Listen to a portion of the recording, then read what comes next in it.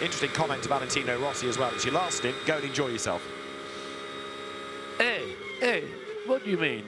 I've been doing it. He's enjoying, he's living the life, for goodness sake. Into the chicane comes Patrick Niederhauser. Right, back on the gas. Let's see what his margin is over Mathieu Jaminet as they break the beam. It was only a tenth of a second last time. It would have grown surely this time around. And it has to 1.2 seconds. We have also had the 32 BMW in. Charles Weerts has only done a single stint, I think, in that car before giving it to Sheldon van der Linde. So just up the road, you can see, and no, it's not Max Hoffer, I thought it was, but Max Hoffer in the Audi, the leading bronze car, in 4th position. Really impressive performance for a bronze car. Patrick Niederhauser making his way to Le Mans. Let's just listen in for a lap, or as much of a lap as we can, with the Porsche. Then into Le Mans, down through the gears, back on the power. This is the Porsche at play.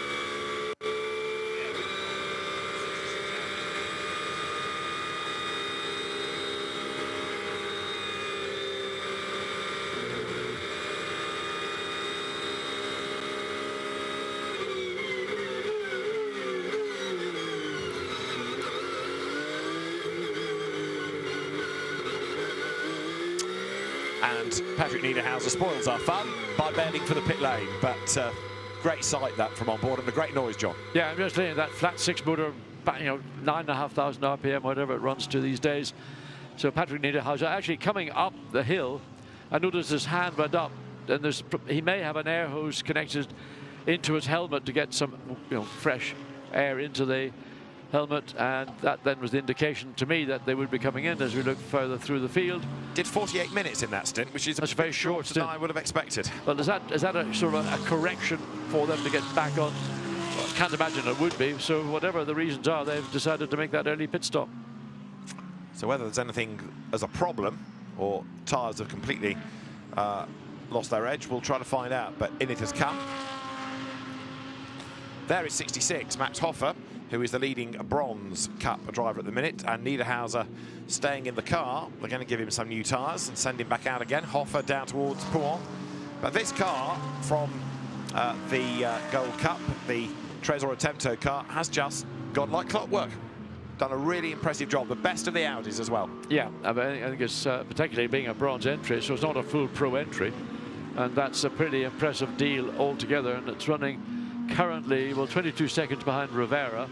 Rivera's now only 0.7 of a second behind Sorensen. So that's suddenly seen the Ferrari conjoin with that leading battle for overall lead. There is the 4th place Audi just going through picture. There's the lead car in the Pro-Am. No, it's not. It's now in 2nd place. Chris Buncombe is behind the wheel of RJN, entered McLaren, and the number 4 Mercedes has reclaimed the lead in that Pro-Am battle.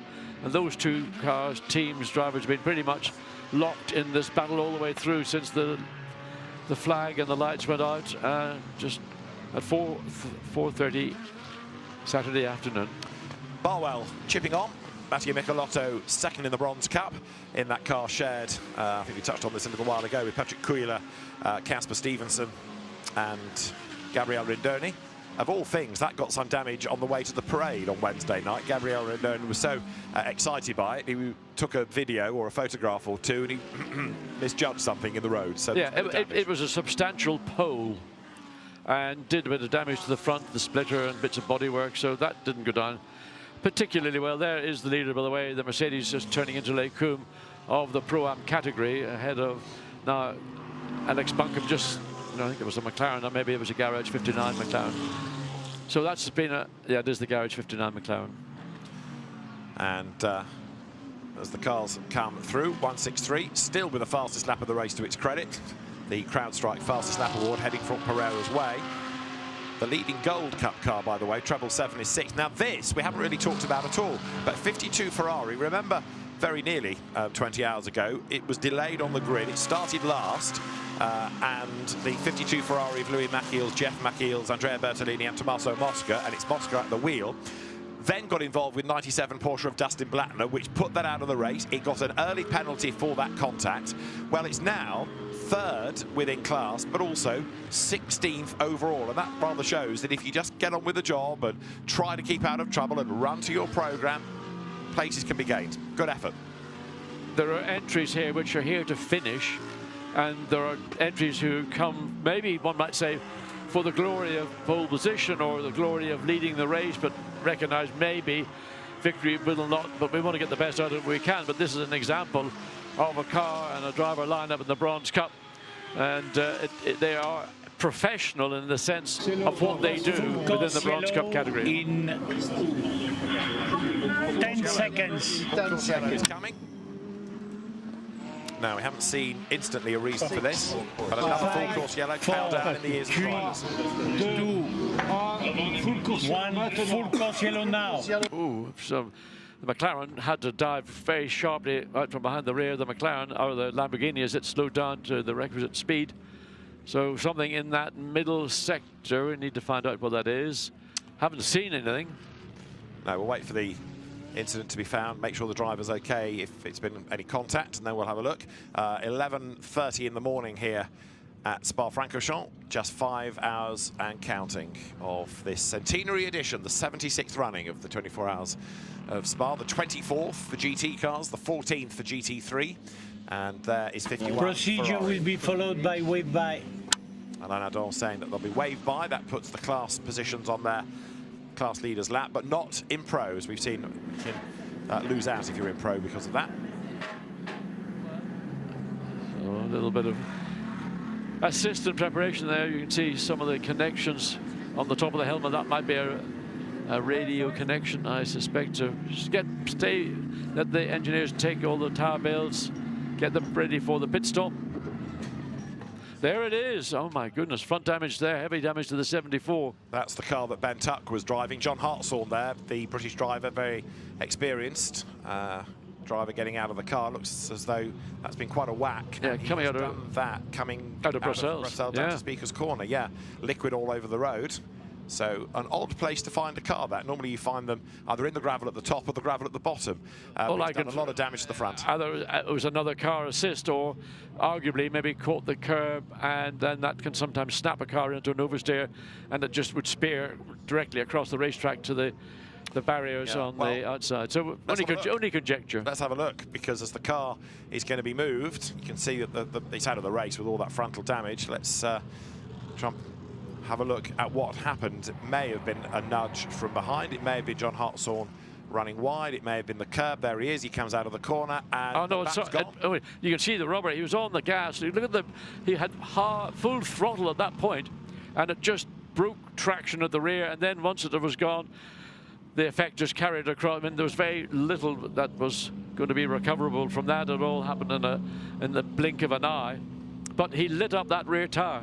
So didn't have a lot of traction control dialed in there. Yeah, John Hartshorn, who's been a racer in GT cars for a long, long time. And I think he was saying a little while ago, this is probably his last full season. So he was going to have a real go, doing lots of different events. But real shame if that's the last time we see him in the Spa 24 Hours for it to end that way. But hopefully we'll have John back. Drove one of the Mustangs at Le Mans, and Big disappointment out of the race. So, full course yellow. That slows everybody down. We've already seen 51 into the pit lane. The next thing that's going to happen, of course, is that people will come in and try and get a free pit stop out of all of this.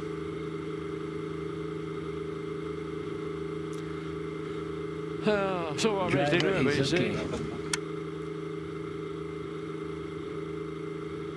So nothing anybody can do. We just have to wait for the debris at the top of the circuit into Jack Eag's corner to be cleared away. There is, as you pointed out, David, a bit of liquid, whether that is just water or a combination of water and oil, but that'll be attended to as well. But pick up the car and all the shards of carbon fibre that would be littering around the racetrack as best as possible.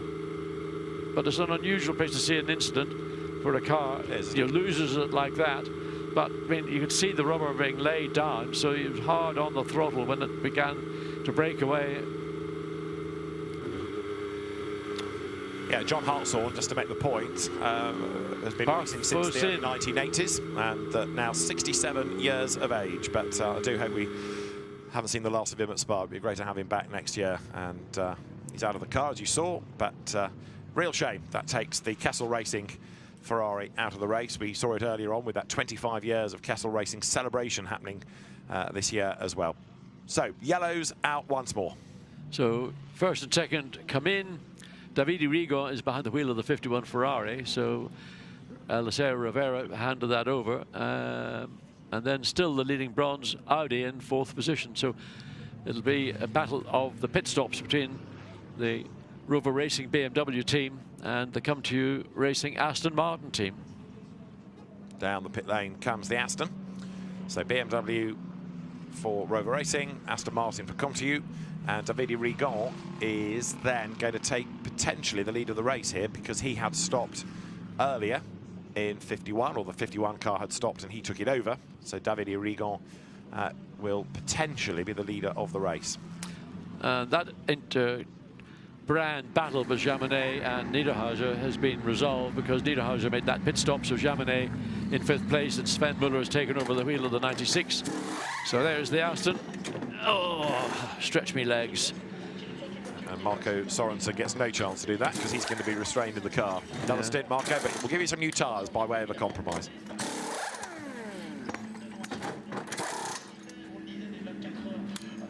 New boots adorn the 007 Aston then.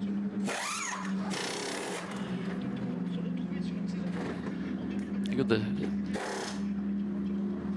the result of what, 20, nearly almost 19 hours of racing. So there is the 51 Ferrari, I think. Should be Davide Rigon over the line. Points, remember, awarded at the 6 and the 12-hour mark. Ahead at the 6-hour mark was the number 7 Aston Martin, and at the 12 hours it was number 99 Audi, the Attempto car, not WRT as they thought, but they pitted fractionally too early. Well, there we go. First and second as they came in, first and second as they return, and that's about as close as the Aston has been to the back of the 998 BMW. The Ferrari's going to be behind, as it was before. Sorensen almost pushing the BMW out of the pit lane there. Of course, the other element now is that after the wave-by, we need to see if there are any other pro cars off the lead lap between the top two and here Davide Rigon. Yeah, the gap between second and third is extended considerably. So Rigon, I don't know what it was previously, but certainly it's now going to be 20-odd seconds or more. But after the safety car, it will have come right down again. It'll close up. Yeah. So, into the last 5 hours, and still, it's anybody's guess who's going to win this.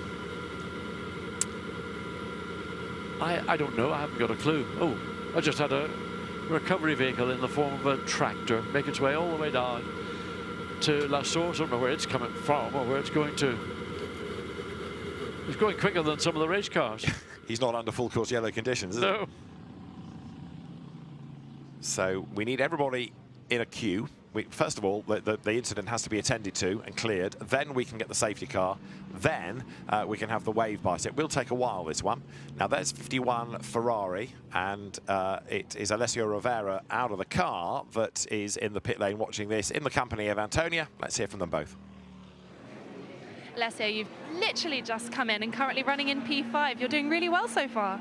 Yeah, thank you. It's really difficult now, this condition, mixed, wet and dry. Now there is just one line that the driver can follow. On the outside it's super slippery, so really difficult. Now everyone is starting to push to the maximum. It's the last 4 or 5 hours, it's like this. And also with traffic you try to be a bit more aggressive because you want to find your space. And yeah, now Davide, it's, I think now we were a bit lucky with the Cruciello, at least one time. So yeah, keep going. Well, it looks like there's quite a thin dry line on track. Does it make that difficult to be aggressive? Yeah, it's quite difficult, especially when you have to overtake lapped cars. When you go on the outside, it's not wet, it's just super slippery. So you have to be careful, but you have to do the job. I suppose now it's just about staying out of trouble. Best of luck, thank you. Thank you. Alessio Rivera then watches Davide Rigon. Again, the order shuffling because we've got others in the pits, so we'll see what it is at the end of the next full completed lap. We have got 45 cars, 44 cars now still running in the event. We have lost John Hartshorn's Ferrari. That's literally, as I was having the sentence, come up as a abandon, a retirement. So 44 still in the race. 66 we started with. And a fierce fight yet to be resolved for the race win, where you've got BMW from Aston Martin, Audi, Mercedes AMG, Ferrari, Porsche, Aston Martin, BMW, and Audi in 10th. Porsche 11th, McLaren 12th, Tom Gamble in 159 into the top dozen, ahead of Mattia Michelotto for Barwell 13th, 14th now Jeff McKeel's Ferrari, and 15th Marco Mappelli's Lamborghini.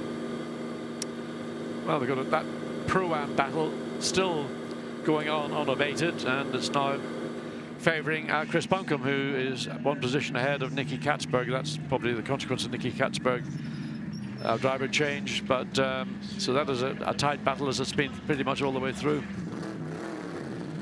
Splash and dash, as it were, for number 9, using one of its short pit stop allocation for Maxi Goetz. He seems to have been in that car for quite a long time as well this morning. 991 BMW, the Century Motorsport car over the line, coming out of the Nathan Freak stable. Connor De Filippi now at the wheel. We've not touched on Connor very much in daylight hours, but the driver who first came to prominence really in Formula Ford 1600 in the festival and the Walter Hayes Trophy, and then was a Nürburgring 24-hour winner. Used to drive for Wolfgang Land's Audi team, but now with the BMW. And Pedro Ibrahim, one of the drivers in that car, who drove in the GT4 European Series race.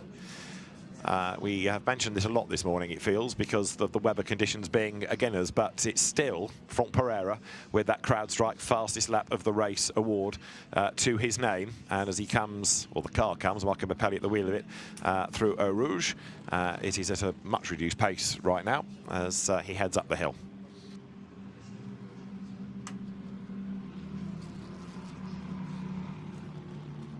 Makes the run to Les Combes.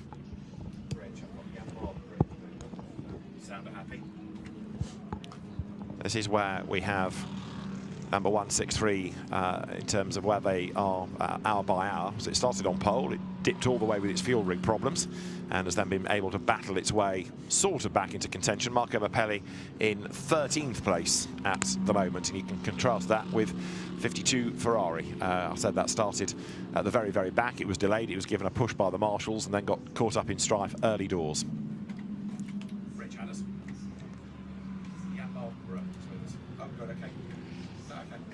Safety car lights on, pit entry closed. So wave by is coming. That is why the pit entry is now closed. We've gone safety car as well. Up the hill goes at a quicker pace now, 52. That car of Jeff McKeel's. So from its delayed start, 16th it is. 51 Ferrari, Davide Rigon now 3rd. So pace quickens as the field wriggles its way up through Les Combes, and it quickens because the safety car is now on track. So the wave by will come, and it'll be a lap or two before we can get things underway.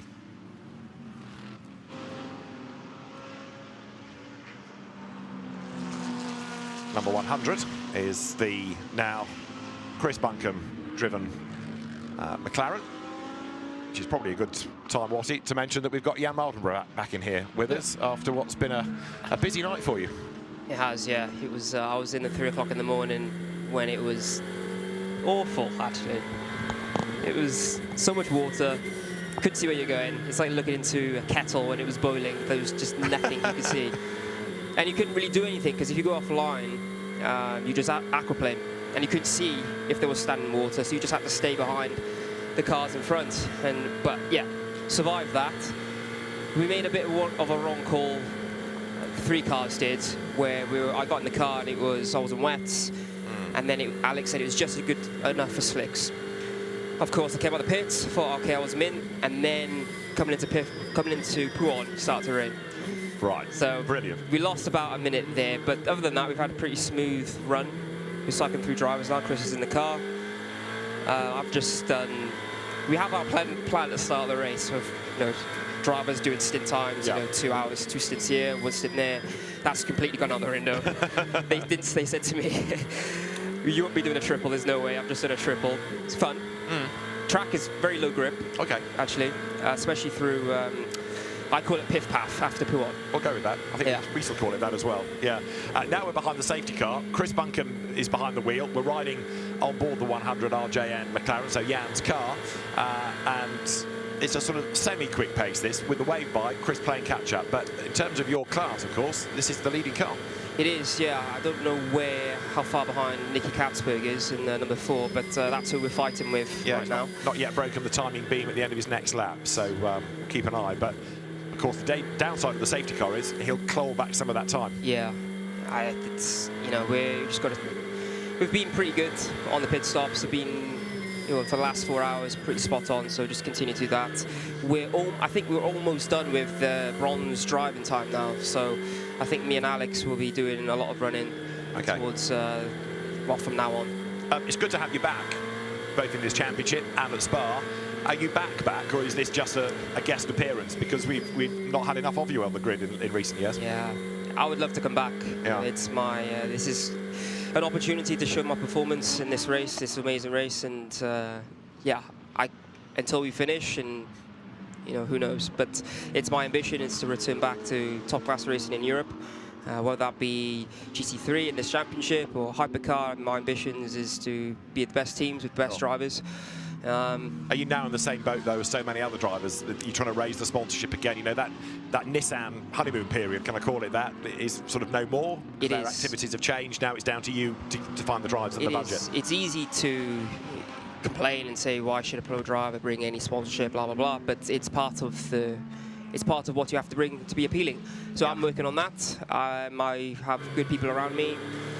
If I just get in the car and drive as fast as I can and be as helpful and as professional as I can, and knock on doors, show my performance. And back with a team, not necessarily the McLaren, but Bob Neville was responsible for many of those Nissan successes. Safety car, move left, eligible cars, move right. Just listening to race director commanding the wave bike. It must be like going back to a family, really. It is. There's 5 actually to this weekend, where they were there with me in 2011. Wow, really? When I was doing Group N in a 370Z. At Pembury, grass level stuff. So, it's a 370Z. I can't imagine, but obviously, I think you've won the award for being the first person to mention Pembury in the entire world. Well done. We knew you could get there at some point. Now, here you've got your opposition. This is Nicky Katzberg, benefiting from the wave bike, but we need to see where the McLaren is in relation. This is the opposition, and it's a tough car to compete against. It is. The team did tell me, actually, that I was overtaking that car in the last stint before. Okay. But, I think I know why. They don't want to, I don't know, encourage... Oh, what's going on here? I think there's a bit of... I thought there'd been a drama. I'm not sure there has. So something's just come to almost to a grinding halt. It's just people slowing, I think. So I think, so Katzberg will do another, he's got the wave bike. Yeah, so he'll do a lap to catch you. And that was just the cars that aren't eligible for wave bike having to slow, and it's that knock-on effect, especially if it's going up a hill as well. Pit lane open. Right, so the wave bike done, everyone's been allowed past. Do you know the sort of the relative differences between you and the 4 Mercedes? I mean, in terms of strategy or overall pace between the 4 drivers, is there very much to pick and choose? I haven't really been paying attention to the lap times of the drivers, but of course Katzberg, I've known him for a long time. Yeah, Nicky's a sort of different case. He's won everything, he's rapid. In terms of performance of the cars, I think we're pretty good in the higher speed corners, especially Branchelon and Eau Rouge. We can kind of keep it pinned a lot of the time through there, so we gain in the high speed. We've got a bit of a small turbo issue actually as well, so we don't get off the corners very well. But it's been like this since hour 8. So when it's dry, it's fine because you keep the bottom speed as high. But when it was wet, it was really tough because you accelerate from such a low speed to get there wasn't enough torque. But you did make some changes to the car after the practice, pre-qualifying, qualifying, and whatever. I mean, were those steps in the right direction? It was been not so much of a smooth run-in, actually, because we were very good in practice, FP1. FP1 we were great. We did a 15.8 with some traffic, and then going into qualifying, we were like, okay, we're going to be hooked up here, cooler, did change the car, and for whatever reason, we were a second slower. Nobody could understand why. And we had picked up a lot of understeer, big balance change, so for a warm-up, we actually went stiff on the rear bar. I was pleading with the engineer, said, please, we cannot race the car with this amount of understeer. Stavolo 2 is not flat. We have to be flat. These wave bars, how much information are you getting? And it may be unfair because if you're leading a class, you're not in the wave bar, but it's coming from your team, is it, to you, telling you which car you need to be aiming for and to catch? Well, they just say stay left. Right. To me, I had a wave by in the night on that last stint. So yeah, they say just stay right and overtake. It was a good time actually. I'd just come out the pits, so my slicks were hot, and it was that damp period. Okay. So instead of sitting behind the safety car at this speed, you know, making the tire pressures go down to nothing. Sure. Tire temp. But yeah, I've had most of the time I've been staying left, and then I've had the wave by once. Okay. Stay with us, Jan. Just 66 we're looking at. That's the Max Hofer-driven Audi. He's been glued into that car for ages, it feels like. That's the one that is leading in bronze. There is the opposition within Pro-Am. So, number 4, this is Nick Katzberg, who's won the event outright. He is on a big push. When he went over the line, he was 2 minutes and 4 seconds behind the McLaren. Safety car in this lap. Safety car in this lap. Let's see if he actually catches the back of the pack, because on the first safety car, actually, I didn't catch. We got waved by, and I didn't catch the safety car, the queue. Yeah. Early on in the race, but so yeah, it looks like it's going. Oh no, yeah, he'll catch the. Yeah, he will do, because the safety car is coming up towards Eau Rouge, isn't it now? So we've got this lap, and then we can go racing. Weather conditions look like they're improving as well. So when you do have to get back into the car, it should be a nice drier track. Hopefully. Hopefully. So how much drive time have you actually got left within the maximum you can do? I don't think there's a maximum for the pros. All I knew, there was a minimum for AMS, for bronze, which was combined 8 hours. 11 hours, we were being told, was the maximum that any one driver can do. I saw it on Twitter about 30 minutes ago that I'd done 7 hours 30, and I was still in the car, so maybe I've got 2 hours or 2.5 hours left. But that's down to the engineers to juggle, isn't it? I'll tell them actually. I'll go back down here and say, look, what is the rule? Yeah, you just do what you're told, don't you? Just drive. Exactly. And quickly too as well. So Jan's car, 31st overall. It's leading its class, as we say, but actually has got 2 ahead on the same lap. So there are more places overall to be gained. I know that's not the main focus, but there are more places to be gained. And under the safety car here, 88 is having a pit stop. That was the car that Glenn Van Berlo ran 4th very early on in the race with. These pit stops, Jan, so well orchestrated, aren't they? Everyone knows exactly what they've got to do. Yeah, it's the most, actually, my heart rate goes the highest when I'm doing that pit stop, especially after the first stint and that last one where I got out the car, took my seat out, and I went to put Chris's radio in, and my hands just didn't communicate with my brain. It took me like 10 seconds to get the radio in. You know you have to nail that. Everything has to be perfect. You put yourself under pressure. Yeah. So we have enough time to get everything sorted, and as long as his lap belts are done, the things are over his hands, and the net is done, it's fine. And we have enough time with the fuel as well to kind of get it done. But it's still bloody stressful. There's still a pressure. Yeah. So tell me, up until we're not anywhere near the finish of the race, still 4.5 hours to go, but what is your abiding memory so far? The first stint I did was great. I felt quick through there. I mean, I was overtaking a lot of the cars from at the back, but it was enjoyable, just overtaking 14 or I don't know how many cars. and then the night it was just not very nice. Just can't see where you're going. No, I understand that. And now, I mean, when you leave here, what's going to be your next event? It will be the Silverstone Classic, actually. Okay. Yeah, I'm driving a historic car for the first time. Green flag. We'd better let you get out to the team, I guess. You can go and check how many hours you've got left. Jan, thanks for joining us. We're about to go green. Jan Maldenborough, everybody. Class leader at the moment in Pro-Am for Team RJN. Jan, well done. Nice to see you. And we are about to go green once more then, because here they come out of the chicane, up towards the timing line. We're racing again in the CrowdStrike 24 Hours of Spa. That puts 364 laps in the book as Augusto Farfus leads them away from Marco Sorensen in second spot, Davide Rigon third, Max Hoffa fourth, Mathieu Jaminet fifth, and Philip Ellis is in sixth. But of course, now, Watty, with everybody bunched up, this is the time to strike. Yeah, Davide Rigon's the one slightly wrong-footed. He's got to find his way past some of the cars directly ahead of him to get onto the tail of Marco Sorensen in the number 7 Aston Martin. So Farfus really on it. He used the advantage that he had by being able to control the restart, and he's sort of jumped a small amount of time on Marcus Sorensen. But look at the battles going on. I mean, again, we saw cars yesterday. At one point, we had 4 wide coming down the Camel Straight, at least at 3 wide on this occasion up the hill. Oh, contact! Oh, that's your bronze leader being fired off across the grass. Max Hoffa, he's going to get back onto the circuit. Misses everybody. And nervous faces in the Tresor Attento garage after all of that, and you can understand why. But Max Hoffa really didn't have any option. He was hip and shouldered. Yeah, I know, but I mean, so the Ferrari was coming up the inside, and you know, I'd like to review it just to get a sense of whether Hoffa could have avoided that by not turning in, or whether he was compromised at the point he had turned in. So whichever way around it was, he was the one that sort of got the hip and shoulder, as we call it, and not only that, he probably lost a couple of places when he went grass tracking. Yeah, Max Hoffa all over the grass.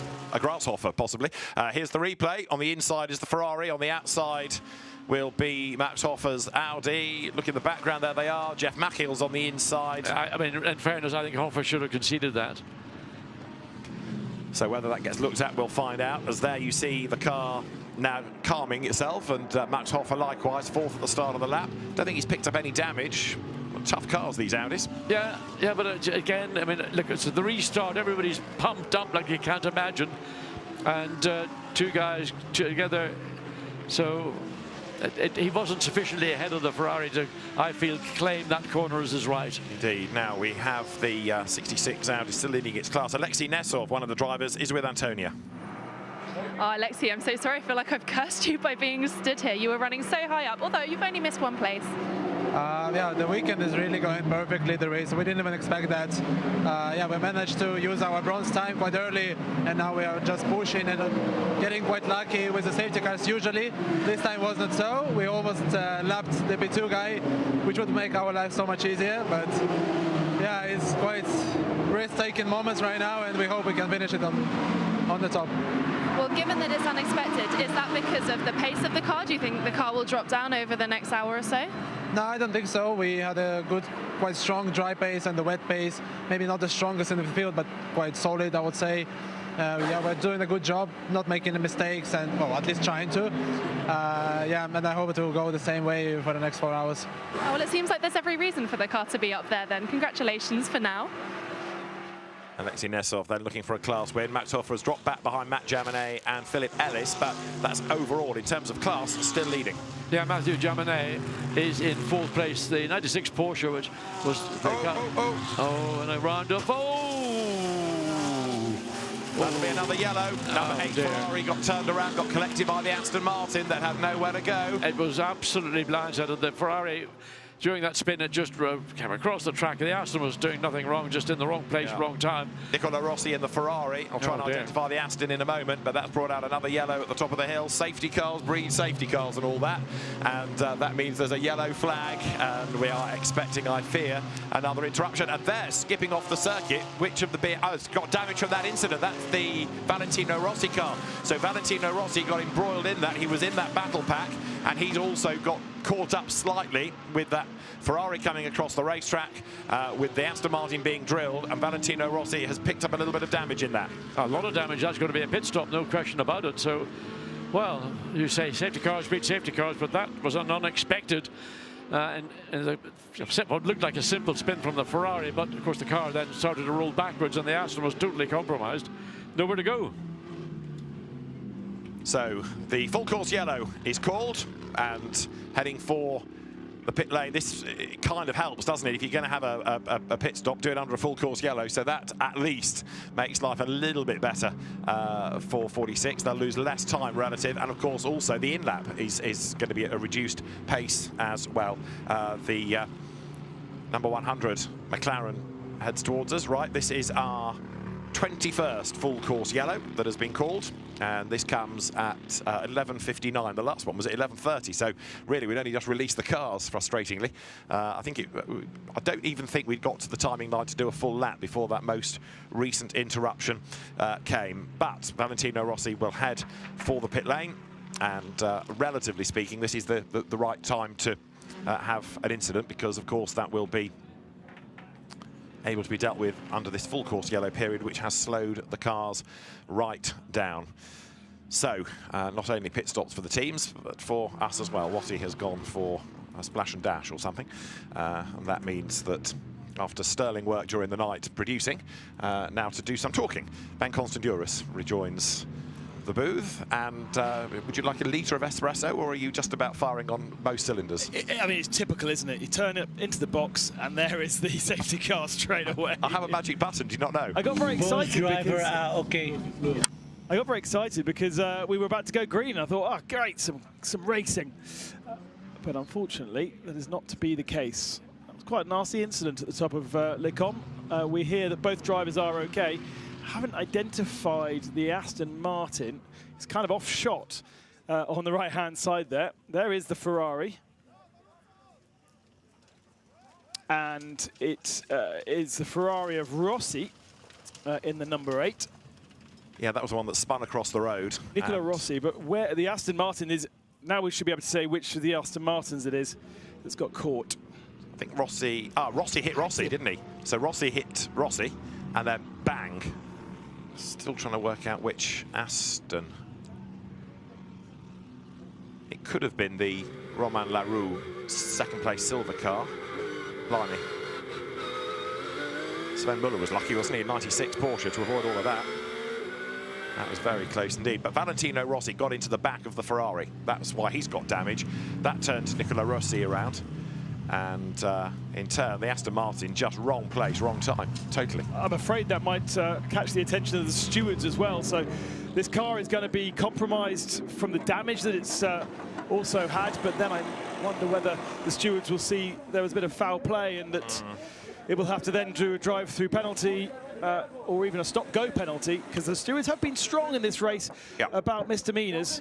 And we'd heard a radio call a little while ago from Valentino Rossi's engineer saying it's your last stint, go and enjoy yourself. Yeah. And sadly, towards the end of the end, as it were, there's that, and it was Romain Larue in 35 that got caught up, and that was at the time running well second in the Silver Cup. So WRT needs to put a new front on 46, and they need to try and do this without dropping off the lead lap. Otherwise, you can effectively tick them off the list of potential winners. A lap down, you can't come back from really at this point. Yeah, there are 13 runners now. Just took the restart on the lead lap there. Marco Mappelli was the first car not to be on the lead lap, but it looks as though he might have got himself back onto the lead lap in attacking the start of that restart. He was certainly behind the leaders come the restart, but looking at the timing screens now, I feel as though he might have got himself ahead of, all he needs to do is get himself ahead of Farfus, the 998, which is the leader of the class, and I think he might have done so.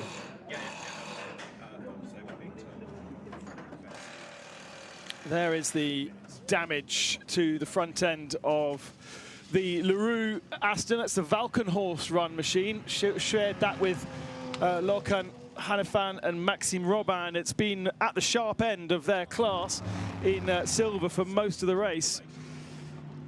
I can't see really what's happened there. It doesn't even look like the BMW was particularly unstable or like ran over the curb on the left-hand side and bobbled into the Ferrari, but it was a big hit.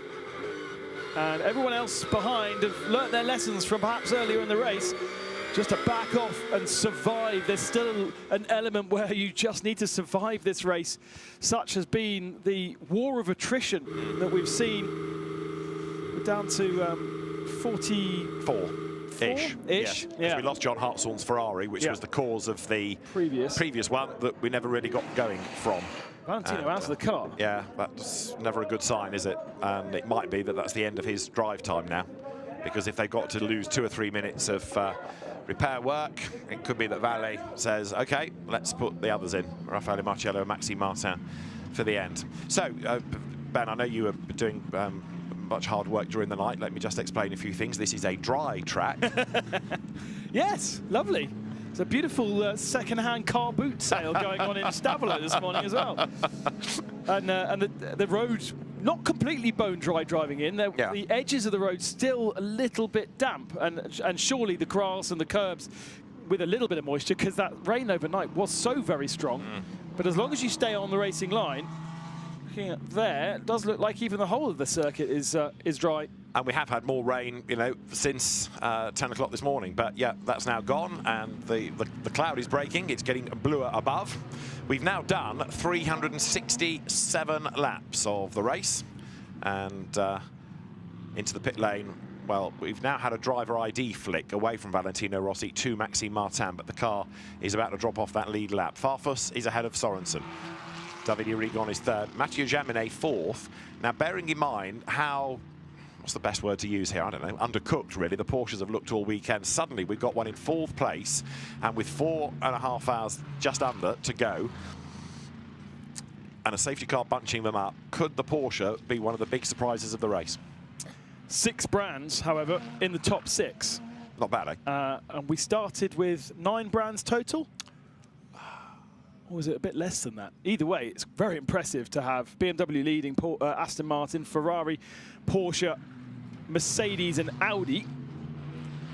Yes, I didn't write down the total. I did write down that it was Mercedes AMG that had the most, with 14. Well, I think there's McLaren that's not in that list, Lamborghini that's not in that list, and Ford.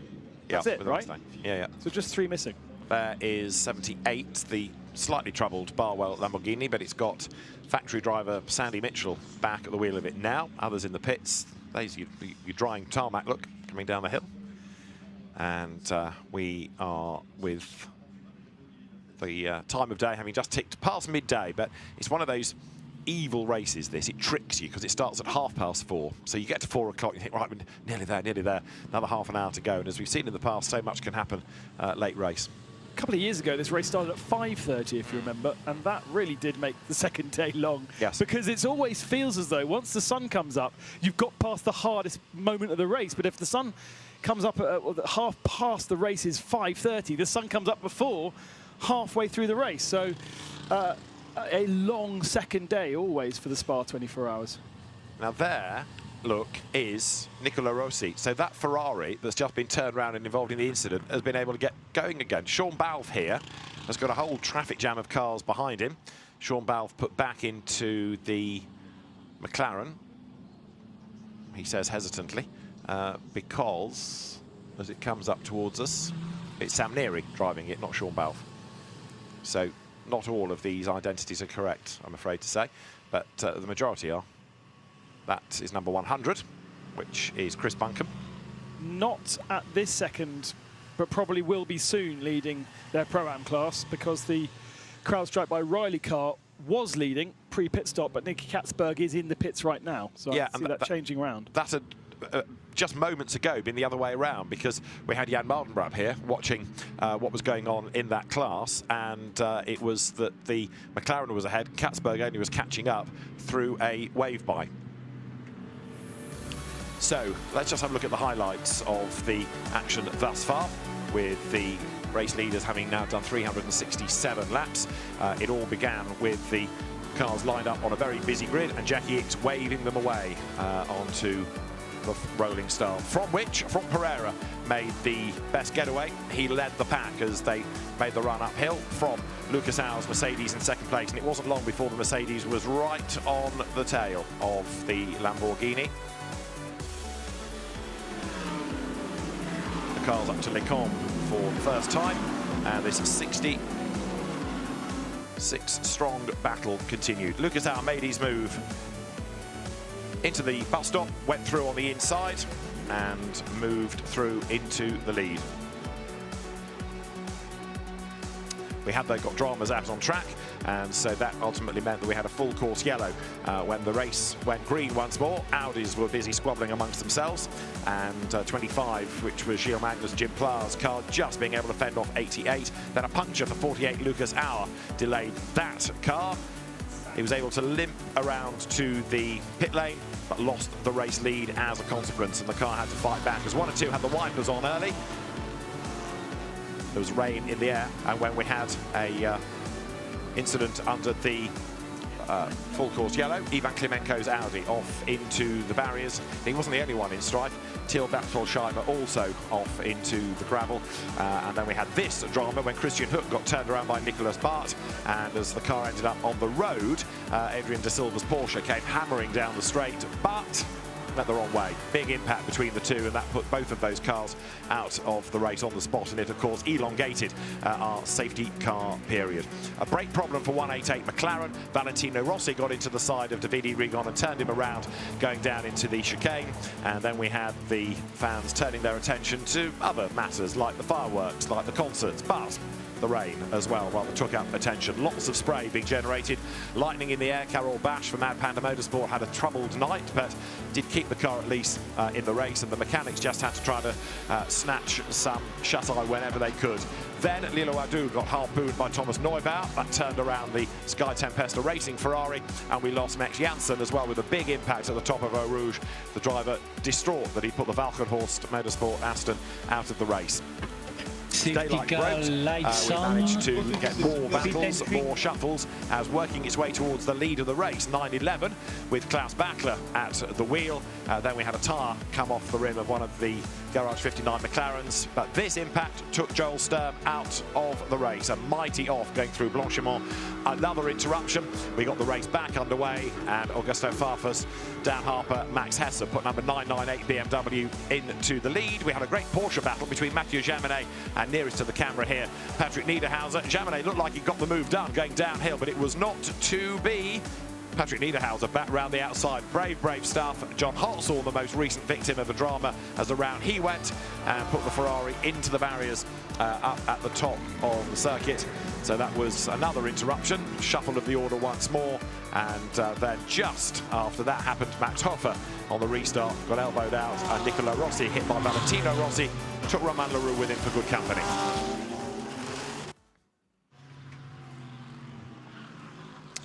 Well, in the box, glad to see we've been joined by another of the AMG drivers. Frederick Vesti joins us, an adventure for Frederick Vesti, because this is your first 24-hour race? It's my second one. Okay. Le Mans was the first one a couple of weeks ago. This one is my first ever race in GT3. Oh, wow. So how have you analysed what chaos we've served up for you in 2024 here? Yeah, I think I probably picked the most competitive race of the year, with some very chaotic weather as well, lots of safety cars. So it's been definitely a rough start in the first race in GT3. How do you go about adapting from your, if you like, ordinary, normal sort of racing? It's just you, and it's a relative sprint race, to this where you've got to share the car. You may not even be in it at the start of the race, and you get dropped in and you're expected to deliver straight away. It must be very different. It is very different. The car is hugely different to what I'm used to. So racing in F2 last year, been doing some LMP2 this year as well. So this is a very heavy car with a lot of roll, a lot of movement in the car. Definitely requires a different driving style to what I'm used to. So I wouldn't call it unlearning what I've learned in the last few years, but definitely adapting is the right thing to say. And it isn't easy to jump into different cars throughout a year like this. What's it like with all this traffic around as well? Because, you know, you're being lapped, you're lapping, you're in a class battle, you're trying to have your race. There are more cars on this grid than Le Mans aside you'll ever have experienced. Yeah, definitely. I think racing as I said, it was my first race in GT3, so just racing these big cars with bronze drivers, gold drivers, silver, like all in it. Safety car in this lap, safety car Going for in it. this lap. That's probably been the biggest surprise. It strikes me, and tell me if I'm wrong, that this is a very different race to Le Mans. It might be a 24-hour race, but the characteristics are so different. Definitely. The safety cars, it's almost like a sprint race, especially with the kind of race we have had here. It's like a sprint race, 30 minutes. Another safety car interruption, and then you go again, and it just makes the race feel really, really long because you have to mentally reset all the time. Used to single-seaters, used to be kind of having that visibility. Historically, Michael Schumacher hated being inside a car because he couldn't see his front wheels. How have you found that adaptation? Yeah, this year it's definitely been my first ever year not racing in single-seaters. Wow.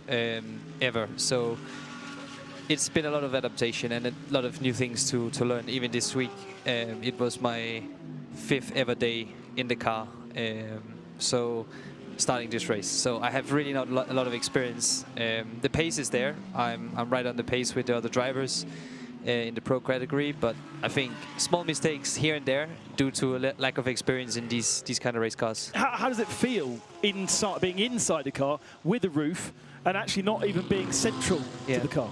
Yeah, I mean, it's not as easy as it looks. Having a roof, not being central, like just the awareness around the car is different to a single-seater. In a single-seater, it's very intuitive. You sit right in the middle. The car is very stiff and direct, so as soon as you turn, it moves. This car has a more roll. It's softer. It's more heavy, so everything is a little bit delayed. So it's definitely a different challenge, and yeah, something I've enjoyed. Oh yeah. Definitely, I've had a smile. Actually, Ralph did say you've had a smile all weekend. Yeah, exactly. Like, I love racing. I'm a racer at heart, and I think I've realized this is actual racing with a lot of proper, difficult battles and door-to-door racing, which has been really cool. And it's something that historically, David, we've seen so many Formula One drivers do. We forget that Schumacher did other things before he went to Formula One, that Mark Webber was at Le Mans before he went to Formula One. True. So it's not something we've seen so often because the path has been so direct, but I guess it should be rewarding for you. Yeah, I'm challenging that kind of idea a little bit this year. My goal is still to be racing in Formula One. I'm a reserve driver at Mercedes F1 team this year.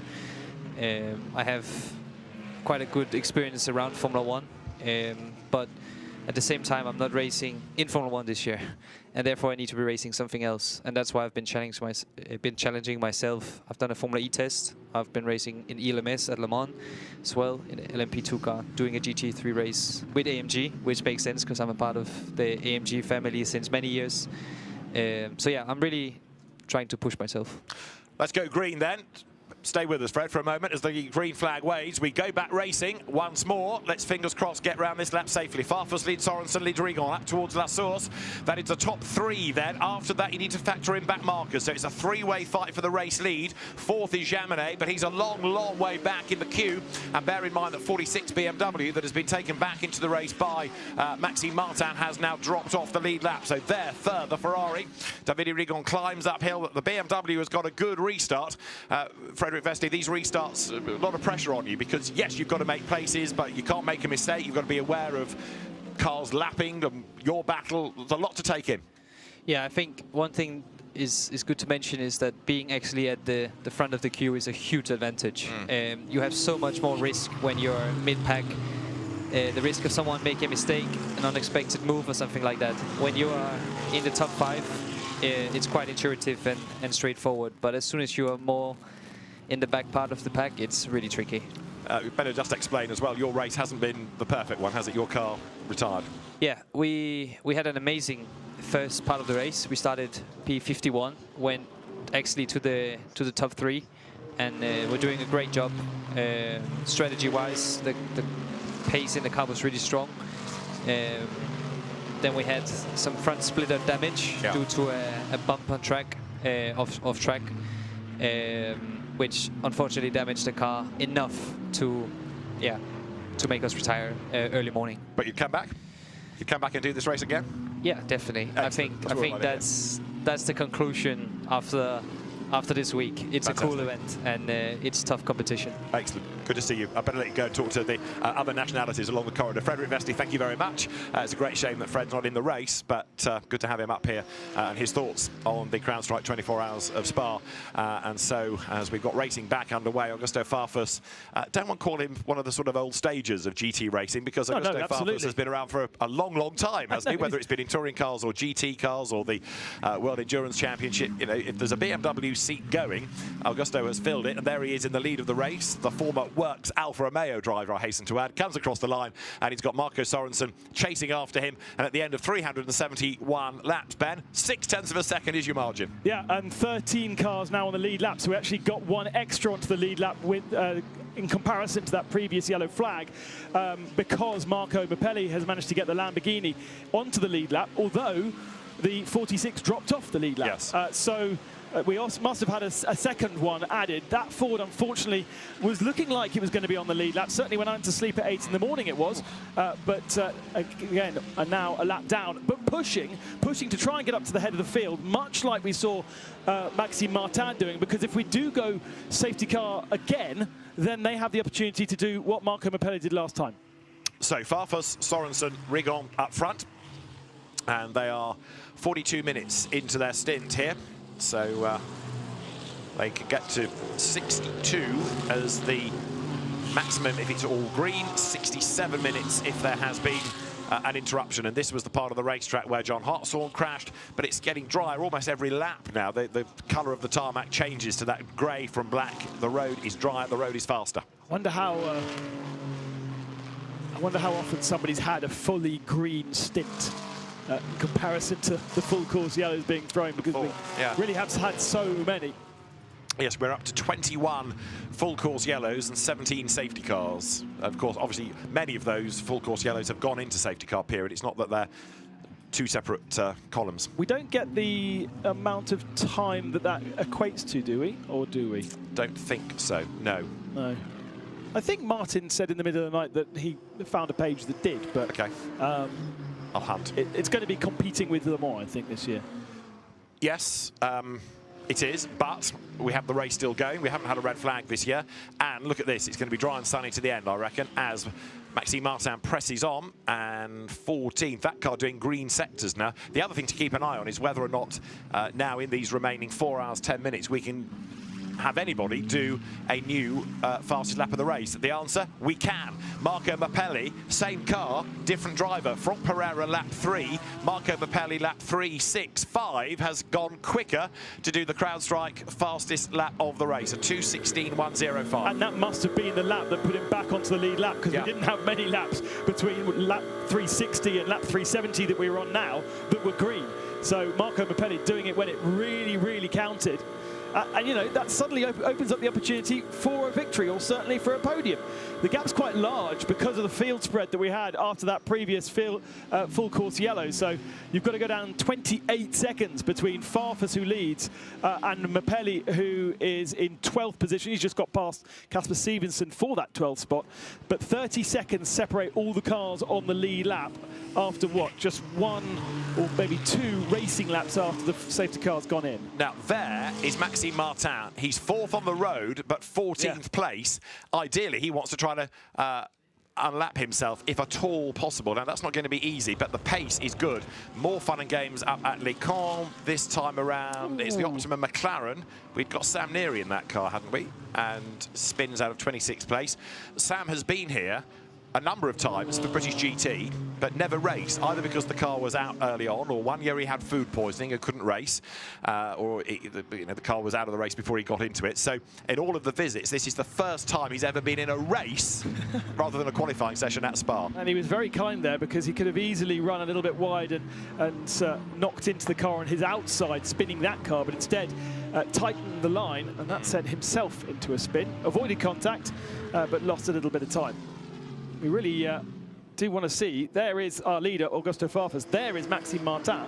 So even though he's a lap down and he just needs to clear 3 cars and he can get that lap back, and suddenly there's still hope. Although, of course, that incident is under investigation, or is it just noted? It's been noted, I think. The trouble is, and we've had this a couple of occasions earlier, cars that have been second in the queue look like they've had the pace to attack on the restart, and within a lap or so, they just can't make any more progress, and I think Martin is going to get stuck here. Now, in terms of stint time, he is now 18 minutes in, whereas Farfus and Sorensen are 46 minutes in, so he will get the lap back when they pit, but then he'll lose it again when he pits, unless there's another caution period in that, which might go in his favour. So the brains trust at WRT need to be good on the numbers. And just to let you know, the Aston Martin 34, which has got David Pittard in at the moment, that was an alternative strategy, and in that last round of full course yellow he jumped onto the main strategy that most of the rest of the field in that top 13 are on. The only other interloper is Sven Muller in the 96 Rutronic Porsche, who is on a similar strategy to Maxime Martin, having pitted about 16 minutes ago. Interestingly, though, this leading four, it's a pretend four because Martin's a lap down, but they're getting away from everybody else. So it's one of those frustrations for Maxime, showing what could have been.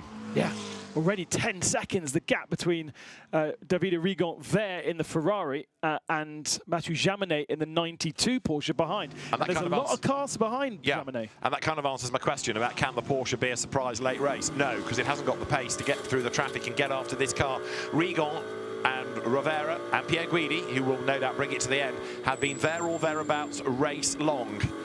And I wouldn't rule this car out, but I have to say, the way the Aston Martin has gone in this race is really good, isn't it? For a new car this year, for the ComTU team, new to running Aston Martins, to be fighting for a win with 4 hours and 6 minutes to go, big result, that. And the Dane train car has always been there and thereabouts. That number 7 machine has, with Matteo Giudi also joining the two Danes, was a star of the show in the middle of the night and continues to be in the top 5.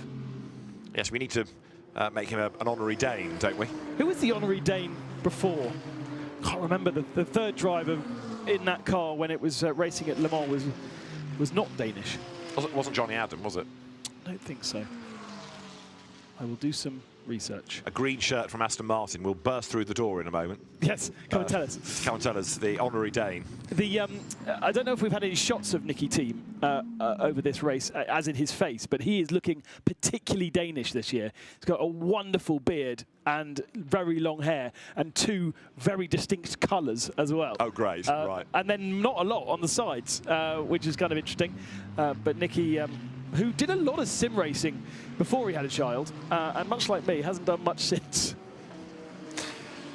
But always a fantastic competitor, made his name initially in Porsches. He was a bit of a wild man to start with, but has calmed down a lot. I mean, blindingly quick. Take a photo of him, he still looks like a wild man. Yeah, like it really is. But I can remember, for example, in Carrera Cup Germany, one race where he was given a black flag and he just ignored it, you know, and carried on and then argued about it later. He had that wild streak, but I think being part of a manufacturer program probably knocked that out of him. And there, Marco Sorensen in second place in the car that Nicky Thiem, I expect, will bring to the end of the race. But looking good. Davide Rigon, though, is staying with them, isn't he, in third place? That's Maxime Martin, a lap down. And now, Ben, he is starting just to drop away, just drop off the back of that train. On board with the number 7, slightly faster in the first sector, slightly putting the pressure on Augusto Farfus. Celebrated his 40th birthday last September. Is that all? Yeah, well, exactly. That's why I Googled it, because when you mentioned the Alfa Romeos, he must have only been about 14. It was such a long time ago. It was early in his career. It was when he moved from single-seaters to touring cars, wasn't it? He was Euro 3000, an Italian Formula 3000 champion. He'd started Formula Renault and then went to the Alfa Romeo European Touring Car Championship team at that point for the World Series. And then after about a season, or maybe 2 at the most, went to BMW, and he's been a loyal servant ever since. There aren't many things he's not won for BMW. This is one of them. 2x2 further back. Absolutely crazy going through bristles. And this is not Maxime Martin in the number 10. Louis Pretz, McLaren, Marius Narken's Porsche. Yeah, where are we looking? Part of the race. Pret is 40th, Louis Pret in 188. Alban Varuti, who was running pretty well early on in the race, a long way back also after that car was badly damaged in the crash for Ivan Klimenko. Number 9 Mercedes, that is Maxi Goetz in the car that sort of yo-yoed up and down the order a little bit, and Ulysse de Pau now at the wheel in 20th place. Yeah, so I think Jim Plough is just ahead of the 9 in the 25 in that group. But I think what's confusing there is there's about 4 or 5 different battles going on. They're all not on the same lap. And not so many of them are actually battling each other for position. There's quite a lot in there, just sort of getting in the way of each other.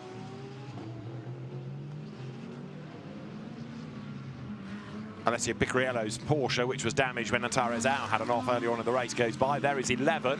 So the next to the Aston Martins up towards the line. That's the Kirby Powell's, John de Wilde, Dante Rapponge, Job van Uitert car.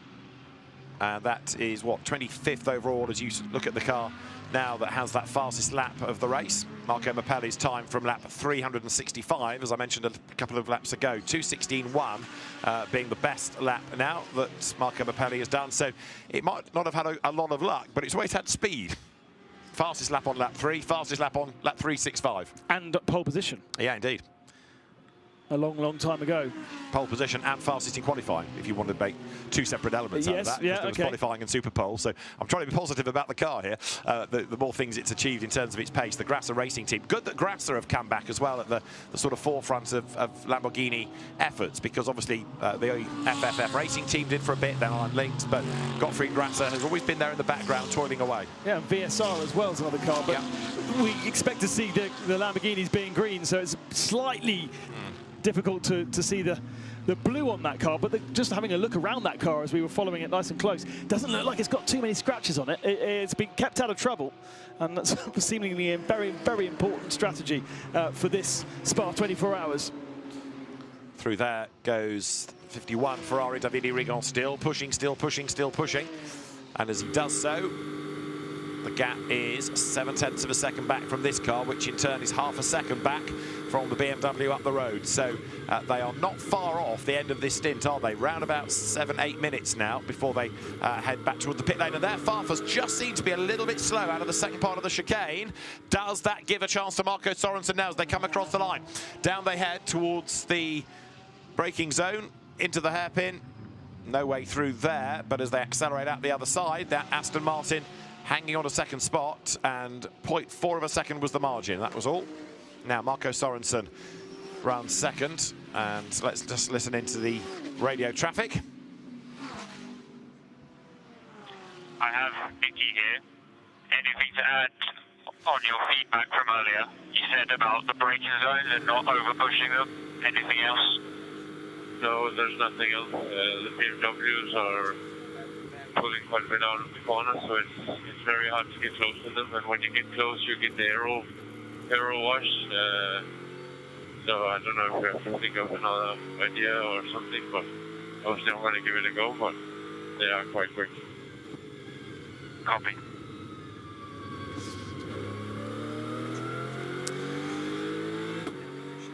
Plenty of feedback going between the drivers as Marco Sorensen continues to hassle Augusto Farfus. We are coming close to a pit stop, and therefore suggestions from the Aston Martin team that we are going to change drivers, and we're going to see Nicky Team in that car. Will Augusto Farfus hand over to one of his teammates, Dan Harper and Max Hesse, the 2 young BMW drivers, BMW juniors, or ex-BMW juniors, are now full factory drivers.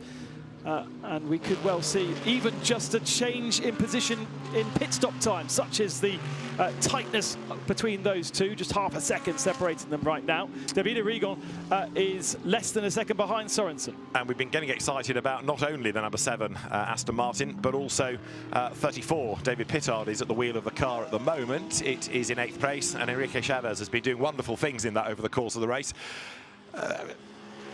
It looks like it's been going well. The car's been well placed. Has it been what you expected from the Aston Martin?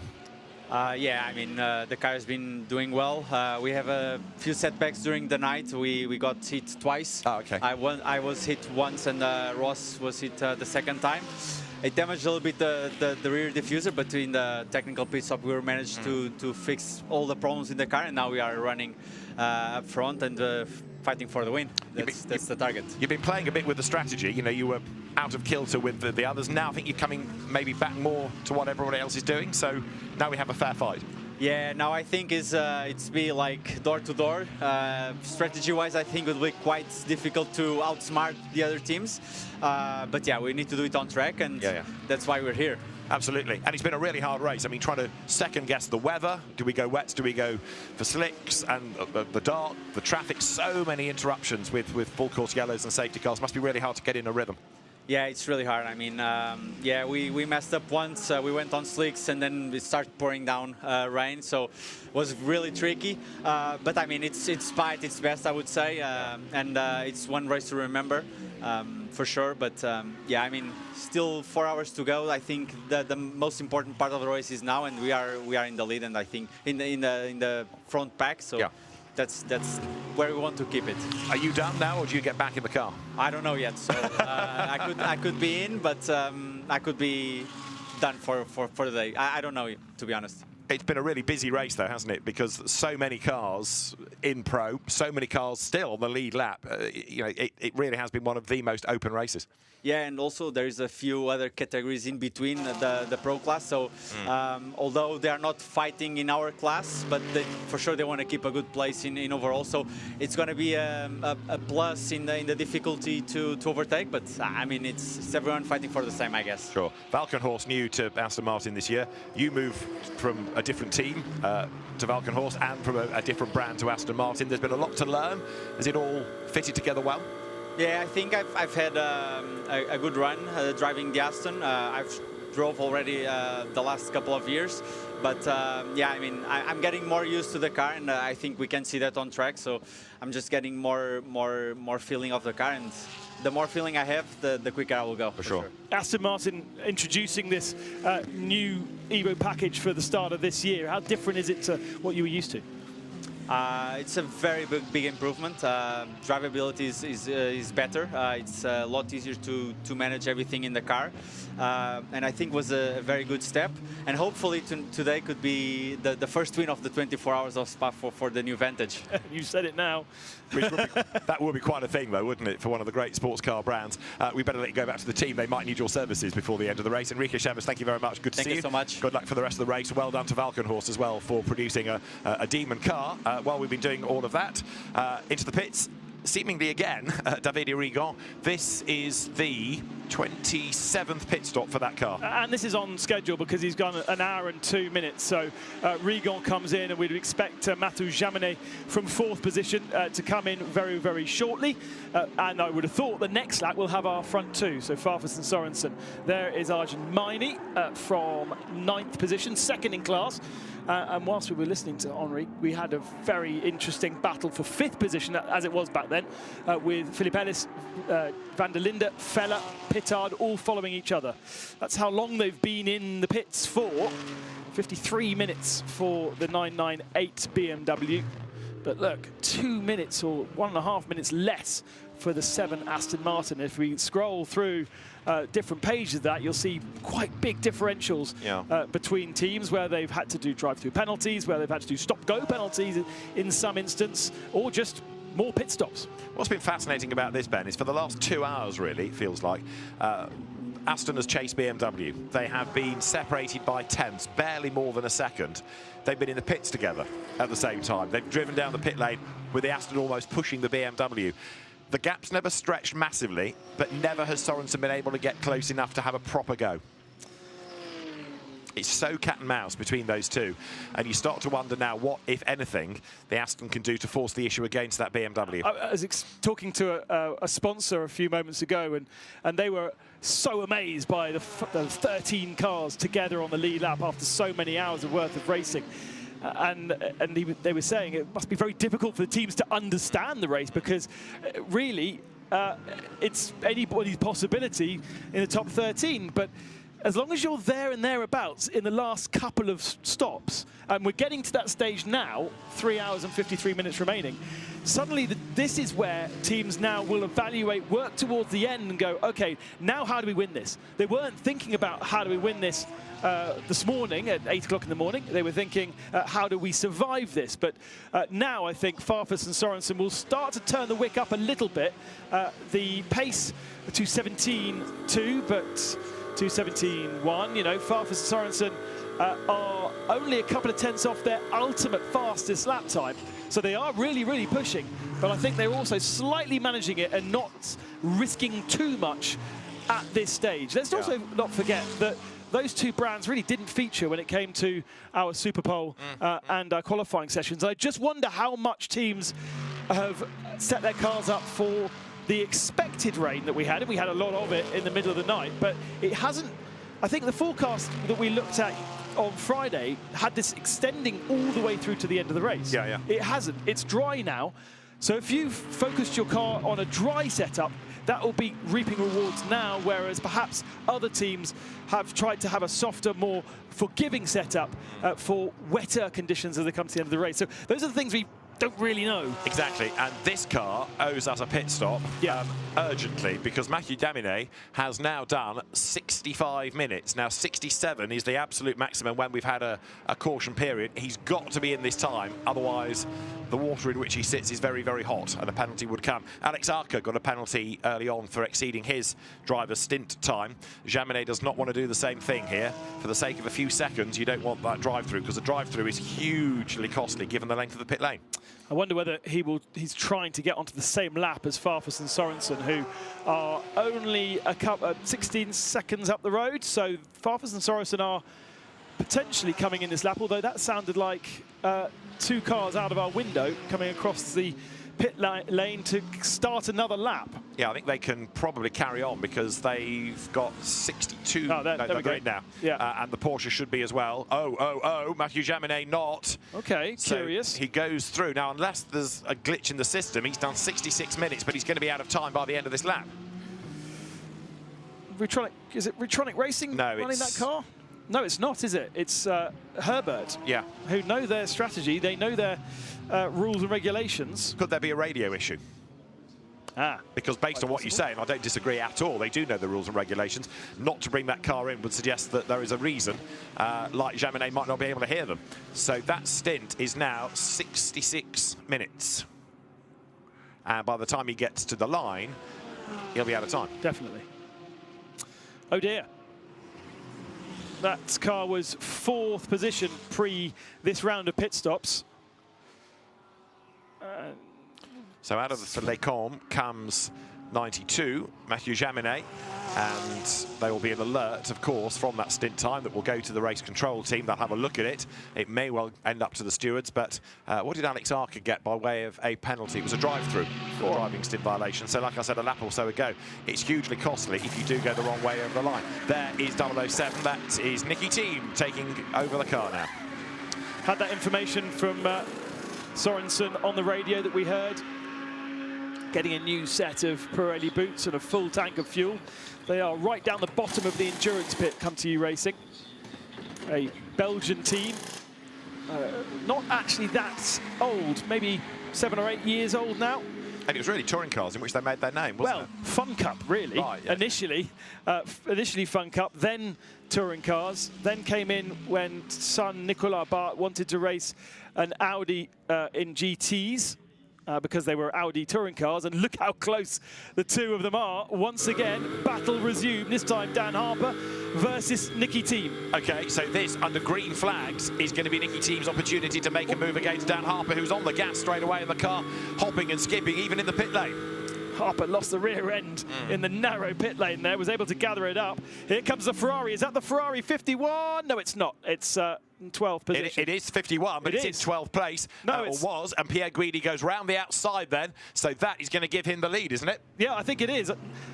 Now the telemetry updates. Harper defending hard from Nicky Team, who's always so aggressive, especially in the early part of the stint. He looks down the inside of Brussels. Is there space? Yes, there is. And it's complete change. And whilst these two fight, Davide Rigon in the number 51 Ferrari checks out. He doesn't want any part. It's Pierre Guidi actually in that car. And Pierre Guidi has set the fastest first sector of anybody. So he's going for the CrowdStrike fastest lap. He is indeed. Into the pits has come Mathieu Jaminet, but a lap late. So 68 minutes was the stint. And Dan Harper then not being able to respond against the Aston, but the Ferrari, which had all the momentum, it had pitted a lap sooner, had the tyres up to temperature, it had the pace, the momentum, the grip. Pierre Guidi settled in, and the pin has been pulled. So Pierre Guidi versus Nicky Thiem. This is going to be a battle to save. Let's see what Nicky Thiem can do. He hangs it out wide over the curb. It's daylight, it's dry, it's 3 3/4 hours to go, and it's game on. I suppose we call that the undercut that Pierre Guidi's managed to do there. Just a couple of fast laps out of the pits. Maybe these two got compromised by a back marker. I don't think they did, to be honest, but they have, from being, what, 1.2 seconds, I think the gap was pre-pit stops, ahead of the Ferrari. Now the Ferrari has a lead, and a strong-ish lead. Yeah. As we come to the line, it will reset itself, but it looks to me like over 2 seconds between Ferrari and BMW. Well, Pierre Guidi, after that absolute best Sector 1 that Ben mentioned, was down in Sector 2, and the lap time is no improvement, but he has gone by. Now, timing and scoring, putting him in 9th at the moment, but that is because there are cars ahead that owe us a pit stop. So he's 9th on the road, but crucially ahead of Nicky Thiem, who is crucially ahead of Dan Harper. So the real top 3 is in that order. Look in the pit lane. There's Mathieu Jaminet's Porsche making its way down the pit lane, but that lasted 68 minutes. So they had the intention of pitting now, which suggests there wasn't an issue from our side in terms of timing, but perhaps in their side in terms of information flow. And that's a real shame, because that's going to be a big penalty. Could even be a whole lap lost. They can ill afford that. That is for certain. The Porsches have struggled, but that was one sort of bit of optimism as there. 57 Mercedes that had front splitter damage early on starts to go through. I was going to say attack, but actually gets past the bronze leading Audi. That's still Max Hofer at the wheel. He now pits, and 57 comes to the pit lane. That is Khalid Karasani back at the wheel of that car, the Dutch driver. Max Hofer in with just about 20 seconds grace before he would have run out of stint time in number 66 Audi. So some of them here are absolutely exploiting their gun driver to the limit, over the limit in the case of Jaminet. So Van der Linde, Ellis and Hofer in the pits. There is Sheldon Van der Linde.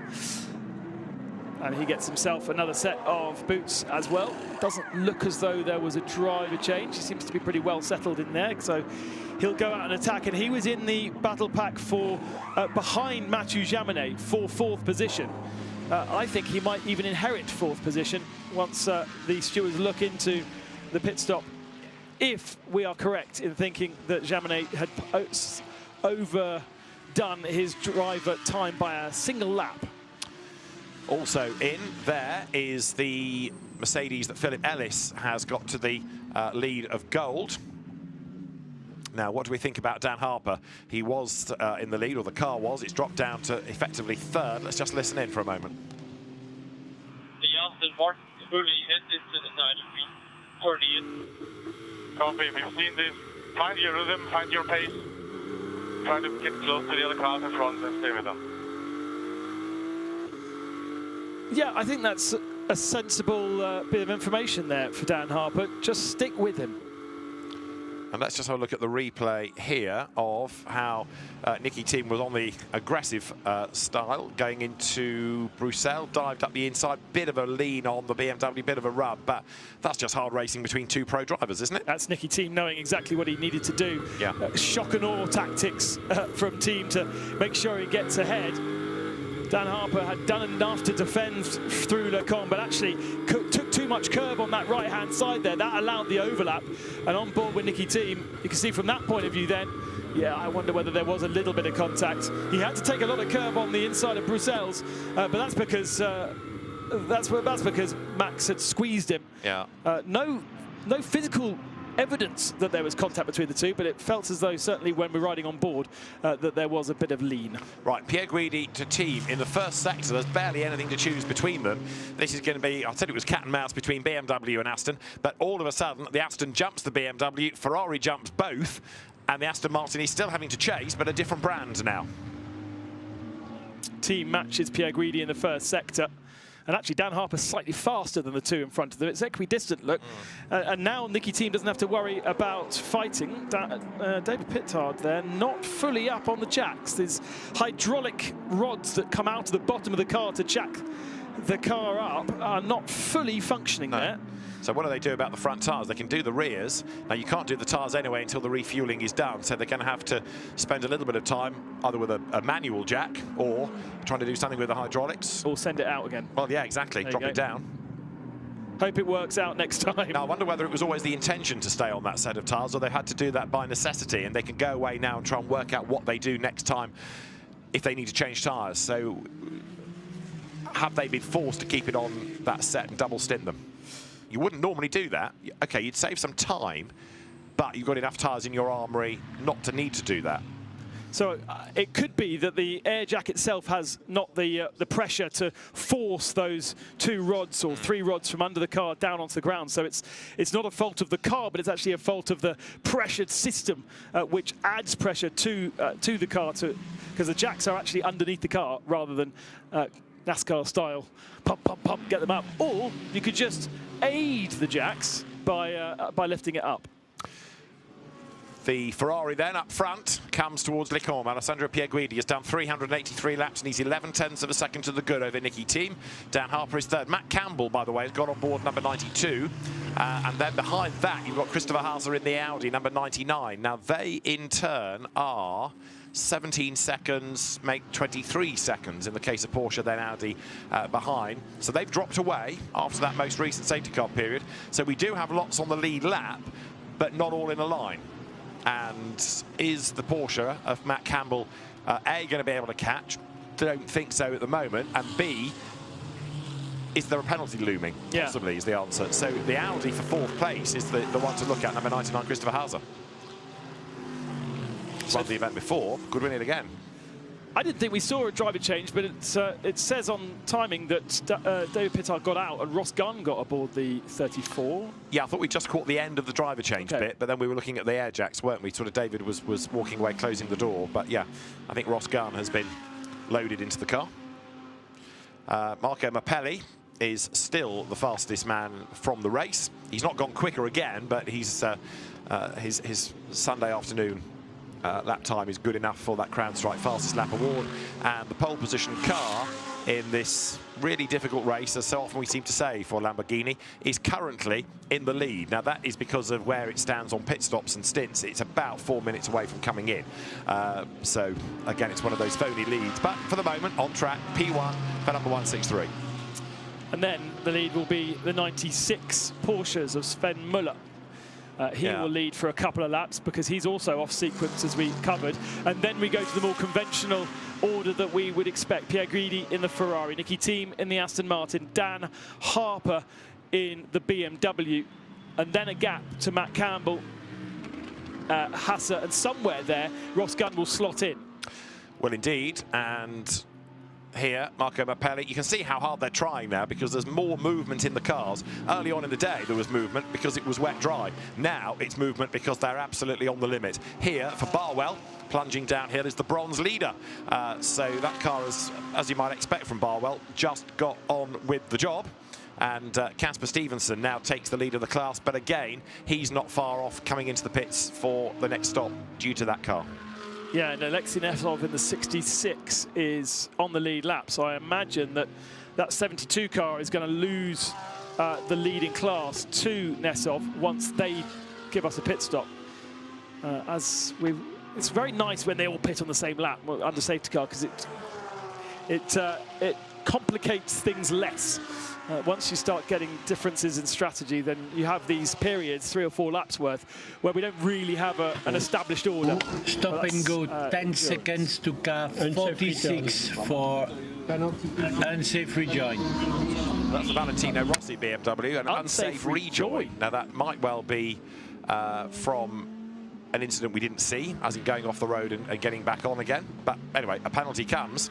Because we don't know the outcome of the contact with the H, do we, yet? So I don't know whether that's just a little bit of confusion in race control or that's the second thing that they were being investigated for. Well, a penalty comes. So a stop and go of 10 seconds. That's quite costly, given that, yeah, the stop and go bit, never mind the drive time. And the earlier drive-through went to Valentino as well.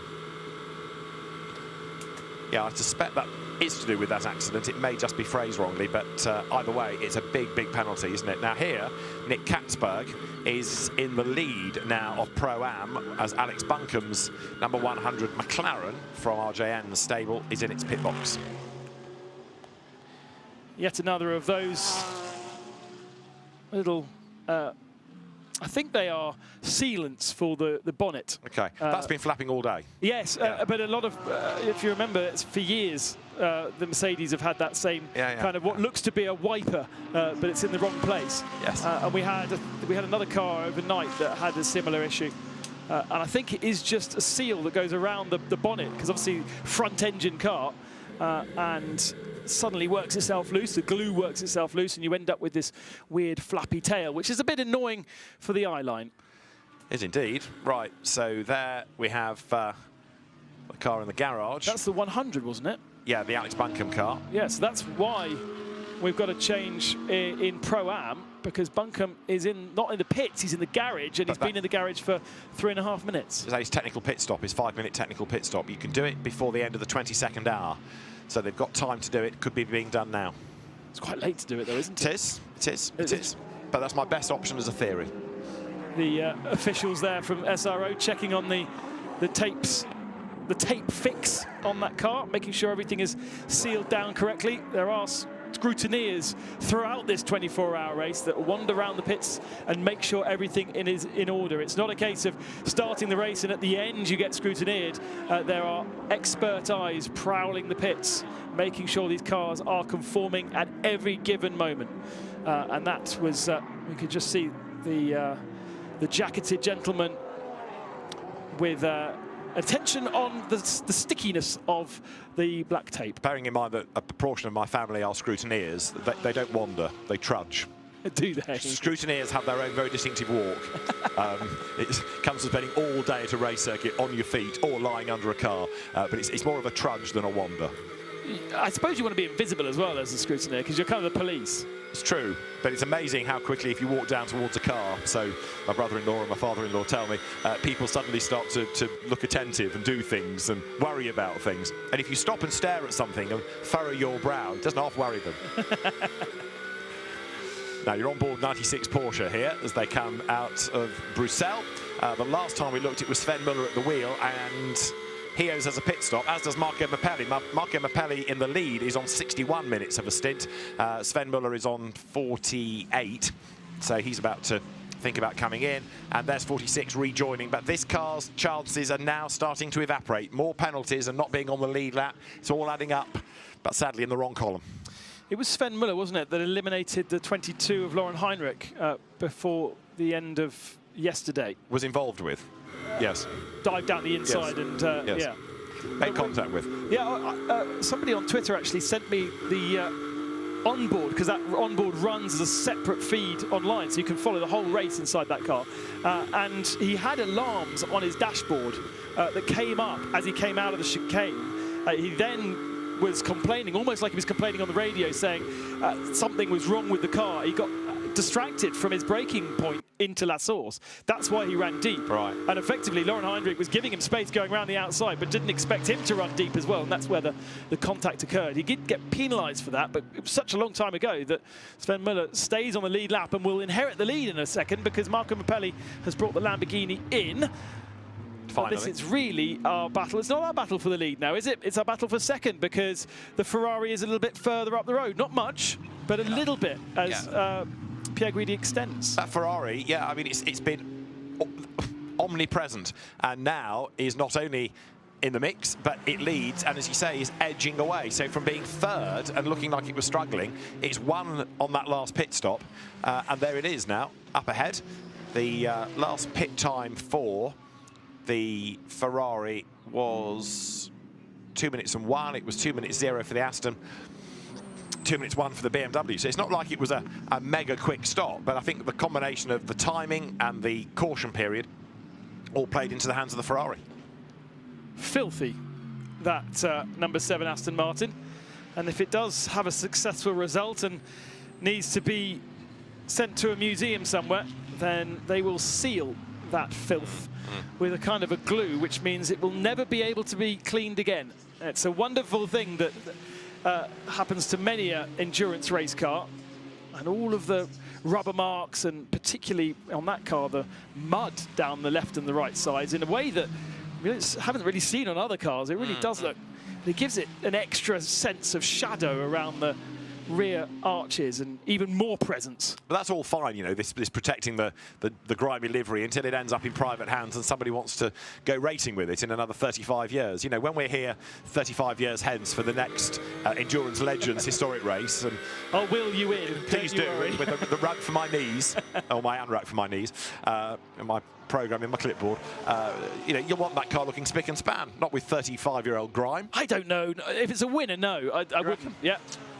To be fair, though, every car that we saw in the Endurance GT Legends paddock was immaculately presented, and there wasn't any grime on any of them. There wasn't. Sven Müller, we've been talking about in this car. Considering the incident that actually eliminated 22 Porsche that you were discussing a moment ago, Ben, it has got away scot-free pretty much. I mean, OK, it had a penalty as a consequence, but it could have had a lot more damage. Must have had some repair work, because it was a hefty hit into La Source just here, and the front left corner would have been pretty damaged. It was got. That's a Mercedes running wide. It's one of the. No, that's a CrowdStrike car. That's number 3. No, it's not. It's number 3. Now, James Kell was at the wheel of that when we last looked, but who have they put into it most recently? That was a car that led the race in the middle of the night, thanks to being on the right tyre at the right time, where everybody else was not. Aaron Walker was the man. And 63, Mirko Bortolotti has taken over the Lamborghini, and I'm told it's about to venture out. Now, it's been in the pits for a long, long time, but 63 apparently might be coming out for the last couple of hours. It's curious. Publicity, marketing, television around the world, get the car back out there, run it as a test. Let's see. This is the Iron Lynx car, and the only Iron Lynx car, because the Iron Dames car didn't take the start. It's in the garages. It's sitting there waiting for its drivers to come and play with it. But yeah, Iron Lynx have not had much presence in the race, because that was an early car with early problems. Yeah, exactly. It's a shame, isn't it? Because often Lamborghini comes and flatters to deceive, and in a sense, the Mountain Wolf car has done the same thing. Because after all that good pace in qualifying, that struggled a little bit in the race. Now, we have seen that 34 Aston Martin pit stop. Enrique Chavez can explain what was going on with the air jacks. Enrique down with Antonia. Enrique, it looked like there was a bit of a sticky pit stop there. Do you know what happened? No, I mean, to be honest, I think the pit stop was quite okay. There's 2 minutes and 1 second. I think it's an average pit stop. But yeah, we've been having some problems starting up the car, so we lose always a bit, like 1 second or something. But so far, we need to deal with the problem and keep going. It looked like there was an issue with the air jacks getting the car up. Is that going to be a long-term problem? Yeah, I mean, we actually have that problem since about 6 hours into the race, because someone crashed into me, the rear right, so it actually affected the air jack system. The team did an amazing job in the technical pit stop to try to fix the problem. It's not 100%, but it's working, so at least we can finish the race. That's the most important. Of course, we lose a little bit of time, but so far so good. Yeah, other than that, it does look like the car really does have pace. Where are you aiming for by the end of the race? P1. No, but agree. I think the car is in a good window. I think, yeah, we probably need some luck. I mean, we've been building our luck, but we need a bit more, I think, but we'll try everything until the end. We are 36 seconds behind the leader, so we'll see. We will push hard until the end, and if we manage to be on the podium, maybe P1 is possible. If not, P2 or P3, we'll be happy with that. Well, we'll see in a few hours. Thank you. Thank you. Valkenhorst, and just talking about that jack that isn't quite working, and yeah, it doesn't take a lot to get the wheel changed. It actually was changed, and we came to the shot about now where they were changing the tyres. But yeah, Enrique Chavez just talking as John was getting his headset on, that's been remnants of an accident midway through the race, and they haven't had proper function of the jacks since then. And it's just all it requires is a man to lean against it, and it does actually function, so they can change the tyre. Got a bit of concern for the 100 McLaren, which is literally just below us from our commentary position, because it's been over 10 minutes now that that car was in the pits. We saw it a bit earlier on and speculated that it was its technical pit stop, but a technical pit stop only needs to be 5 minutes, and it's been over 10 that that car has been static, and giving more and more opportunity for the number 4 of CrowdStrike to take victory in Pro-Am. Nice lunch? Well, when I went for lunch, nothing was ready. So anyway, I had a few minutes there to sit down, gather my thoughts, looking at Ross Gunn, trying to make a move on the Audi up into Lake Coombe. And Sheldon van der Linde right on the back of the Aston Martin. Of course, that was the car Valentino Rossi was behind the wheel of when that incident kicked off up at Lake Coombe, just over an hour ago, did a significant amount of damage to the Aston Martin, I gather, and it didn't go down particularly well. It was an avoidable incident, they felt, and anyway. And we think the 46 has been penalised and taken a penalty for, is taking its penalty for it right now, because Maxime Motin is back in the pits, or is he getting just catching the bonnet on the BMW. And we were talking about the scrutineer just a few moments ago, having a look at that sticky tape to see if it was going to be good.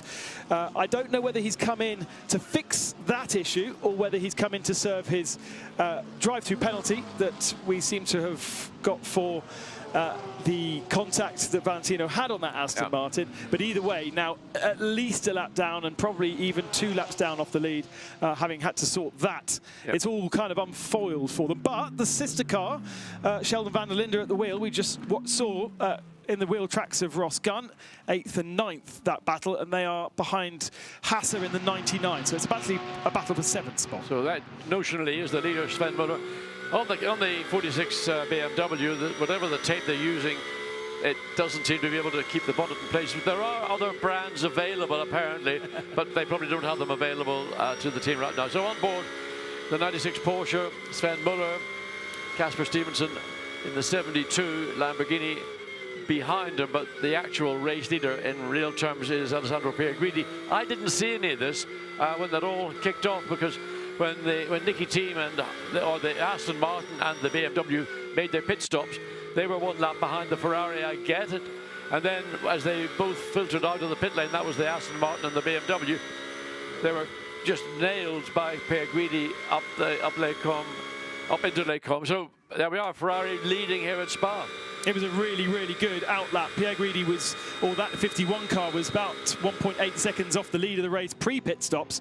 And thanks to perhaps the number 7 and number 988 focusing on each other and not really thinking about the Ferrari. Either way, Pierguidi with a massively fast outlap and was able to jump the 2 of them. And then Nicky Team and Dan Harper started going at it for about half a lap. So that allowed the Ferrari even more of an advantage. It's now settled down with Pierguidi ahead of Team, ahead of Harper, but the Ferrari is still the slightly faster car. Yes, I mean, to make that overtake, I mean, probably in real terms, time on time. So let's see, the Lamborghini makes its way in. But in terms of the pace of all 3 lead cars, the Ferrari, the Aston, the BMW, there's so little to pick and choose, and of course if they're running more or less as they've been doing nose to tail, then each is dictated by the pace of the car that they're following.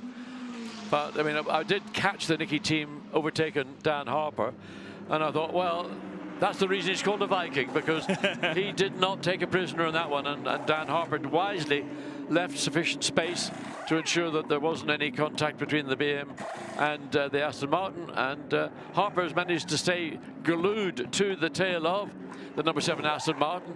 But now their focus has got to be, well, how can we reset the whole program and get on terms with Alessandro Pierguidi? Yeah, it was a very Nicky Team kind of a move, wasn't it? Well, whilst we're watching this Barwell pit stop, just behind there is the McLaren of RJN still in the pits. A broken actuator we are hearing, but there's only 3 cars in the Pro-Am category. And so whilst they're handing over a healthy advantage to the number 4, they do want to get that car back out again, because if they do, and if they finish, they can definitely be on a podium. Here is the 66, which is our leader in bronze now.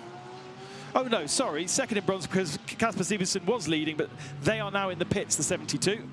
We've just seen that pit stop finish, and therefore they're going to still be going at 60 kilometers an hour, whilst Alexei Nesov, at full racing speed, passes and moves to the head of the field, as we expected. Yeah, Patrick Kuschel has taken over the driving duties at the 72 Lamborghini, so the 66 Audi regains its advantage, and that's been, I think, a star performer all the way through, certainly Sunday morning into early hours of the afternoon.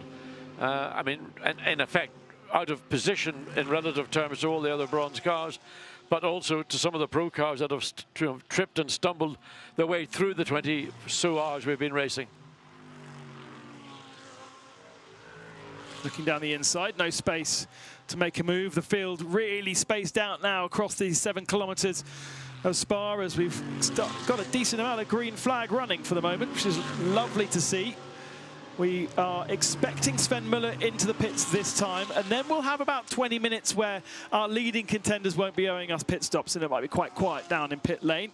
There is Patrick in the Barwell Lamborghini turning his way through Lecom, and how much is the advantage? Well, we're not going to quite see there, but it's going to be a decent advantage over the 72. So Nesov in the Audi. We saw him come around La Source, and then he would have had the advantage. So here is the number 4 Mercedes. It is the Pro-Am class leader in for its pit stop. So we're still waiting to see if the 100 RJ and Bob Neville run McLaren is able to effect a repair with the actuator, or whether it's just simply a matter of on strap one and bolt another one in. The other car in that Pro-Am category is the car driven by Kevin C at the moment, which is the Landgraf Mercedes that had early contact, if you remember, maybe in the first 4 hours of the race, and a long fix to get that car back up to racing speed. So the other Pro-Am cars all eliminated, which just leaves 3 in that class. That's why RGN will be very keen to get themselves back running, because it will guarantee them a podium. But at the moment, this car has not had the same level of drama. Nicky Katzberg jumping out the car. And he's now kind of found himself part of that CrowdStrike team, because he was in the same lineup at Le Mans in an LMP2 car. So Nicky steps away, and what a piece of professional driving he is. I mean, he's able to step into a variety of cars, a variety of disciplines, and he is just one of those drivers who always gets, he delivers when he's in the car. Every weekend almost he's out racing. So who has gotten into the seat? Is it, okay, it's Colin Brown has gotten in, taken over from Nicky Katzberg. So we've got 3 hours, 20 minutes of the 24 hours remaining. Yeah. Weather outside when I came back from my little sojourn was actually looking very pleasant, and if you get the sun, it's quite warm, but there was also a chill in the air, and I thought at one time, oops, look skywards, and I'm looking at it right now, and it looks, it's darkening again, but that weather just comes through on a minute-by-minute basis here. A little bit of wind, not quite the same wind that we saw late last night. Temperature's 19 degrees at the moment. Circuit temperature is 21, so not a huge amount more than the air temperature. I'll tell you, the track temperature is way down on what we saw on Thursday and Friday. Absolutely. And there we got up to 47 Celsius. Oops, a daisy. It looks so smooth jumping on. Yeah. The carbon fiber. Okay, so what's that? An air jack? Or is that a reload of something else? No, they're cleaning the radiators out. The back of the radiator, the front is easy to clean. You put your hand in and claw out whatever is there, but they're putting the airline in to clear the back of the radiator to get a good airflow going through. So maybe they're beginning to feel a little bit of a build-up of coolant temperatures, just because of the amount of rubbish that's been on the racetrack getting into the air intake.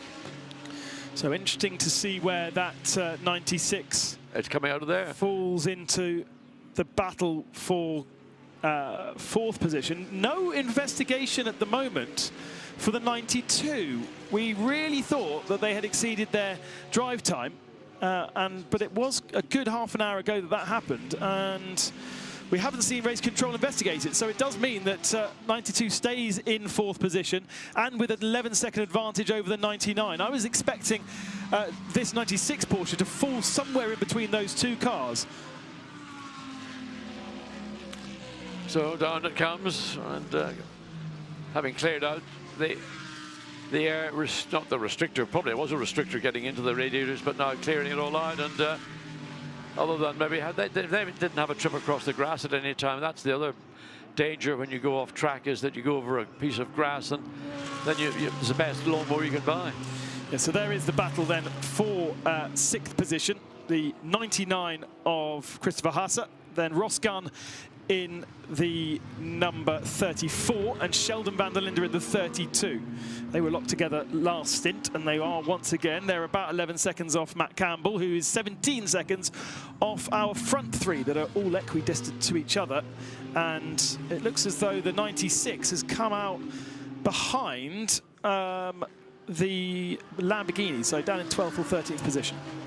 So Ross Gunn pounds away up the hill. Still that little bit of bodywork which should have been attached on the right rear to the diffuser. It's become detached. It's been like that for some considerable time. It doesn't appear to have any differential effect on the overall car's performance or handling.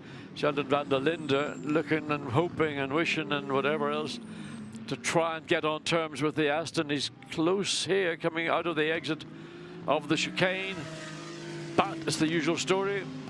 The Aston's going to accelerate first. So van der Linde likes to put the BMW into the offside mirror of the Aston Martin, just to remind Ross Gunn, I'm here and I'm going to have you. Battle for 6th position then, as you can see from the graphics. A good run through Eau Rouge this time for the BMW. Okay, Ross, we are gaining, keep pushing, good job. We are gaining, keep pushing, keep pushing. It's our time now, keep pushing. Marvin Denst, who we spoke to a little bit earlier on in the Dynamic 54 car, saying that they are leading in class, I imagine. Don't know why I can't see No, on the screen. My eyes are so tired this morning. No, can't see them. Anyway, so away we continue. This is the battle that's been raging. That car is out of the race, I think. That car is retired, so I don't think it was 54. Unless they... 34. Yeah, 34 is this car. This makes more sense. Actually, the quality of the transmission is sometimes difficult, and also the different accents that are being spoken over the radio is hard sometimes just to get a clear read of what's being said. So Ross Gunn, anyway, is the meat in this little Audi BMW sandwich. And somewhere, not a million miles away, Philip Ellis, well, he's actually about 10 seconds behind the BMW, running in 8th position. The last lap for Christopher Haase was a 2:18.2. Everyone else around is in the 17s. Nicky Thiem doing a 17.1 that last time. Only the Ferrari faster. Has Sheldon van der Linde got a bit of a run here coming into the chicane? I'm not quite sure he's going to be close enough. Poor. He certainly looked, coming out of Paul Frere curve, to be gaining, but then up through the very fast, almost flat out at this stage. I suspect maybe it is flat out still.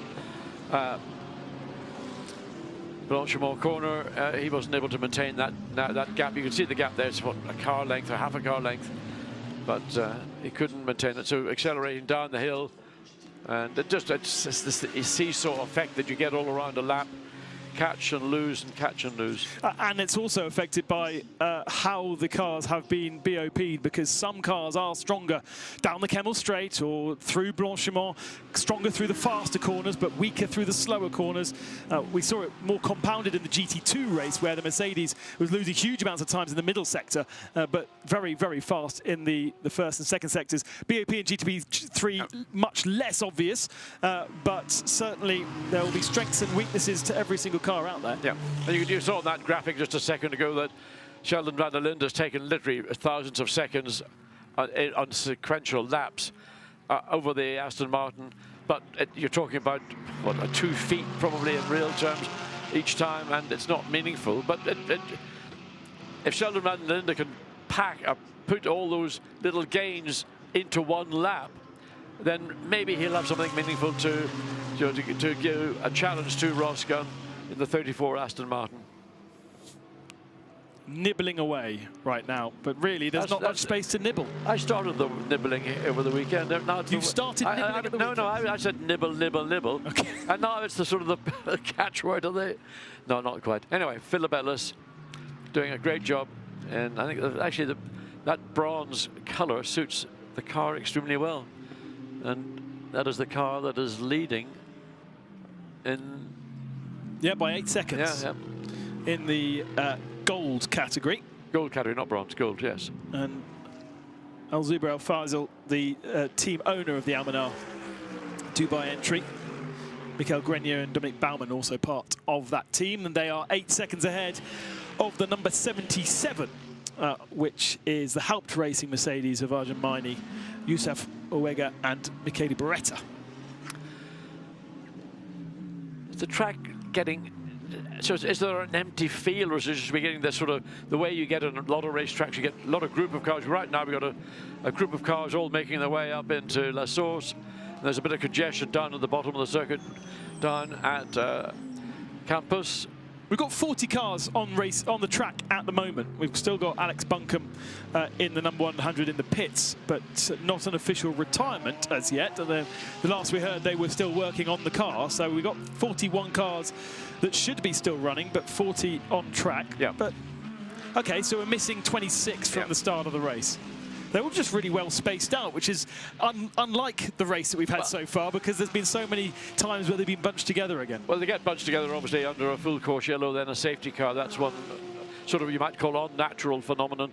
But the other phenomenon you get is in endurance racing, you could be driving around, literally, you can't see a car ahead of you, you can't see a car behind you, and you wonder, is there a race still taking place? It's just how it unfolds at different points, at different times. And then you'll catch up to a group of cars, then you'll be embedded with maybe 6 or 8 cars, and you have to get your way through all those, and on it goes. So right now, it's reasonably busy on the Camel Straight. It's very quiet right now down at Campos and Paul Frere Curb. Not a car to be seen, frankly. 2 cars coming into Campos, and then the next car up the road is going into Blanchimont. Faster than the average lap time in class is Philippe Ellis, as you would expect, one of the stars of that team. And in that car right now. Quite interesting to see that Ross Gunn has just set his personal best first sector, despite still being very much under the rear wing of Christopher Haase. I think he had a slow lap last time, which has given him a bit of space, and that's allowed him then to go faster, which means he can go faster if he didn't have a car ahead. And when you get caught behind a car, we've seen it throughout the race, everybody's pace is dictated by the lead car in that line of cars. So you can drop back and then regroup and then build up to your own natural performance levels. But you can only do that if you haven't got a car on your rear wing, because then you're going to make yourself vulnerable. A bit of a judder under the brakes there, the bodywork looking a little bit disheveled, the grille as well. So it's been a hard race, I tell you. A lot of drivers and cars have struggled and suffered from damage and bodywork, and others cars look, I mean, the 163 Lamborghini from memory looks immaculate still. Absolutely, as does our leading cars. It's proof that staying out of trouble really does pay dividends, that the front couple of cars are very clean and not a lot of damage to them, and those that have been in the walls are the ones languishing down outside the top positions. So and there's this Philippe Ellis, yes, a little bit loose on the front bumper on the left-hand side. Yes, but you can just see this slightly, that might have been the consequence of a little bit of light rubbing, just as dislodged the location pins, I suspect. But it doesn't look like it's a problem, it just means it's slightly dislodged. And the little winglet on the front of that Mercedes, which is usually the first thing to go turning in contact. Vane. Oh, is it a turning vane? Technically, that's a turning vane. Right, okay. Don't ask me to describe what it does, but I think in the name, it's sort of self-explanatory. Yeah. But it's still there. It still hasn't fallen off. But it's a piece of carbon fibre, and probably if you put the car into a wind tunnel or a model in the wind tunnel, you will probably see a gain in airflow and therefore arguably downforce. A lot of grass in the front of the number 3 Mercedes. Just it's been over the grass somewhere. Look at that. Yes. Next pit stop, I think one of the team members will be down with a brush and pan getting that cleaned out.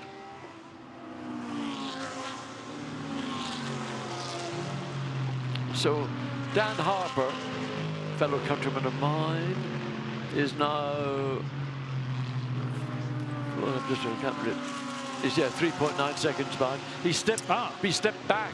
There's been a change, has there not? Because they were, no, sorry, getting excited about something else. The top 3 are the top 3, but Dan Harper, who was the one that got the head and shoulder from Nicky Thiem, I thought was managing to stick pretty closely to the tail of the number 7 Aston Martin, but in the last lap or so he's dropped to 3.9 seconds, and no obvious reason. We haven't seen him being delayed in traffic. Those front 3 have been doing 217s throughout their stint, so they are still the fastest 3 cars out on circuit. But Pierre Guidi has just been a couple of tenths here, a couple of tenths there, faster across this stint. And I think if you compared the full stint length, it really wouldn't be very much between Pierre Guidi, Nicky Thiem and Dan Harper, but it's just enough to grow their gaps to just over 3 seconds between each of them. Yeah, well, Pierre Guidi, by getting clear of those 2 very competitive challengers, has been able to use that advantage to pull out, what is it, a 3.2 second advantage. I mean, it sounds like an eternity, but in reality, it's 3.2 seconds. It's taken a lot of hard work, a good lot of pit stop work, and a good lot of work by the drivers. Pierre Guidi behind the wheel at the minute. So we just saw Alan Walker, who is leading the Silver class in his Get Speed Mercedes. This is the Silver Cup 2nd position. The number 10 down in 26th spot. There's a decent gap between the 2 of them. So no likelihood of a change. And the Boots and VDS Mercedes based down in the endurance pit that has Aurelien Panis and Roy Meerhouse and Sebastian Beau. They've been up there throughout this race. Sebastian Beau certainly leading the class at one given point. And actually they've got more of, they need to be more careful of what's going on behind them, because in 3rd position in that class is the Dynamic 55, which is on a bit of a recovery drive. There it is. At the wheel at the moment is Théo Nouet, and closing in on César Gazou. I mean, we had Danny Uncadella in earlier, and obviously it's been a disappointing event for Mercedes in terms of being a challenge for an overall victory, but they do have a strong position. The 2 Mercedes are dominating the gold category, but at the end of the day, it's not the same as on the winner's podium, is it? No, absolutely not. Overall winners. Is that getting more and more dark out there, or is it just my imagination? No, outside our window, it does look a bit darker. Well, we've got a sort of a bit of vinyl on the top of the window, which is sort of like a sun visor. A sun visor, indeed. And that, you look up, you think, oh my goodness, that looks really dark. But actually, if you look down and then look up, but I just wonder if we're going to have another joker thrown into this race. There's always a joker somewhere. Certainly last night was one of the more difficult ones. The amount of rain and safety car and full course yellows. Tell me about it, John. I would like to tell you. I was here all night. I would like to tell you about it, but I was in bed. Yes, it was the right place to be. You were doing the hard yards with Martin Haven and Bruce Jones. Fingers crossed they're making their way back to the UK as we speak. A little bit using the track and more. Christoph Hasse still holding on to that 5th position. I feel as though they're able to take a little bit of time out of Matt Campbell as well, who's in 4th on his own, a bit lonely. The gap now down to 10 seconds. I think it was at 11 before, so it's not a huge amount. But at the moment, we are just, as David mentioned before he went off for lunch, we're in this period where everybody is kind of holding station. It's a calm. Yeah, which is okay. Oh, Sheldon van der Linde getting very racy there on the exit of Fagnes. Still trying his hardest. And the pace is really good. The pace is really, really good from all of our top 6, 7 competitors, but you get the feeling that they're saving themselves for the last couple of hours. Spa 24-hour never disappoints when it comes to a grandstand finish. They are still so close, as we've now clicked onto 400 laps here. 400 times 7, John? How many kilometres is that? Oh, I didn't do maths at school. I did motor racing. It's 2,800. There you go, faster than me. 2,800 kilometres. The first race in 1924 was won by a car that did 1,800 kilometres from Francorchamps to Stavelot, and then from Stavelot back to Francorchamps, effectively, via Bourneville and Malmedy. Very similar to the circuit that was used all the way up into the 1970s. A slight difference at Stavelot to avoid the actual town and going into the middle of the town. Yes, and the corner that they used at Stavelot was a semi-banked. Quite a long. I mean, it certainly was in the 50s and onwards. Yeah, and it was a diversion from going into the centre of town. Well, there was a really nice braking zone there. I'm going to say that was rain on the windscreen. It just suddenly looked. There's a lot of pock marks on the tear-offs that the teams use, and just the way the light caught it. Oh, I thought those were raindrops. You can see what I'm saying. Oh, they're filthy. And the tear-offs do one thing, but because there's been so much gravel on the circuit, I noticed in some of our GT4 cars, so many holes in the windscreen because the gravel being spat up by the car in front into the windscreen of the car behind. And yes, there's lots of plastic to kind of protect it, to kind of be able to tear off, to clear the windscreen, but it still does damage the glass eventually, and a lot of these cars will need a full rebuild post-Spa 24 hours. Some drivers will be heading off to Asia next weekend. SRO racing at Suzuka for their second GT Power Tour weekend. That would be a hot weekend, I can assure you. Yeah, absolutely. Suzuka in the summertime is extremely hot, but even more extremely humid. And then, John, you've got a very hot double-header of a weekend in Germany, but middle of July. Indeed we do. We've got a trip to Hockenheim, which is always a treat. It used to be known as the asparagus capital of southern central Germany. And if you went there in April, that was the heart of the asparagus season. Spargel, indeed. And then the following week, back up to the Nordschleife, well, not the Nordschleife itself, but to Nürburgring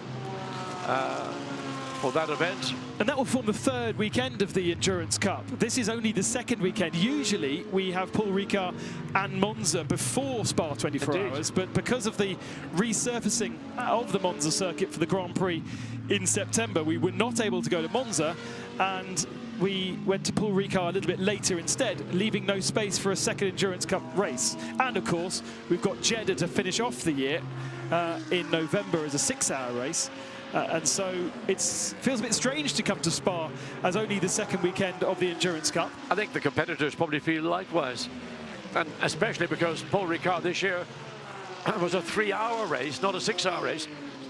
So there was no nighttime driving as an opportunity to get your drivers who don't race 24-hour races every weekend, as some here are doing, to get them accustomed to driving at nighttime. 25 calendar launched by Stéphane Rattel on his annual press conference on Friday, with Ricard keeping the first round of the championship and then going to Monza before coming to Spa-Francorchamps. And we've now got this traditional new date, haven't we? Because we used to race the Spa 24 hours at the end of July, and then how very rude, Formula One came and stole that date. But actually, I quite like this early July or late June date, because you get more hours of sunlight. Absolutely, I think longest day is the 21st of June or 20th of June. We're here 1 week later, so in theory we do get a little bit more daylight at the end of a day, and the sun rises a little bit earlier at the beginning of a day. But certainly this weekend, the weather conditions sort of negated any of that kind of advantage for the time of year. Looking back at 21st position, the Aston Martin of Kobe Pauwels, the local Belgian driver who's won the European Rallycross Championship here in Spa, in fact. He also raced circuit racing front-wheel drive Clios and had a good relationship with Come To You Racing, racing in the European Touring Car Champion, and became vice-champion to Tom Coronel last year. And Kobe, part timing really for come to you racing because he was invited to do a single round. I think it was the Nürburgring last year. He raced as part of that team. And then there was a space right at the start of the season. Kobe got the call to say, would you like to drive the Aston Martin? And with 6 laps on airfield, he took part in the first round. And then he's here racing at Aston Martin at his home race. Not very much experience, and yet always doing a very, very good job. On board with car 7, Nicky Team, and he's been on the radio. No rain is expected before the end of the race. No rain expected. Oh, well, that's going to be a relief for I think, pretty much everybody, not least of all the fans that have come here to see the conclusion of this event, but also for the drivers, for the teams. They got a right good beating from the weather last night, so everybody's just about standing. I think there were some seen standing but fully asleep as they try to recover from a very long and hard work. Oh, John, it was incredible. 1, 2 o'clock in the morning. Despite the weather, the grandstands were still so loaded with people. Everyone really maximising their day out at Spa and really enjoying the action, even if they were running behind safety car for quite a long period of time. And the grandstands didn't empty. It took a long, long while. €50 though to come for the weekend here. Bargain. So Nicky Team has been advised no rain expected before the checkered flag, and that'll come in just under 3 hours from now. There's our race leader, 51, Alessandro Pierguidi, and somebody just peeled into the pits directly ahead of him. And who is that? Probably a car that is not in this group. Anyway, there we are, leader across the line. Yes, and slight advantage, nearly 5 seconds the advantage between Pierguidi and Nicky Team. He will owe us a pit stop first, we think, in probably about 5 minutes' time. Maybe, yes, no, because this has been a completely green stint for Pierguidi, so maximum drive time 62 minutes, and therefore has only got 5 minutes before he has to come in. We ride on board with the 51 Ferrari. Well, the battle that was raging with the Ferrari, the Aston Martin, and the BMW, now there's sort of equidistance between this car we're on board with, the Ferrari, to Nicky Team and the Aston Martin, to Dan Harper and the BMW. It's roughly 5 seconds, first to second and second to third. So there's not much racing going on amongst the 3 race leaders. But, you know, everything could change if we get another incident, another full course yellow and consequent safety car. So I don't know whether we can think about who may. We've still got 3 hours, just under 3 hours. This is the length of an average endurance race. There's the gap to Nicky Team, and it really has grown. Where is the Dan Harper car? Even further back. He's dropping back from this car. There is the onboard camera in the Aston Martin. It's gone feral. It's got a mind of its own. Not our camera, I hasten to add. That is used for driver analysis. It's called a V-box. And it's associated to the telemetry of the car, so you can see at every given moment where a car is, and also using telemetry what the car is doing. Look at the G loads that poor thing is not having to be. It's, well, gives you an indication just the forces that are being generated and back. Look at that. Yeah, like putting a water cup on the front of the car. Nicky Team's on the radio again.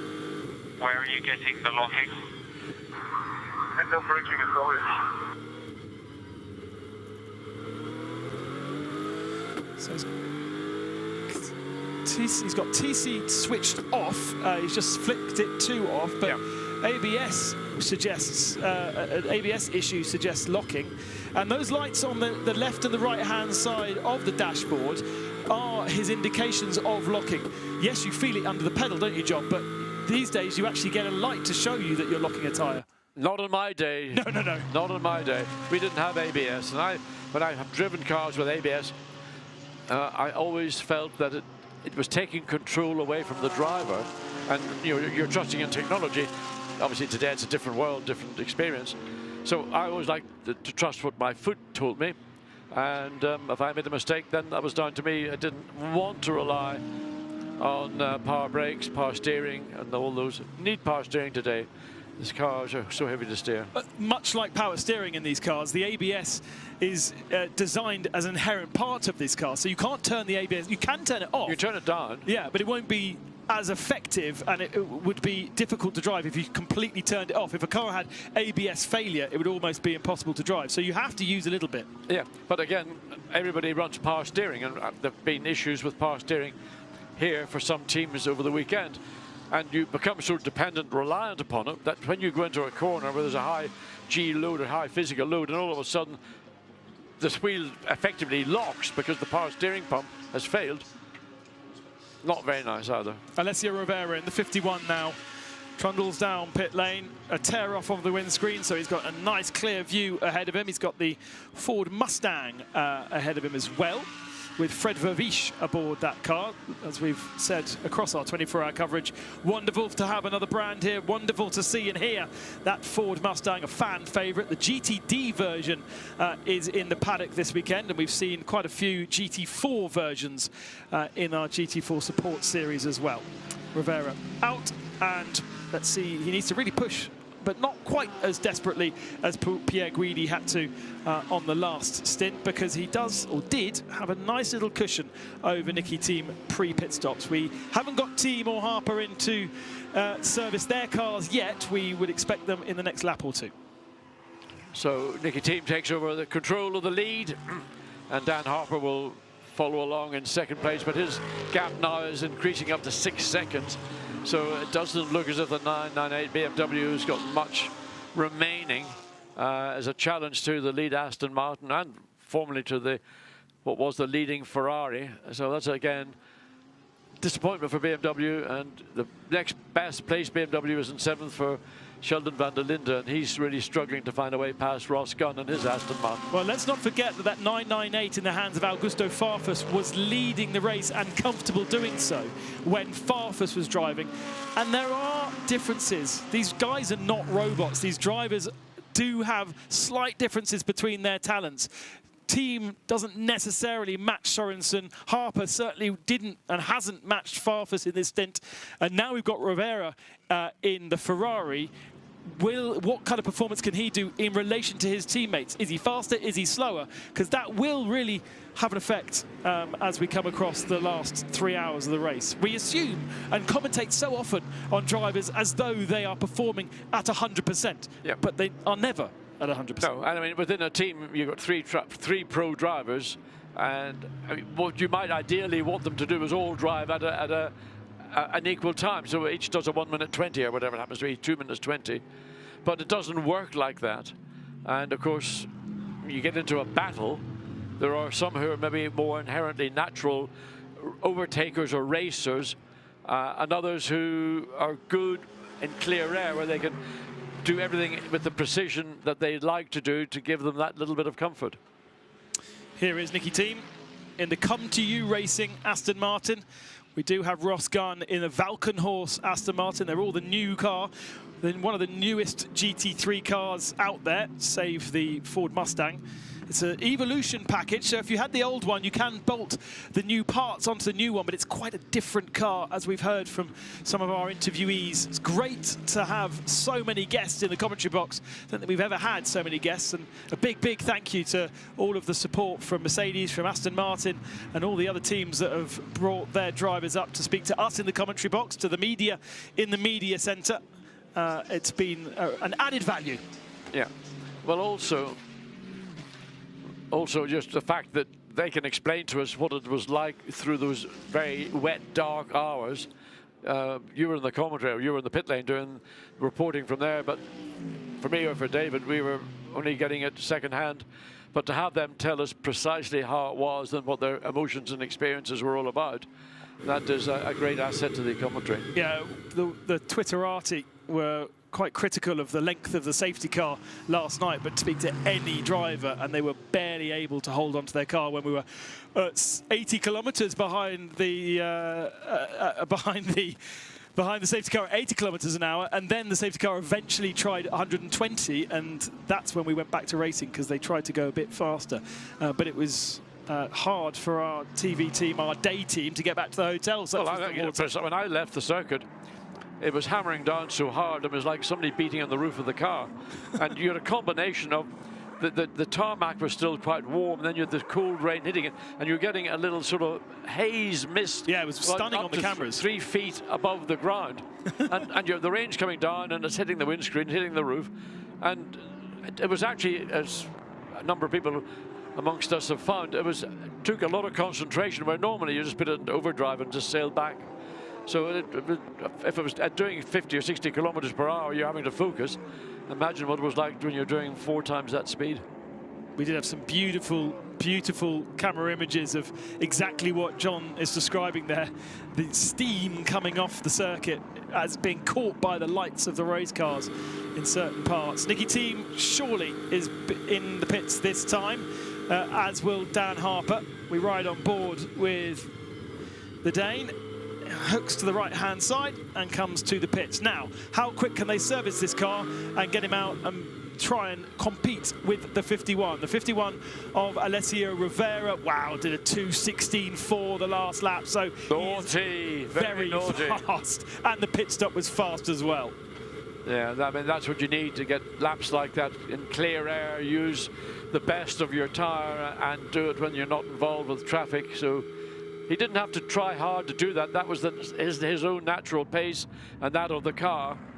But he couldn't probably get a second of that when he was in a train of cars, because just that natural pace was being interfered with. Oh, it's going to make it really hard for Rover Racing and for Come To You Racing Aston Martin to do anything about the Ferrari right now.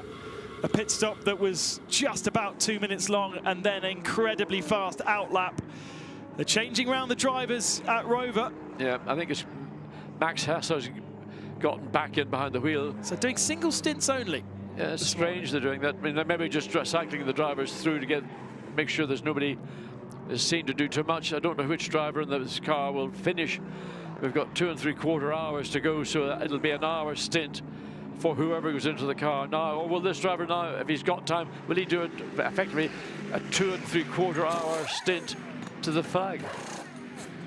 Looks as though Nicky Thiem is staying aboard the Aston.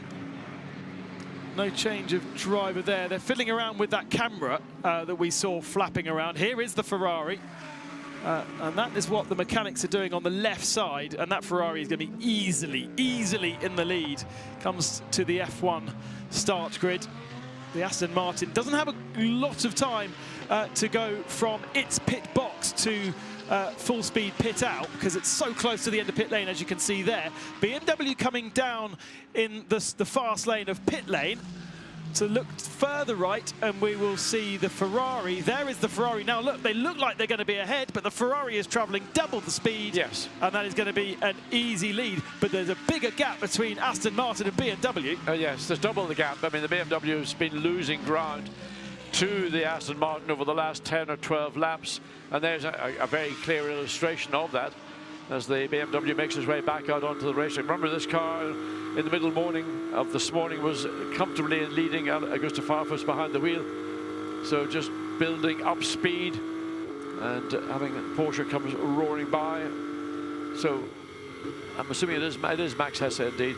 So assuming that once he gets through these few corners and gets his body realigned, reattuned to the emotions and feels of driving the car, he will be able to very quickly claim back the Porsche that overtook him, not on the same class, but just another car to have to deal with.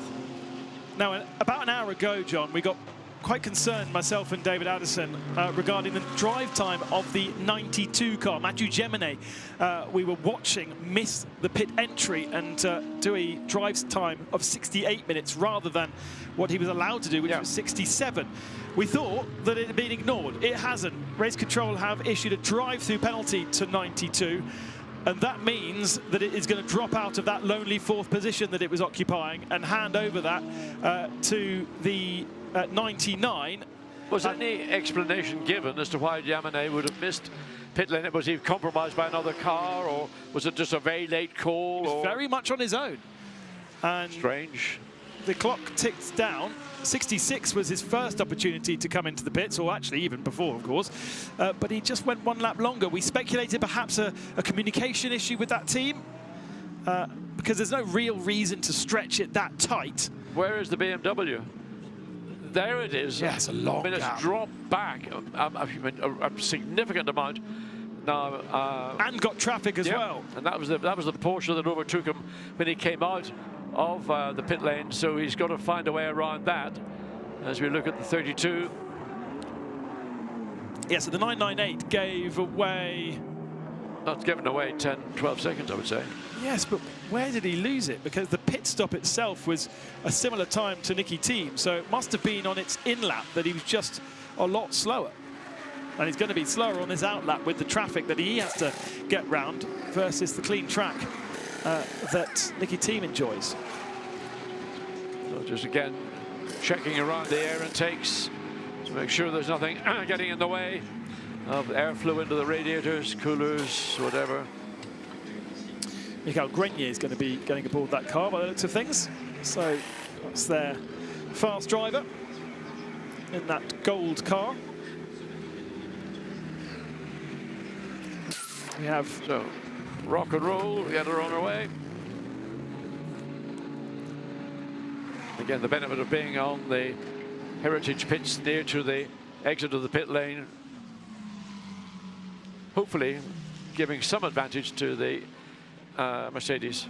Yeah, the idea that some engineers really enjoy being down there because the tyres come straight out of tyre ovens. It's not tyre blankets they have, but tyre ovens, straight onto the car, stay warm, and then can be instantly attacked. Whereas if you're Garage 1 of F1 pits, the tyres will be losing so much temperature, rolling all the way down both that pit lane and then the endurance pit lane before you can then start regenerating temperature and attacking Eau Rouge. And so there is one train of thought that being closer to pit out is better.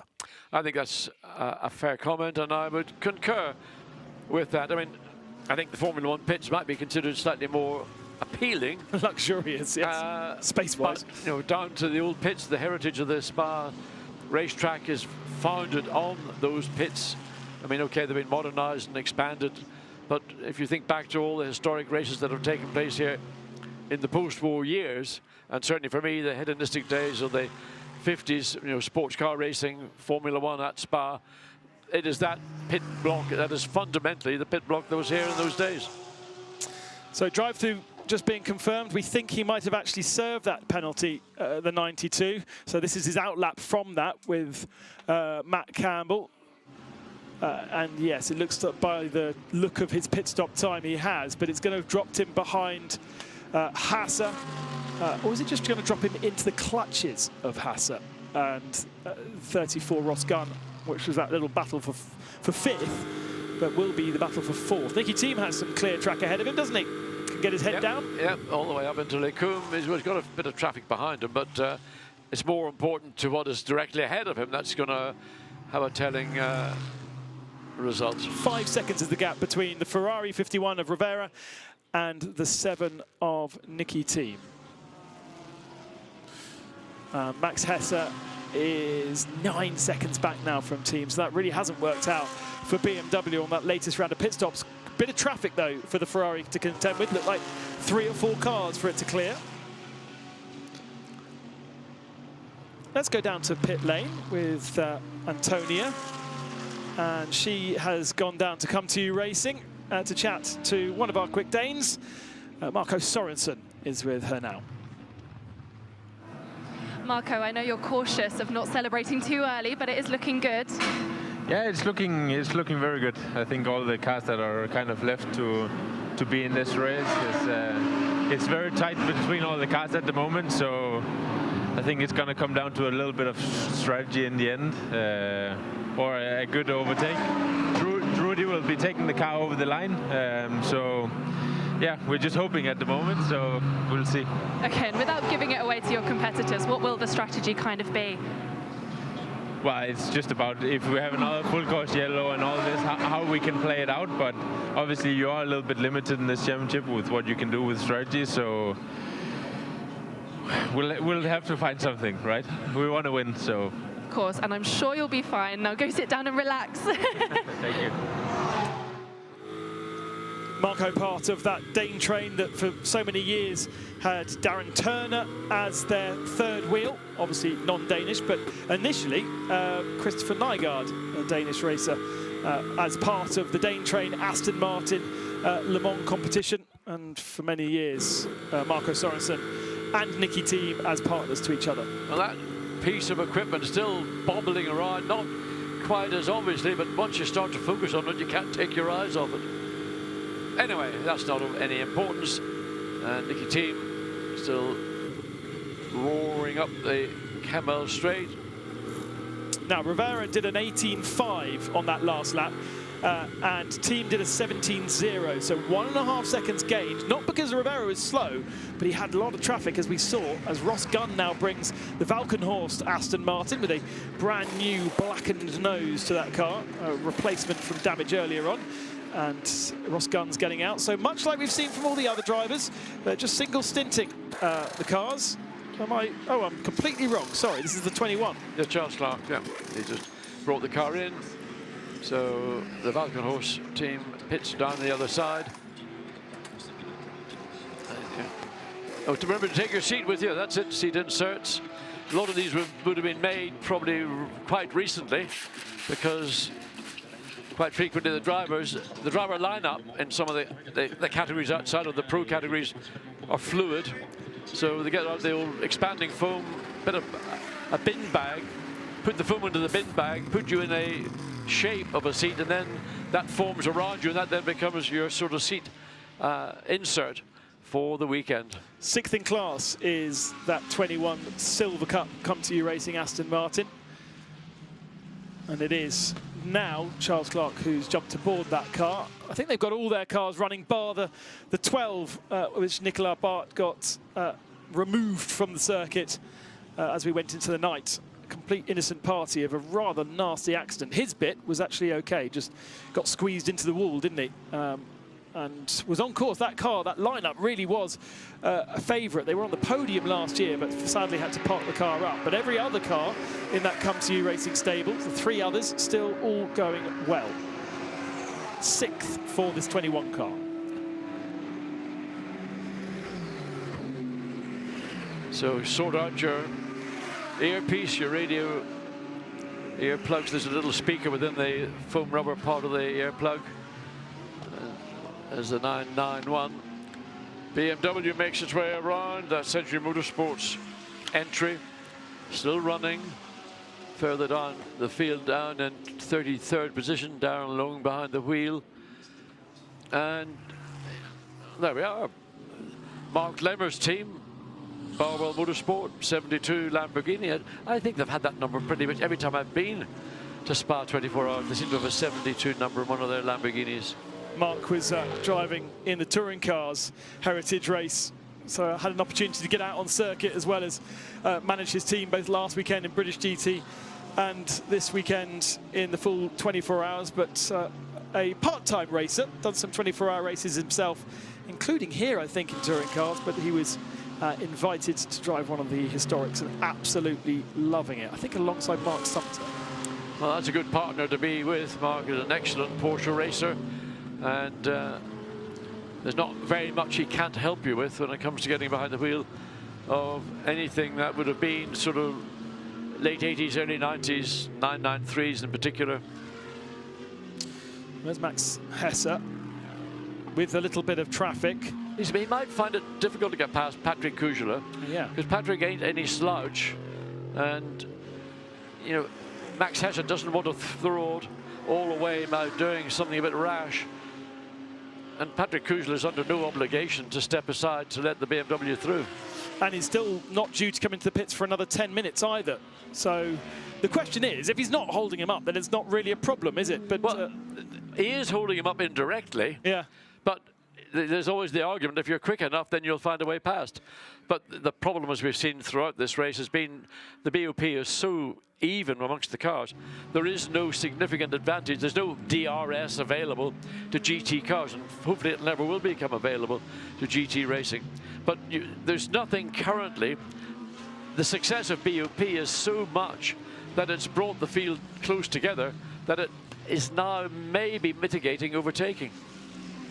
the BOP is offering the potential for all of the cars to be equal, but it does depend on the teams and the drivers to extract that. I guess the problem, or the thing is, so many of these teams and drivers are so familiar with these cars that they are now getting close to that potential.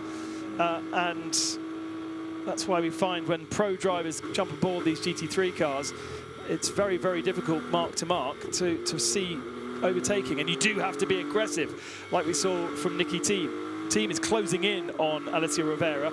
Rivera is also stuck under his own rear wing because he's got Patrick Niederhauser in the Porsche in front, and it's a legitimate 4 position, apart from Niederhauser is off sequence in terms of stops. But that is slowing, much like it's slowing Max Hesse down here, it's slowing down Alessio Rivera in the 51. So what can Max Hesse do? Well, he's stuck behind a car which is capable of running more or less at the pace the BMW is doing. Undoubtedly, if Max Hesse could clear the Lamborghini, he would then make further progress to get up to the traffic that is directly ahead of the Lamborghini. But as I say, the success of BUP is actually now mitigating the ability of racing drivers, not just the AMs or the semi-pros, but even the pro drivers. Max Hesse is a factory BMW driver, and he is struggling to get away, find a way around the independently entered Barwell Motorsport Lamborghini driven by Patrick Kujula. Pace last time was a 2:18.1 from Kujula. There is sometime leader, Pereira, 1:63. Back into the pits, off sequence to the rest of our kind of top 7 runners. Now, I spoke about Rivera being held up by Patrick Niederhauser, so he had to work hard at this pass. There's Nicky Team in the background closing in on the Ferrari, but he does, pretty clean, John? Yeah, that is what I would call the classic overtake. I suspect Patrick Niederhauser assisted a little bit, but he realized that this is, or he probably advised that this is the lead car, so he didn't make it awkward for Rivera to get into oh, smoky Lamborghini. Now that's not great to see. That's the 163 leaving the pits. Is that oil residue that's being burnt off on the exhaust systems? Looks as if it's certainly a fluid getting onto the exhaust systems, not coming from the exhaust itself. Sometime leader, depending on the time of the stint. And Pereira will drop down to the edge of the top 10. He's handed over to Jordan Pepper, who is now aboard that pole winning car, fastest in qualifying, fastest in Super Pole, holds the fastest lap at the moment, a 2:16.1. Track conditions getting better and better, relatively cool air, high humidity, all the kind of things that a GT3 car likes, John. Certainly the humidity in itself isn't great, but because it is generally caused or denser air, the denser air is good for aerodynamics, and therefore that gives you technically a better car in the corner. It doesn't mean it's quicker down the straight. So it's fundamentally an aerodynamic gain. But so whatever that little sort of whiff of oil burning that we saw from the back of this car, but I think it was just a residue of liquids of some description on the surface of the exhaust system. And there we go, back at the races. As Jordan Pepper enters the track, I'm going to be leaving the track, John. It's been a great pleasure to work alongside you and cover another 24 hours of Spa. We've got 2.5 hours remaining. Thank you for all your quips and entertainment over the last 24 hours. My nibbles. Your nibbles, I'll continue to nibble for you. I'm heading off for a little nibble myself. Ryan is going to take over for the next hour, and I hope you've just got a voice to cover the next hour before we hand over to David Addison for the end of this centenary edition of the 24 Hours of Spa.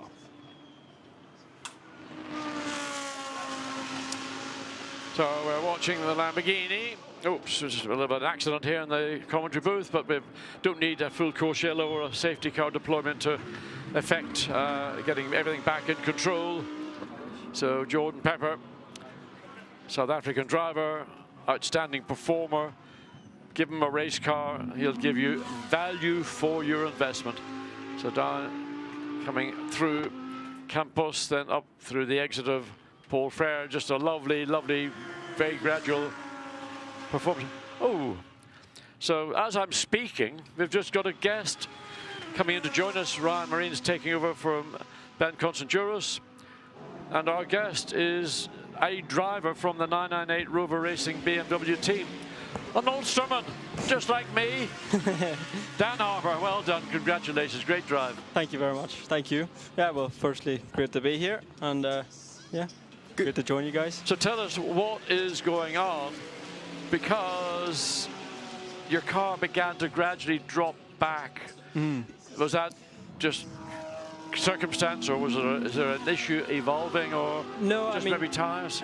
We have a slight steering wheel issue at the minute, where the steering is getting very light just at random times. We don't know what it is, if it's maybe steering rack or something, but we're looking into it, and it's just causing a little bit of sort of uncertainty at times. Is that happening somewhere like Eau Rouge Radio? Yes. Would it be right to say it's disconcerting? It can be, yes. It's not the word I know you would have used, but that's the best we could use on TV. But we still go flat out, so yeah, we have that going on, but we're still in the mix. Car's still in one piece, and yeah, the guys in front, the Ferrari and the Aston, were just very, very fast there in the last stint, so I couldn't quite keep up, but still 2 hours and 27 minutes. There we are. Now, you're here in the pit, or in the commentary booth with us, and your partner Max Hesse is behind the wheel. So who will take the car across the line? We've got just under 2.5 hours remaining. Yeah. So Max has done a second stint. So are you going to double stint, or will Augusto do the double stint at the end? No, well, I'm just out. Actually, I just came out now, and this is Max's first stint. So he's going to actually go to the end. Right, okay. If circumstances allow, he will go to the finish. Right, it's quite a long stint for us, 3-hour stint. Yeah, yeah. So give him a workout. Is he up for it? Yes, I think so. After the long safety car, I think he's well up for it. So how did you get on during those nighttime hours? Because I was away in bed, tucked up, waiting to come back here this morning, and I gather it was pretty foul weather and horrible conditions and whatever. Yeah, no, it was horrible weather, but yeah, I think they made the right decision in the end to go behind the safety car. The visibility was the big issue. Like the amount of spray coming up where we couldn't see enough. Was there any aquaplaning at all? Yes, I mean, a lot of new surface here at Spa, of course, so that's the first time it's really had to deal with heavy rain. Yeah. So yeah, there was a lot of standing water actually, and I think actually the new tarmac was nearly worse than the old one, really? Which I don't know if that's good or not. But the new tarmac in the dry, apparently everybody's saying, is mega. Yeah, I mean in the dry it's so much grip. Even in the wet, whenever the standing water's away, there's a lot of grip. But just when the standing water was there, it was a lot of aquaplaning and just too dangerous to keep driving. So they made the right call, and I done the 2.5 hours behind safety car, which got rather boring. Did you break sweat? Yeah, no. I think I looked actually just out of interest at the heart rate. It was like 65. That's almost my resting heart rate. So yeah. That's not bad for my age, is it? 65 resting heart rate? You're doing well. You're doing well. What about the conditions right now? Is it somewhere between the ideal that we saw yesterday and the wet that we saw overnight, or are we starting to get back to the level of grip that we saw earlier in the weekend before the rain arrived? I think we're getting there again. I mean, just with how grippy the new surface is, it doesn't take long to get there, but I think the lap times are getting quicker. Just everyone's now pushing as hard as they can to get to the finish as quick as possible. So yeah, we were watching this morning, and it was very, very clear that the two WRT BMWs, particularly the 32 with Dries van Thor, when he was on wet tires, really, really struggled. And then Raffaele Marciello, when he got into the 46, they were really struggling with back-end grip. Raffaele saying, tire pressures, tire temperatures, whatever. Your car didn't seem to suffer from that. Yeah, I think, I mean, it's so like it's such a fine line here with the tire pressures, especially in the rain, and in those changeable conditions, like a fraction of a tenth in the tire can make such a difference. So I think we were maybe on the right side of those. But there's no fundamental differences between the two team cars. No, I mean, no. You haven't got a trick set up that you don't tell WRT about. Yeah, well, I don't know what they do, so they don't know what we do. But, okay. No, I think they're both very similar. And bodywork, look at that, a bit ragged. But yeah, there's nothing massive different. I think it'll just be a mixture of tire pressure and things like that. Good. You mentioned earlier in your stint, you saw the strength of the Ferrari, the strength of the Aston. If, for some reason, we were to see full course yellow, safety car, bunch everybody up again, Does Max have a weapon he can fight with? Can he take the fight to those two to try and win this race overall? I think he'll definitely give it his best shot. I think if it closes up again, then we're right back in the mix.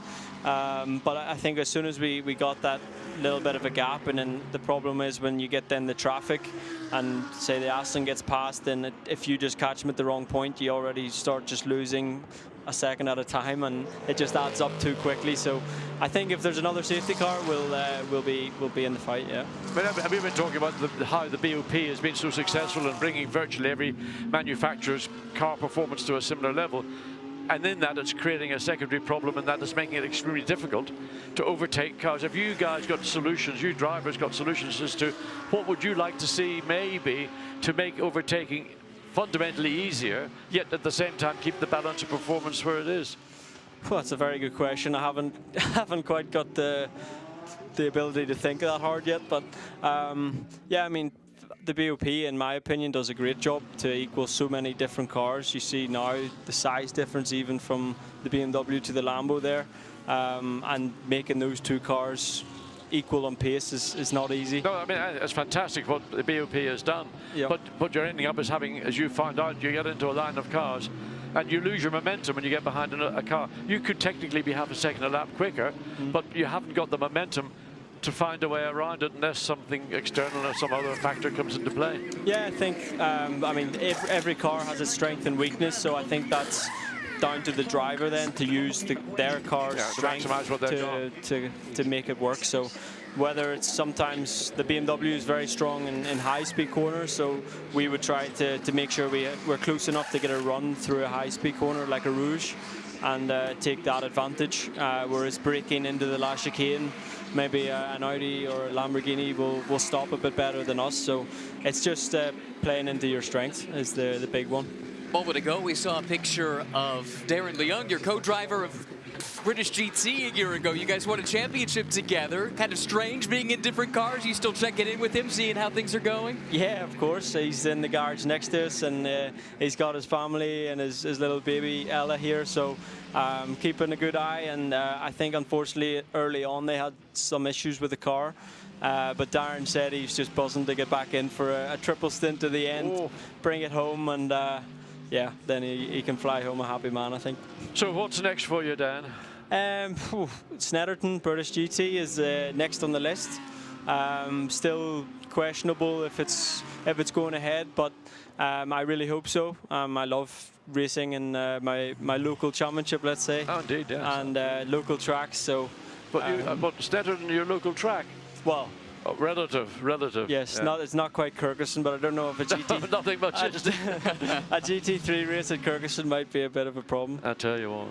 When did you last race at Kirkuson? By the way, for those that don't know, is the local track for drivers who grew up in the northern part of Ireland, where I and Dan also comes from. So I raced there in my beginnings, and you started there as well, I take it. I did, yes, yeah. Where I passed my my karting test was at Kirkuson, so really? That's where it all began. Yeah. So. Come a long way, and you've got a long way to go. I hope so. I hope so. I think you're here with your biggest fan. John's been singing your praises for. No, it's great to see. It's not easy coming from our country because there's never been a great deal of financial backing and support. Sure. So you make your way as best you can, and you got into Porsche, and that was sort of the beginning of it for you. Yeah, absolutely. And I think having, at that period, having Nick Tandy sort of as my team boss and mentor. A bit of a mentor, and I think that was a big help for me because over those 2 years, that's where I think I grew massively. So yes, undoubtedly. And that's in the end when BMW came and gave me the opportunity of a lifetime. So. Dan Harper joining us, currently 4th at the moment. Max Hesse in the car at the moment. Hey, thank you so much for spending some time with us. A little nicer up here than when I saw you last in the middle of the night down in a wet pit lane. Good luck. Enjoy the rest of the race. Thank you very much, guys. See you. Sure thing. Dan Harper, great to have him here, part of the Rover Racing squad, joining Augusto Farfus and the aforementioned Max Hesse. 2 hours, 19 minutes to go. We are getting down to the nitty-gritty. This thing seems to be building to a crescendo. It's Alessio Rivera who leads the way in car number 51 for AF Corsa. Well, highlights of this 100th anniversary running of the CrowdStrike 24 Hours of Spa. Boy, feels like more than 22 hours ago. Jackie Ickx waving the Belgian tricolor to get this race underway yesterday at 4:30 in the afternoon, and it was Lamborghini leading the way. Pole position set in track record style by Frank Pereira. Busy bit of racing coming up the hill, down the Kimmel Straight for the first time, but thankfully a clean start to the race. Would it only have stayed that way? Drama in the early going. That was an early front runner, the number 48 from Woodward Racing, Manfilter sponsorship. Couple of Audis fighting it out. This was a big moment for that early race leader. Puncture in the left rear. They never have recovered from that. Multiple setbacks over the course of the event. Sun starting to set, and with it, the drama starts to ramp up. Big accident here, bringing out a yellow. Bigger accident right here. Christian Hook goes around, and as you will see, Adrian De Silva comes flying in and will tag that number 333 Ferrari. The good news is all drivers involved, and indeed all photographers involved, as you saw a couple have to scamper away from the flames. Everyone was all right. This was still the antediluvian portion of the event. The fireworks came a tad early because we knew rain was impending. Did not dampen the spirits of the crowd any. It was a massive crowd from the beginning, and they stayed into the wee hours of the morning, braving difficult conditions, lightning in the background, that Panda Racing suffering some misfortune. And the crew members of all the teams, all 66, grabbing a bit of rest wherever they could. Oh, tough one for Lila Wandu. She was tagged off there. That Sky Tempesta car actually did a pretty good job to recover from there. Heartbreaking moments, as you can see with Max Jensen. Big crash at the top of the hill at Radion. That car was out. Pure Racing Porsche, that was a contender as the sun started to come up. A few of the other contenders in the various classes, though, eliminated at various times. And here is that Pure Racing Porsche. Joel Sturm, dramatic moment in Blanchimont. The good news, he was checked and released. He too is okay, but another contender eliminated in that moment. Porsche on Porsche violence here. Matt Campbell, Patrick Niederhauser.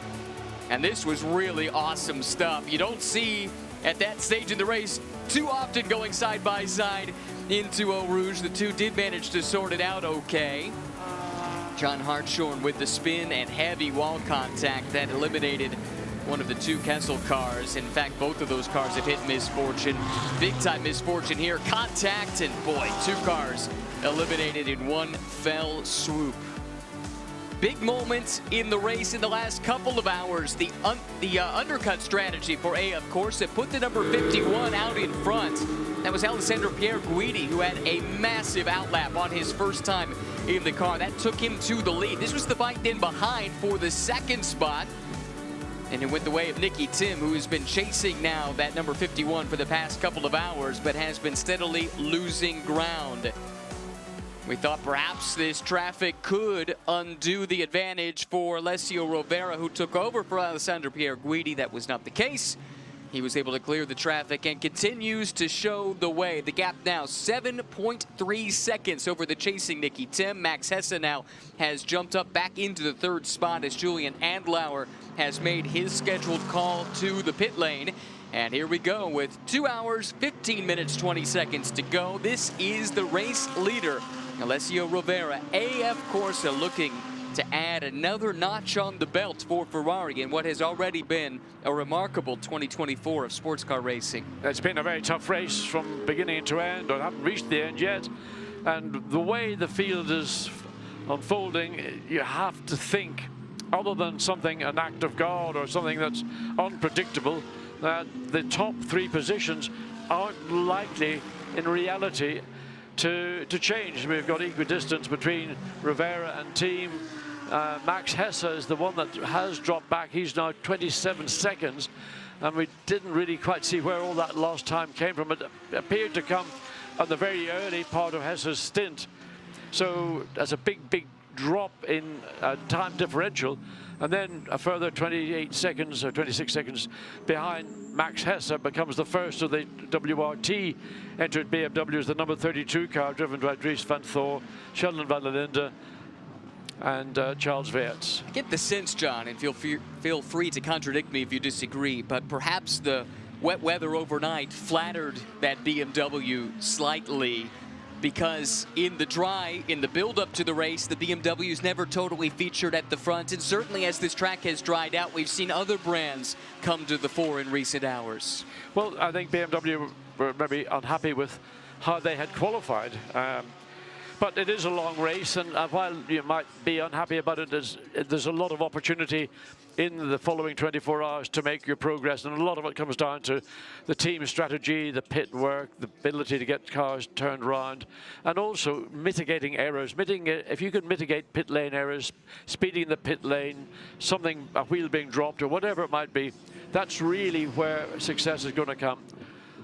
But you know, it is a tough race, whatever. And the BMW, we just had Dan Harper in a few minutes ago expressing that he thinks that the BMW strengths maybe better in a high speed, corners through Eau Rouge, Radion, then Pouhon up through Blanchimont. Other parts of the circuit, maybe they think that others are under braking. He expressed that maybe others are slightly different or maybe more efficient under braking. It's all sort of very small variations between the 10 different manufacturers we have here this weekend.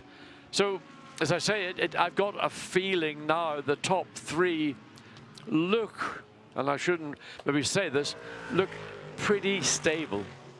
It does appear that way, but as we know, one safety car intervention changes all that entirely. Yes, but that we don't know if it's going to happen, and we can't anticipate that. It's only if it does happen, then Bob Neville's car is back out again, so the 100, and we just got a glimpse of it there. They were over. Porsche's got a right rear. Patrick Niederhauser or whoever's behind the wheel.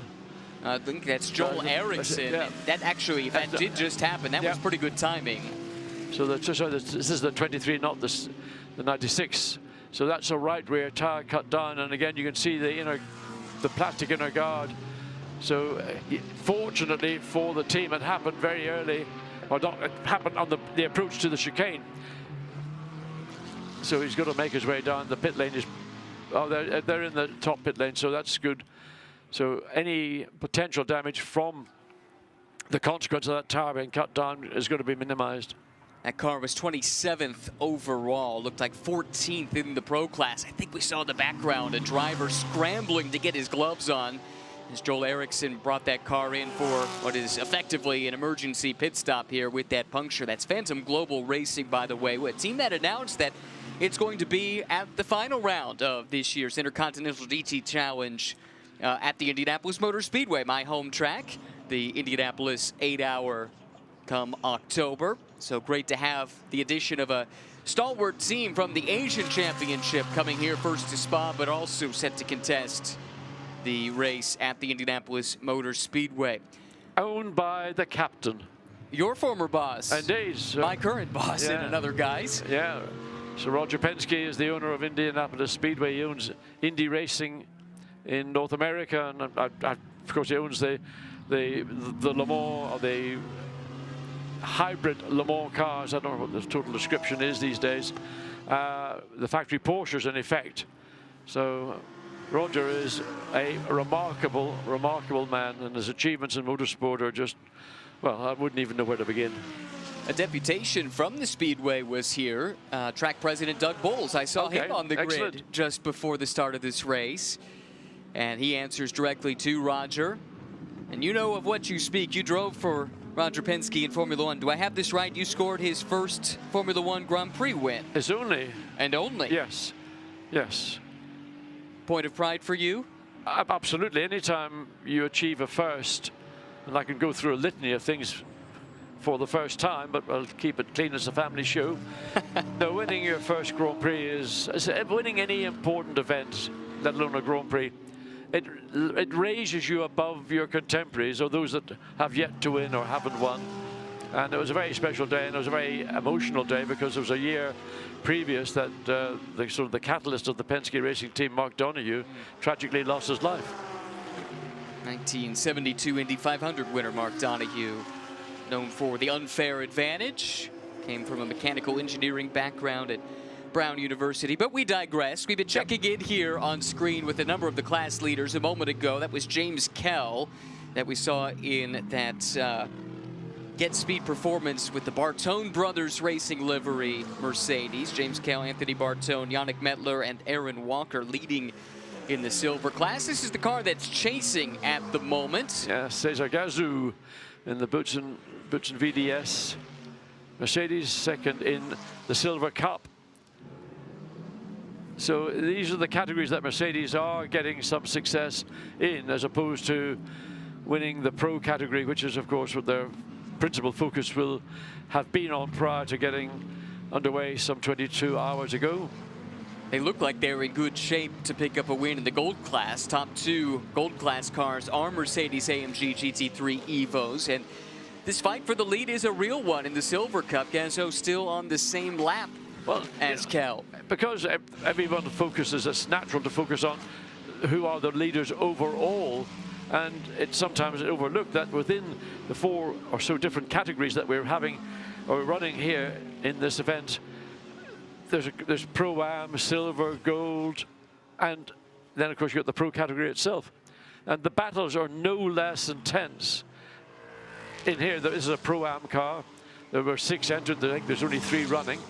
And the 4 Mercedes has been battling for the lead with the 100 RJN Racing, Bob Neville, McLaren 720S. So I'm just looking to see where that car is. 28th overall. Yeah, where's Bob Neville's car dropped down quite a lot. Okay, Alex Buncombe is now in thirds. Yeah. So they had a problem. You said, I think it was an actuator was the issue with the car. So that has cost them certainly an opportunity to take a victory in their class. But they'll get on the podium within the class and they finish in 3rd place. And back to the overall leader here, Alessio Rovera still nursing that advantage as we go on board this Ferrari 296 GT3. Approaching 2 hours to go.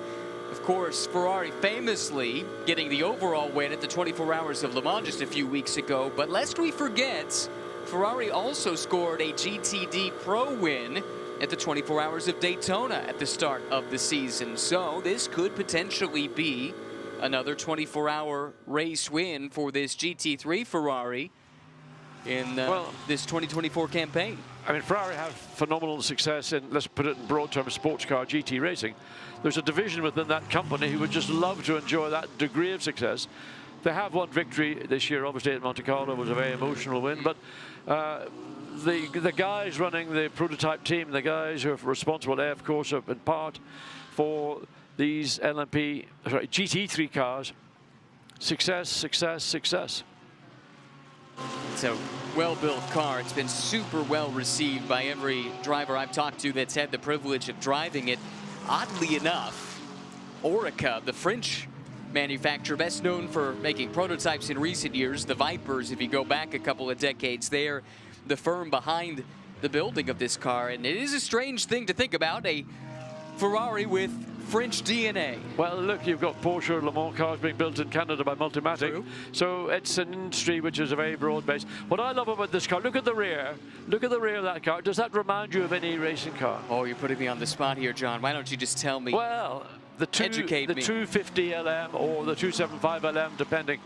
That was the car that in 1960, I think it was 65, up until last year and now again this year, the last Ferrari to win. It was one of those iconic cars that followed on from the wonderful and, I mean, just priceless Ferrari, the 250 GTO. And Mr. Ferrari then produced the 250 LM. But, of course, there was an issue within the organization, the structure of motorsport, that I think that there was an issue about the number of cars built, homologation, whatever. But it was the first rear-engined GT race car, and they won in 1965 at Le Mans with Maston Gregory, the Kansas, what was his nickname? Kansas City Flash. Kansas City Flash.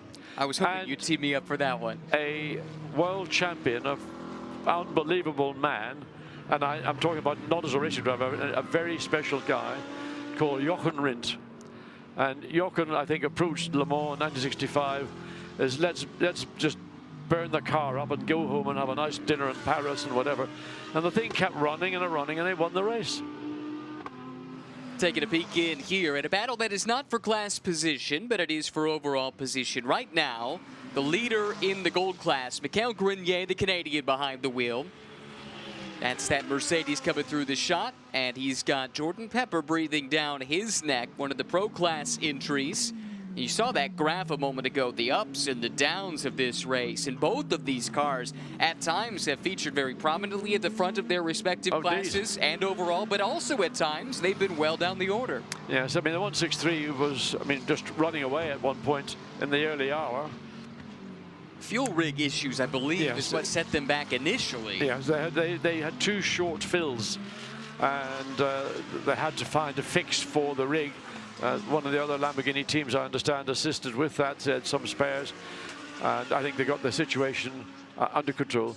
So just looking down, there's been one change. Julian Andlauer is up to 10th in the 96 Porsche, and he's just taken a position away from Joseph Hoega in the 77 Mercedes. But what I'm looking at principally is the gap now between first and second. It's now up to 10 seconds. And the gap between first and third up to 27 seconds. So Max Hasse in the 998 BMW, just under 18 seconds behind in the second place Aston Martin. What I was saying is, I get the feel that everything looks set outside of this unexpected, safety car intervention, an incident on track, and that then draw the field all back together. And of course, it might then tempt teams to anticipate a pit stop to see if there's an advantage to be gained. Speaking of pit stops, we are closing in on perhaps seeing our race leader in the next 10-15 minutes. We're just getting some of the pit stops, the amount of time the teams have spent in the pits. So, I mean, Aston Martin, number 11, over an hour. Others just under the hour. BMW, number 46, over an hour.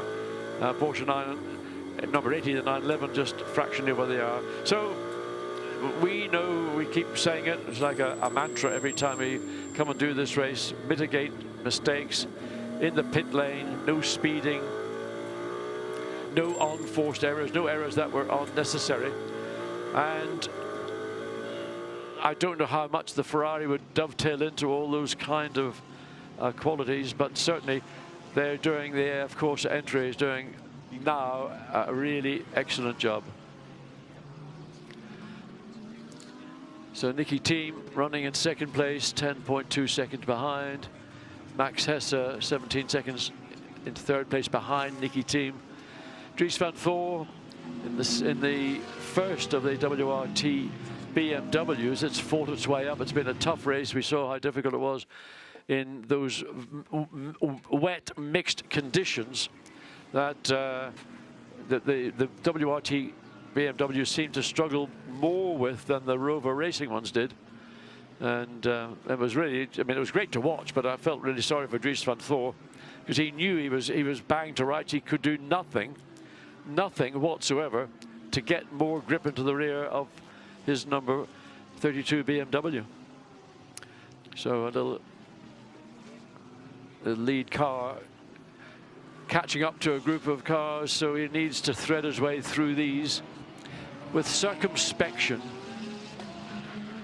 And some will be cooperative, some might not even know he's there. So Rivera, and again you can see just how much rubber there is around the edge of the racetrack, not a huge amount of gravel as well. But look at the inside, it's almost like a sand pit. So Rivera's got 3 cars, 1 Porsche and 2 Mercedes directly ahead of him.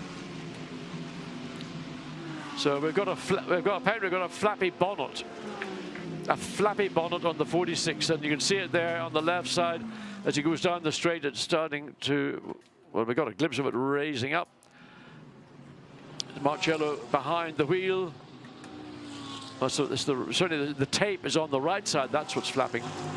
So it's hard. I think the leading edge of the bonnet, you can see air is getting under it, and it's lifting it up, and it's enough wind pressure to force the break of adhesion of the gaffer tape that's trying to keep it in position. So that'll be another area for the team to focus upon. Hopefully it won't get worse.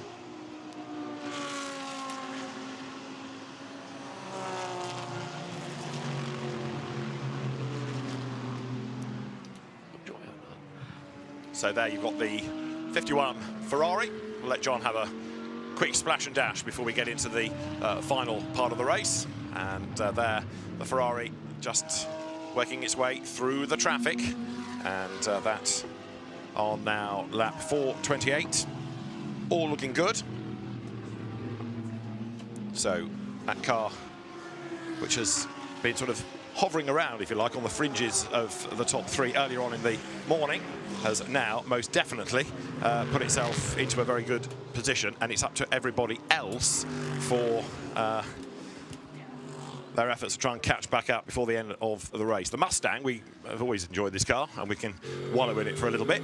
The Ford 19th, Fred Verviche at the wheel. We haven't really focused too much on Fred Verviche, so it's good to have him, as ever, on the grid. The very rapid Belgian driver, and Ryan Marine gets very used, of course, to this kind of a noise, but for us Europeans, having some of your American muscle and the V8 on the grid, it was a big highlight, Ryan. They're few and far between in the States so far, too, but really? We've had some interesting news out of Ford. Mark Rushbrook, who heads up the Ford Performance side of things, he's here this weekend, and he indicated in some media interviews that they are really targeting having a lot of customer teams trying to get this car in as many championships globally as possible, and that includes a presence in North America, of course, but also here in Europe, Australia, and Asia. And by all accounts, the interest is quite high. And why wouldn't it be? It's a beautiful car, and it sounds fantastic. Absolutely. I mean, listening to those en masse, and you at Le Mans and put Cadillacs with them, it was just the most amazing noise. Now,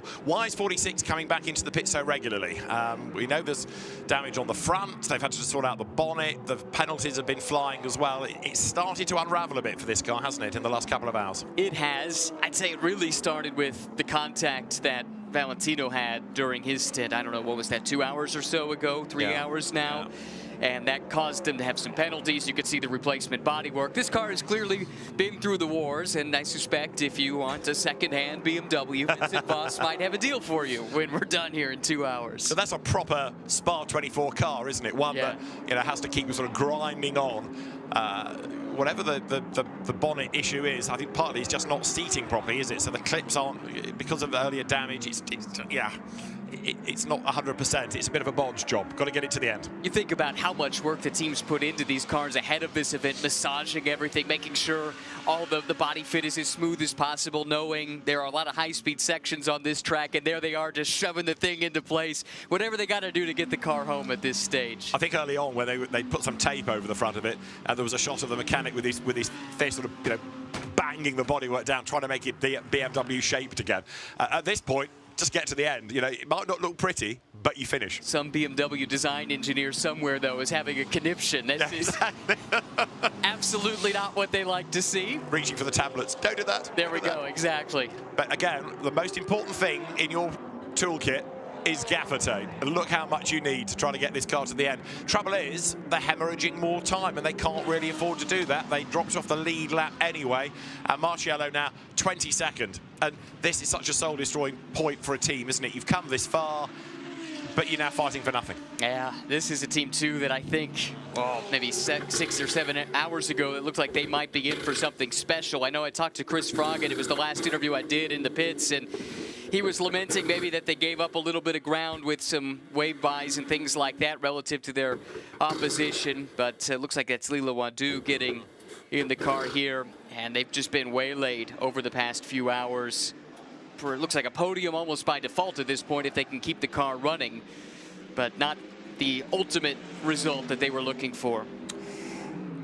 No, you're right. It's a team that has had a lot of success, largely with Ferraris over the years, but time lost early on. We've also lost, seemingly, the 100 McLaren. It's lost a huge amount of time with a turbo boost problem. I think it's gone back out again, albeit very, very badly delayed. Where is Lilo Wadu at the moment after that pit stop? I'm hunting for 93.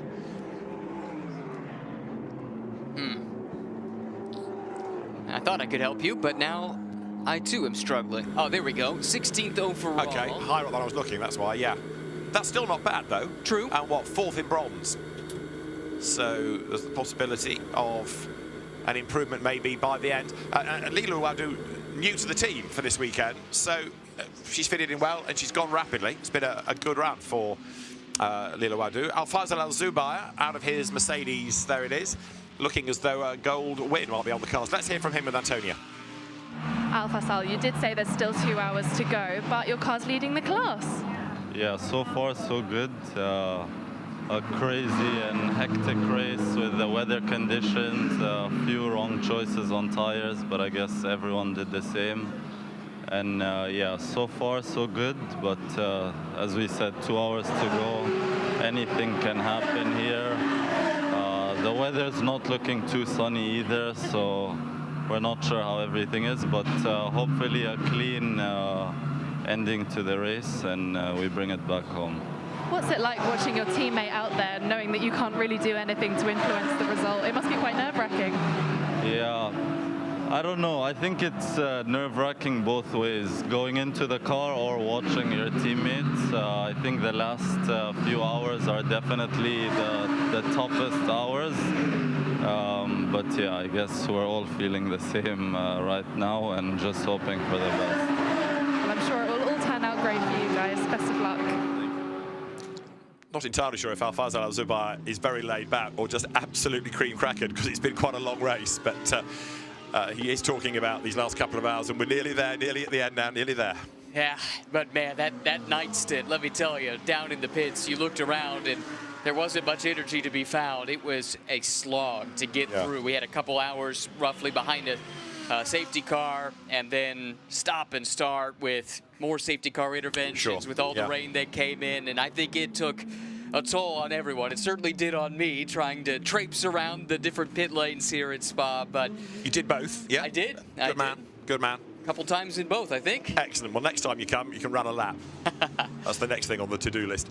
Darren Long, British GT champion in the BMW, comes towards us. Mikael Grenier here, the 6th placed overall, but gold leading Mercedes. They find wood to touch. They've had a really good run, haven't they? Yeah, that is the teammate to Al-Fazal Al-Zubair, who we just heard from. Yes, they have. I talked to Philip Ellis towards the end of my stint in the pit lane, and he said, quite frankly, we haven't got the handling of this car dialed in as well as we expected to. They were making some setup adjustments on the car as recently as 5 or 6 hours ago, trying to chase that, especially as the track continues to evolve.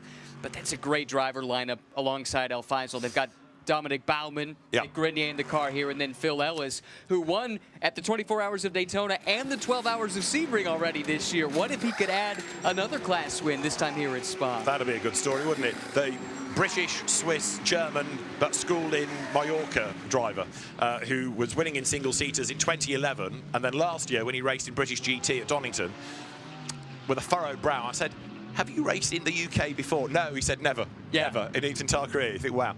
The amazing thing I learned, because he's racing in Fanatec GT World Challenge America this year, and he was telling us the way he got into motorsport. We'll pick up this story in a second. Let's listen to team radio for the 2nd place car. Copy. We see the cars ahead. Our only chance with the Ferrari is to go longer than him and hope for some intervention.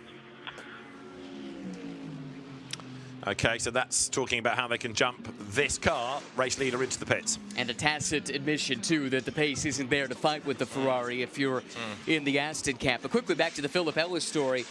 He doesn't come from a racing family. He wanted to get into it, so he Googled how to be a racing driver, racing teams, and just sent hundreds of emails to whomever, and ended up getting a chance to test a go-kart, did really well, and one thing leads to another, and here he is, 24 Hours of Daytona, 12 Hours of Sebring, and 2 hours away from a 24 Hours of Spa class winner in the same year. It's not a bad story, is it? Not a bad story at all.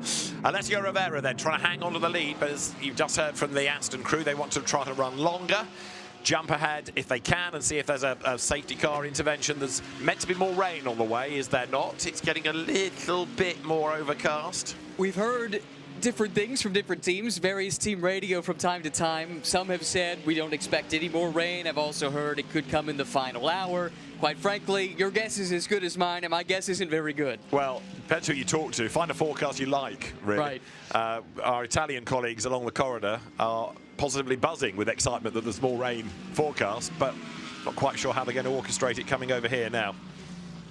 Right, down the pit road comes Alessandro Pierguidi. He is aboard Ferrari 51. And as that car ventures out, we tick off another lap, and it is 431 done by the Ferrari. I wonder whether a cool story could be, seeing that he's exceeded 296 laps, we could get, I don't know, 458 as the winning number of laps, or is that going to be too few? Can't get to 488, can we, for a Ferrari type number win? No, I suspect not. We're at 432 right now for the leading Aston. Nicky Tim going long on that strategy, as we heard from Alessandro Pierguidi. Interesting that they do put him in to finish this. He was the overall winner the last time I was here. Right. Late race heroics, fighting with Dries Van Thor, made that daring pass in drying conditions in Blanchimont. One of the most amazing battles at the end of a 24-hour race that I've been a part of. Absolutely. Well, maybe you're his lucky talisman. There's the car that's doing the chasing then. So Nicky Tim now leads on that last pit stop, and Max Hesse in second place in the BMW. Quicker last time. Just talking to Dan Harper outside, and he was saying, I don't think I'm getting back in. Max will probably go to the end. But even so, still with an hour and 48 minutes, that would have been a monster stint by Max Hesse. You think they might just break it up for one stint and then put somebody in at the end. You want them fresh in case there's a late race safety car. You need somebody fresh and on their toes just in case. Now maybe Augusto Farfus, the third driver, is keeping his powder dry. Maybe, yeah. He's the veteran in that lineup. A couple of youngsters that have come up through the BMW Young Driver Academy, and Max and Dan, but Augusto, the old soul of the bunch, I suppose, at what, 40 years of age? 40, old soul, thanks very much, yeah. But no, he seems to have been around forever. Ben Constanduros and I were talking about this earlier, and Ben double-checked, but yeah, 40. But Augusto has been around the BMW camp for a long, long time. Had a couple of years with Alfa Romeo when he came into touring car racing initially, but then he's been a BMW stalwart. We've just seen the Aston Martin crew getting ready for the next pit stop, and Nicky Tim here coming to the end of his stint, doing personal best in the first sector. So he's trying to squeeze everything possible out of this stint and see whether that puts them ahead or even closer to the Ferrari after this next stop, because really they're running out of time, an hour and 46 minutes. And I think, again, we heard it in that radio transmission, the key to this strategy is for something to happen, to intervene as they run long here, because it's been the undercut strategy, not the overcut, that's been beneficial in the last few hours. That's how the Ferrari got to the lead a few hours ago, pitting short and putting Pierguidi in the car. He was right on the pace right away and was able to jump up to the lead, and he's held it more or less ever since outside of the pit stop shuffles. Another lap done then for Nicky Tim, and 22 hours 13 minutes now ticked off as 007 heads down the hill. 998 Max Hesse doing the chasing, but that gap seems to be widening, 18 seconds. It doesn't sound a lot, but on a 7-kilometre lap, when the cars are so evenly matched, it's so hard to pull that back. Third, Dries Van Thor in BMW 32. And a quick word also here about number 4. This is the Pro-Am leading Mercedes, and CrowdStrike's George Kurtz is with Antonia. George, the car is looking like it's in a very, very good position. Did the nerves subside? The nerves never subside. You know, until the race is over, anything can happen. And I've been close in many long races and seen him slip away. But Colin's doing a great job out there. We're just trying to nurse the car and keep it out of trouble and make sure that it gets to the finish line. What's one thing that you really, really don't want to happen right now? Well, I think we've got a good flow. If it stays full, you know, if it stays green, I think that's the main thing for us. Just make laps. The cars are all spaced out compared to earlier in the race, so we're just doing our thing, making laps and keeping the car safe and sound, minding our track limits, which is really important. And hopefully we get to the end and have no issues. So you won in 22, the class, I believe. Yeah. It's looking good for another one. What is it like to win at Spa? It must be incredible. Again, in terms of bucket list races to win, it's absolutely one of the top races. I've been fortunate to win in 22, and again, we'll see what happens this year. I never get too excited until the end, but we're going to do what we can. And the Riley guys and CrowdStrike gave us a great car, and we are, just delighted to be in the position we are in. And we're fighting pretty hard with the 100 for most of the race. I guess they've had an issue, so we'll give it our best shot. Well, it's looking good, but let's stay chill about it for now. Best of luck. It is cool to see, because you heard George reference the Riley guys. This is Riley Motorsports that's here, the team that he runs with in Fanatec GT World Challenge America, the leader pitting right here.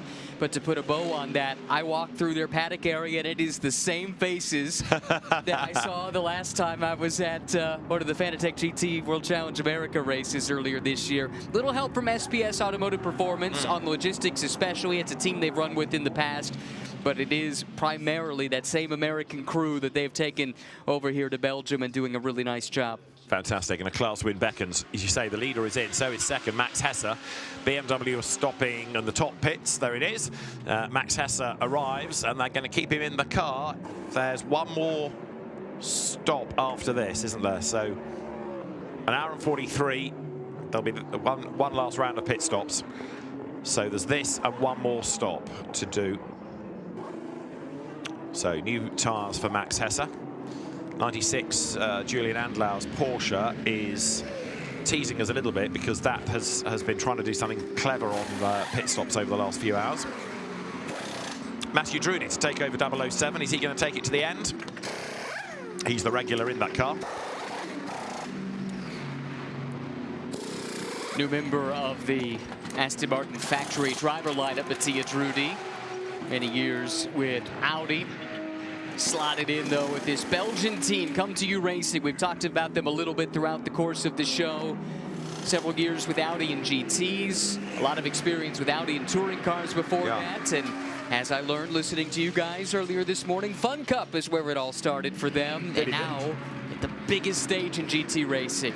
And on their stage as well, the Belgian team, so we're better to come out with a good result. And of course, Aston Martin is a brand that has not really been able to claim vast success at Spa over the years, mainly because it was a touring car race for so long and they didn't make touring cars. Yeah, you think about all the success that BMW has had, 25 wins. One of the reasons they were, as a brand, inducted into the brand new CrowdStrike 24 Hours of Spa Hall of Fame that was created this year. But big part of that is their models of road car fit nicely into what was happening here for many, many years. And then the transition to GTs didn't phase them out like it did to a lot of the touring car brands. Yeah, 1948 you have to go back to for the last Aston Martin win. So it's been a long time coming, that's for sure. There, rejoining Max Hesse, and 96 Porsche moves ahead. That is Julian Andlau. And behind, you've got the delayed number 23 Porsche. That was being driven last time with great pace by Jackson Evans, but they've cycled it through on the last couple of pit stops. Max Hesse then getting himself back up to speed, falling back in the queue. Now this Porsche that is now in 5th place, number 96, it fell off the lead lap last night. They've worked really hard to get it back into the equation, and it's out of sequence on the pit stop, so we need to have a look at when that next comes in. That's what I'm doing right now. It looks like they're 35 minutes into this stint, if I'm reading this correctly. Yes, 35.5 minutes. The maximum you can do, I believe, is 63 minutes, barring a full course yellow. 62. Okay, my notes said 62. Okay. Nevertheless, how much does that give them then? 27 minutes of wiggle room. That's not enough. I think they would almost need to have that full course yellow to extend one of the stints, I think. Yes, or they do an extra stint, but short, three short stints would be the other way, I think, of doing it. Yes, but they are trying something different. It might not be enough to win, but it might be enough to recover, as you said, from having lost the lead lap not so long ago. Down inside the final 2 hours. And we see Dries Van Thor in the pits, WRT, doing their usual brisk pit work. I mean, WRT, you make the point, absolutely excel on pit stops. And so if there's any time to be gained in the next 2 hours, it'll be WRT doing it with a really quick turnaround. Their guys always seem to be winning pit stop competitions. And they're so clever on the strategy, too, which is why it was a big surprise at the 12-hour mark. They thought they had played their strategy just right to score the points towards the Endurance Cup. Race control and their interpretation of the rules disagreed. I'm not sure if that's been fully adjudicated just yet, but it was an interesting time to be in the pits, checking in with the different teams that were both adamant that they should be getting maximum points. Apparently, but when the WRT car crossed the line, it was 11 hours 50-something. They were just slightly short. And so the next time the race leader came across the line was 12 hours 5 minutes, because it was a full course yellow period, so it was a much slower lap. It wasn't that a lap had been missed, it was just that it was a very slow lap. But the BMW came in just fractionally before, they got it ever so slightly wrong, and then it was that long lap to put the new lead car, the Attempto Audi, ahead as it came across the line. You know, there's all this data, all these transponders and loops from the timekeeping service, Swiss Timing, and they got it right. Well, file that away when it comes time to crowning a champion of the Endurance Cup at Jeddah at the end of this year. That could, we don't know, but it could make all the difference. Absolutely right, absolutely. At the 6-hour mark, it was the number 7 Aston Martin that was ahead. So if they can back that up with points out of a win or even a podium, it'll be quite something. So number 32, Dries van Thor, stayed behind the wheel of that car, did he not? And he's edging away from the McLaren behind. Also, we've got the Aston in. Nicky Tim took it as far as he could. They didn't get the intervention that they were looking for, and it looks like it will be Ross Gunn to do the driving to the finish in all likelihood. Yeah, he'll take 34, won't he? So Ross Gunn in the David Pittard, Enrique Chavez car. Apologies, different car, you're right. Yeah, that's the Valkenhorst entry. Ross Gunn loaded into the barrel, so to speak, of that Aston. That said, I suspect they were trying the same thing, running as long as they could in hopes of a little bit of help from above. Well, they've been leading early on, and they led because they were, if you like, half a stint out. So, you know, they would take the lead, they'd have half an hour glory, and then they'd have to pit. And that's part of it, isn't it? And trying to work out whether your last pit stop is going to put you ahead or behind. Jordan Pepper then will inherit the lead, the South African driver, former champion of GT World Challenge America a couple of years ago for K-Pax Racing, now a fully fledged Lamborghini factory driver, and another one of those just on a different sequence. That car looked like it was poised for something special early. They had the issue with the fuel rig, and although they've been close a few times, they've never fully recovered from that. And apart from the Treble 7 Mercedes, you've got to say, for Mercedes AMG, it has not been a good race. They've had all the bad luck going, whether it's been punctures, whether it's been damage, whether it's been mechanical woes. It all seems to have gone in the direction of Mercedes AMG. And we had Danny Juncadella up here earlier on and saying, you know, some years everything just is a dream, it ticks, and there are some years where you can't get a break. Isn't it funny that's how it works? And sometimes it goes across an entire year where everything just goes your way. Nicky Katzberg had one of those amazing years last year, championships in multiple series, big wins in multiple endurance races. And you just have to enjoy it while you got it, because those years are few and far between. In fact, some never get them. It's true enough. And WRT, I mean, you talk about how hard it is to win this race. WRT, you kind of think must have won a year or two ago, because it's such an omnipresent team within this story, within GT3 racing. It's 10 years since the last WRT win. It's 2014. It's a long time ago. They've been painfully close. I referenced that 2021 finish. It looked like that could have been their day. They had some pretty clever strategy, as I recall. They got them in position. Wasn't it you that managed to get Vincent Voss to do a rain dance or something? Because they put it on wets in the dry, and everybody looked sideways, and then within seconds, down came the rain. I think you're spot on. and the fact that that's such a Belgian team that loves this event, everybody involved in that team, they love this race and everything that it stands for. That makes it all the more painful for them that they've had so many near misses. Exactly. Well, there is a car that is looking very, very good for its class victory, because number 4 with Colin Brown at the wheel presses on. as into the pits comes 163. Ryan was just talking about Jordan Pepper. Well, Jordan has bailed out of the Lamborghini, and we have got now just over an hour and a half, an hour and 35 minutes of the race to go. Ryan is going to get himself suited and booted to head to the pit lane and then to the podiums, of which there are many, and be able to talk to our winners, our class winners, our placed drivers at the very end, and John Watson, David Addison with you for the last hour and a half of the centenary, the 76th running of the CrowdStrike 24 hours. The penultimate round of pit stops cycle through. We reckon we've got one more before the very end. And there is the returning to the track Lamborghini. Marco Mappelli has taken over from Jordan Pepper. Still have to feel a bit for Lamborghini. They come so close year after year. The speed is there. This car has had the reliability. It's there. It doesn't really look like it's been in the wars particularly, but lost time early on with those fuel rig dramas, and it's never quite been able to really fight back. And right now, that car tumbles down the field because it is rejoining after a pit stop. This is the real race leader, Alessandro Pierguidi. And a little while ago, John, you and I were looking at this Ferrari when it ran third and thinking maybe they'd extracted all they could from it. And then with a clever bit of pit work, we find it in the lead, and everybody else is trying to play catch up against the Ferrari. All I can assume is what Ferrari and AF Corse are doing is just what I would describe as running metronomically. Yeah. No mistakes, keeping a pace. They're not necessarily significantly quicker than the Aston Martin or the BMW, but they've been able to use their strengths sufficiently to trump that of the Aston and of the BMW.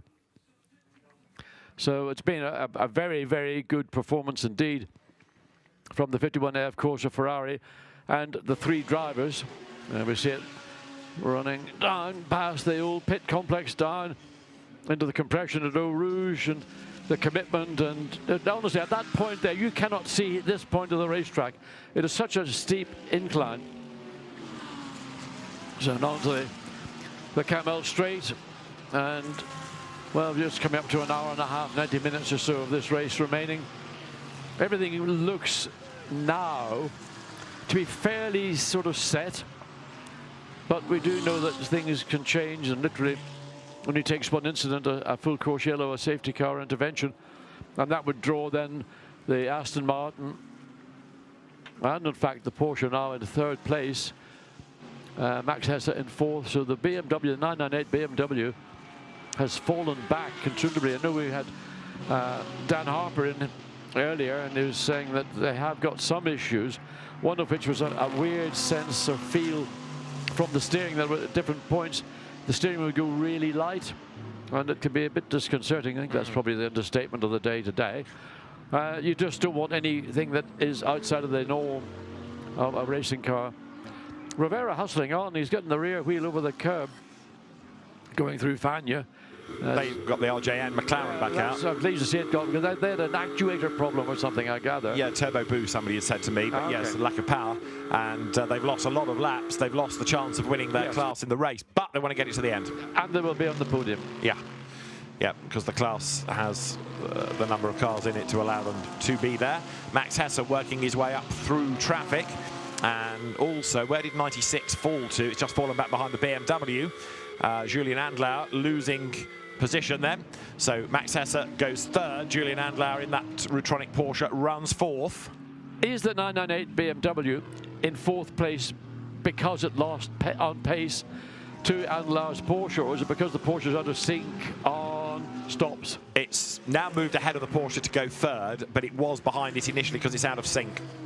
The Porsche team are trying clever things, but it's largely out of sync, and that's where they're being clever. But on pace now, Hesse has gone back ahead anyway. Julian Andlauer owes us a pit stop because he's done 45 minutes in this stint, so he's going to have to come in soon, and we'll drop a little bit further back. Okay. All right. But everybody else needs to make one pit stop. I think that Porsche is going to be too far back ultimately, but there's always the chance of late race drama. We've had it before, and there's a yellow flag being waved there by a marshal, for example. Maybe he's drying it out. Possibly. I don't know. There's nothing obvious on the track. Unless that's just into the source. He was standing actually behind the a wall that would be the barrier between the entry into the chicane and then looking up to the start-finish straight. So I might have been right, actually. Maybe it was a wet flag, you never know. Or it's a general warning. Pit entry is blocked. That's why. It is a yellow flag situation. So who's blocking pit entry? Can't tell you. I'm just trying to see. It's a Lamborghini, and it's number 19 that's having to be dragged out of the way because it's expired at pit in. Number 19, then another of those Grasser cars being pulled out of the way. It was down in 35th place, that car, and now pulled down the pit road out of harm's way with Hightown Quarajuli at the wheel of it. There. 72 Barwell and Michelotto. Leading bronze now. And Lorenzo Patrese likewise pops out of the pits. So that was a car I thought was doing a great job, certainly in the qualifying and shootout. Hasn't had the success that they had hoped for, but listen, everybody in the field could probably say that. Yeah, started off okay, didn't it, for the Patrese Audi? There it comes down towards us. So 72, leading bronze. That's another car that's just got on with the job over the course of this race. And in 6th place, if it can finish there, Mark Lemmer would be delighted, would he not? Not just a class win, but that as an overall finish. Absolutely. That is not Marco Mappelli. That's a different car. That's the Barwell entry that you're looking at of Mattia Michelotto. Turns out a Pouan. I thought for a moment I was seeing bits of drizzle in the air, but I might be, old tired eyes might be tricking me. I mean, it's just looking at our neighbour's booth. No, there's nothing on the windscreen. Nothing on the window. Yeah. We can see. I mean, there is cloud hovering over the circuits quite high. So I certainly the weather prediction was there'd be no rain before the checkered flag.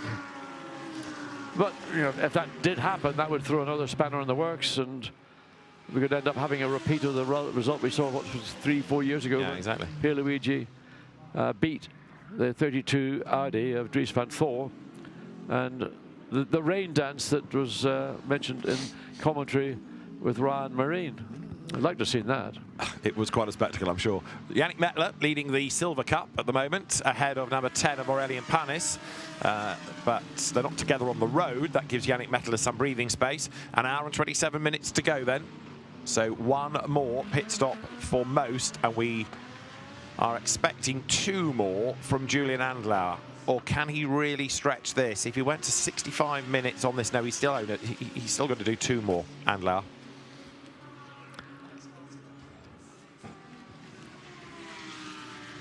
Mettler up the hill. I wonder how the new paving has survived 24 hours of GT3 cars hammering around it. It's certainly been given a good old test. Has, hasn't it? But we've not had people talking about break-up. They've talked about how much faster it is and different lines, but no real complaints about it. Well, sometimes, I mean, maybe not so much with GT3 car, but with high downforce single-seaters, because of the braking efficiency, they actually can create a sort of ripple effect where they're actually moving the tarmac. Not maybe in these conditions, it's not as warm as it was certainly on Thursday or Friday, but it has been known to happen where the tarmac is in relative terms quite soft, and it sort of gets shuffled into little ripples. Now, Enrique Chavez wasn't sure whether he was going to be going back into 34. He has done so. That was him going through shot. And there is second in silver. That's Aurelien Panis. That car is now 24th and only 6 seconds behind Yannick Mettler.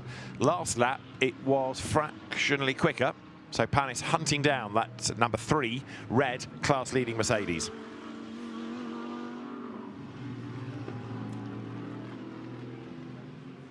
In Aurelien Panis, you know, you look at the car, the body language, he's certainly hustling along, but running in 24th, and there comes a point where you're racing for your class victory, which is what this car is involved in, so it's running second, as you pointed out, but considerable distance behind Mettler.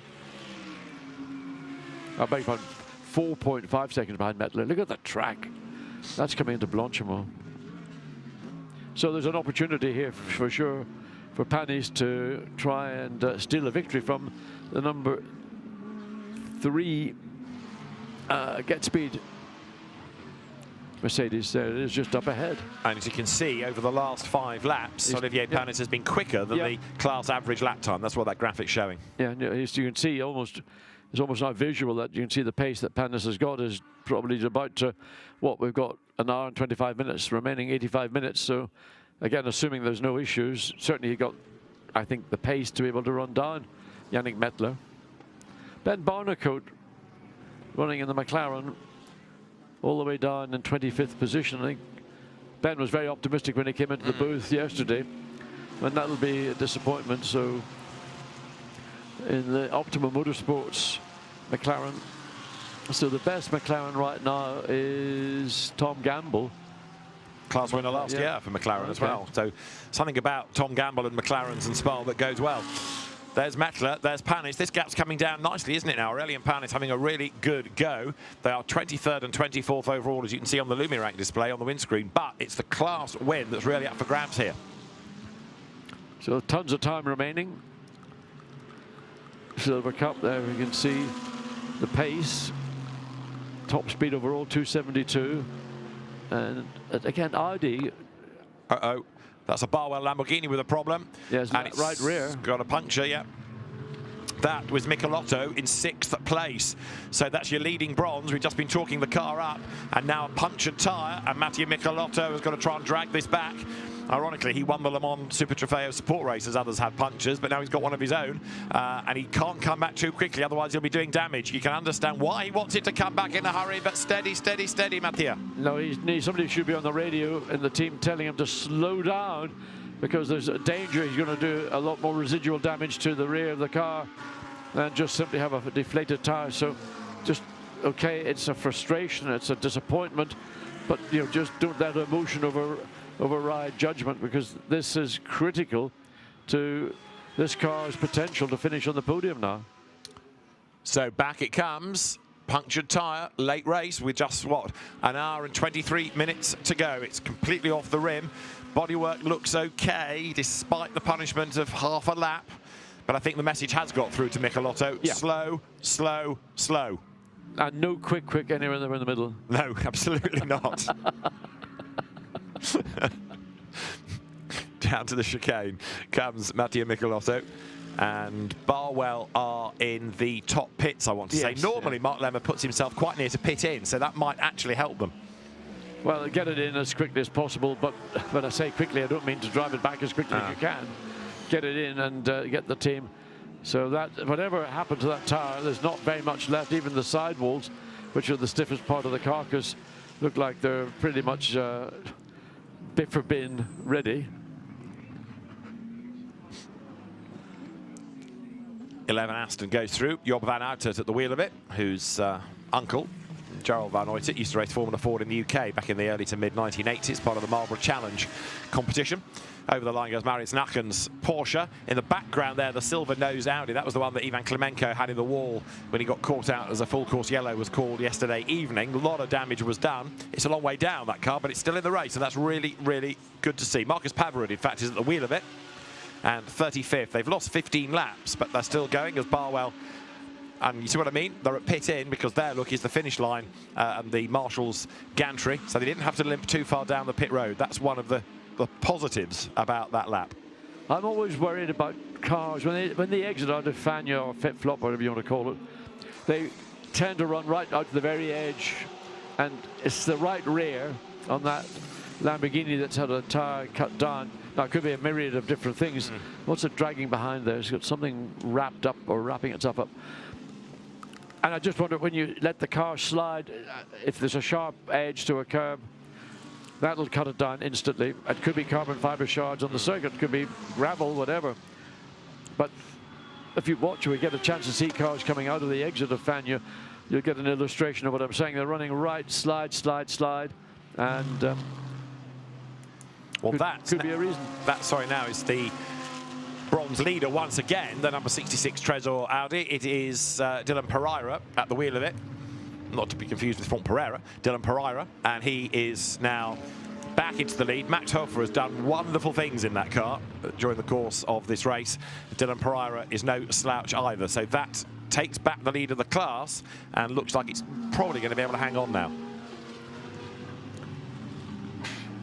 So he's lots of pace to Matt Campbell, but different class, so still comfortably, well, comfortably you say that, but Thomas Masaka is 15th in his Ferrari, and Lilian Badu is in 16th place, but unlikely to offer a challenge or a threat to the 66 RD taking the bronze place category.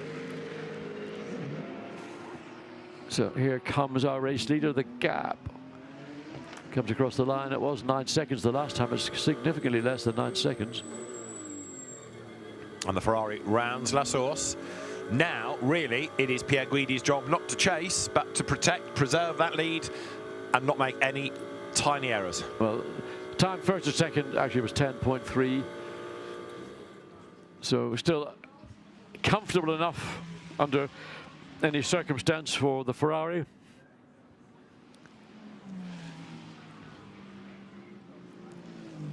And again, a relatively empty racetrack for Rivera.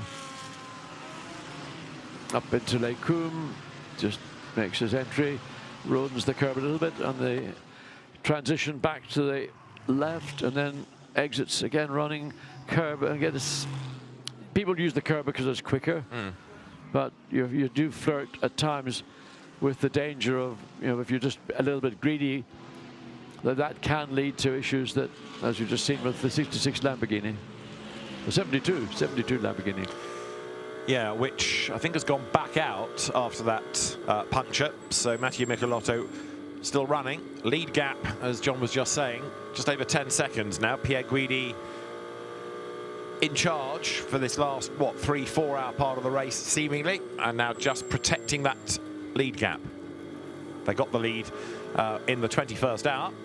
But 1 hour and 18 minutes to go, that's going to need a sort of, you might say, a splash and dash.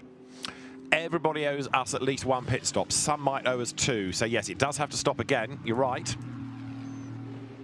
And we'll see whether any of the teams have got one of their short pit stops, just a handful of seconds left, or whether they're all going to have to use that regulation of the minimum 44 seconds. So would it be more efficient to make a splash and dash early than do it when you would naturally need to do it? Is there any strategic gain in doing that? But I mean, you're going to carry more fuel. In a sense, maybe yes, do a short pit stop, because if you get a safety car at the very end or towards the end, calculations go out of the window, don't they? So maybe it is better to do it sooner. But this car has one stop to do only now. So if it is a full stint, it will need a full tank of fuel. Yes, indeed. Rivera making this look relatively calm, despite the fact that it's been such a spiky race. You've had a few calm bits and then caution after caution after caution. Then it's been calm again. Lead gap going up 11 seconds. Yeah? Oh, yes, yes. Yeah. So Mathieu Drudy not being able to match that pace. And in fairness, Aston Martin, we did hear some radio traffic saying we're going to try and undercut. That's probably our best chance. That Ferrari, a bit like Le Mans, they played down their chances beforehand, but rising to the occasion. And that car's barely missed a beat, has it? No, it's run absolutely metronomically. And I mean, I think whatever any of the, BMW or Ferrari might attempt to do to give them the chance to get back on terms with the Ferrari, I think right now with Pierre Guidi back behind the wheel, we've seen what Rivera can do. Davide Rigo, we haven't seen a huge amount of Davide Rigo. Yeah, I think he did the bulk of his driving this last night into this morning. Okay. And really since, 9, 10 o'clock, I think he's been pretty much out of the car. This is the Rutronic Porsche in 4. Now, let's see. It's a full stop. It's got 1 hour and 16. I don't think they can go to, they can't without drive through the pits. They would have to at least, even if not take on fuel, they would have to at least drive through and reset the clock. Yeah, yeah. But they wouldn't have enough fuel on anyway, surely. Unless there's a lengthy safety car. But there's no guarantee of that, so I'm still convinced that's got to come back in. I would agree. It will have to, even if it's only to reset the clock, but surely some more fuel's got to be taken on. Right, it drops down. blast away, but I don't think we've seen the last of Julian Andlauer in the pit lane. So McLaren came in behind him. No, that was Tom Gamble. No, he's in the different car. Rob Bell is currently still in 21st, and just think all the bronze entries. So the Pro-Am is sort of done deal for the Mercedes and Colin Bruin et al. So 22 3/4 hours of the race are now done. Ferrari leads Aston and then BMW. Max Hesse behind the wheel of that car. Dan Harper, when I asked him, is he getting back in, said, no, I'm too slow, and grinned. He might yet get back into that car, because one thing that Dan Harper is not is slow. Andlauer down the pit road look in the Porsche. Ready to rejoin. Accelerates away now, so the car drops down. It will gain when the cars ahead make their next pit stop. What it really needs to do is try to then protect those places, and that's why if they could get to the end, an hour and 14 minutes on a tank of fuel. The pit stops come not because they're short of fuel. They'll have to do a reset, not because they're short of fuel, but because the stint time forces you into the pit lane. So we're not saying that the car has to pit because it's on the vapours. So even if it just drives down the pit lane, they might have enough fuel on board. Okay, well that's a roll of the dice. That's a roll of the dice. So on board with the 96, and up behind Mad Panda. Didn't see very much of Mad Panda much through the daylight hours. We did see a bit of it in strife in a gravel bed at one point, and it's just never been in the right place at the right time for a camera to capture it. The Porsche into Pouhon, accelerating hard from mid-corner, and then the short run down to Fagnes. And this is the exit here of Fagnes. This is the left hand. If we get to see the car exiting, just see how far wide the Porsche runs on the exit. There it goes. Well, both that and the Mad Panda running out to the very limit. But this is the time that you're going to have to push, aren't you? Now, some people protecting places, yes, but if you are after an improvement, you've just got to press on absolutely flat out. It is in 5th in class at the moment in silver, the Alain Valente driven Mad Panda Motorsport Mercedes. The 93 Sky Tempesta Ferrari, is it? I'm just looking at this. Is a green sector time has popped up for Lilou Wadou. Yeah. And here she is, up towards La Source. The lap time wasn't an improvement, but there was a good sector, as you say. So it's so unexpected to see green sector times pop up at this, closing stage. So let's ride on board. Let's see how she handles Eau Rouge. Well, there's a little, you might call it a confidence lift, but understandable at this stage in the race. But, soon back on the throttle. And also drinks bottle she's got there attached. Or something attached, and certainly pretty flexible. A big thump as the bodywork hits the curbing. She got turned around in the night, didn't she, when hit by another Ferrari, but the car's recovered pretty well. She's got good pace.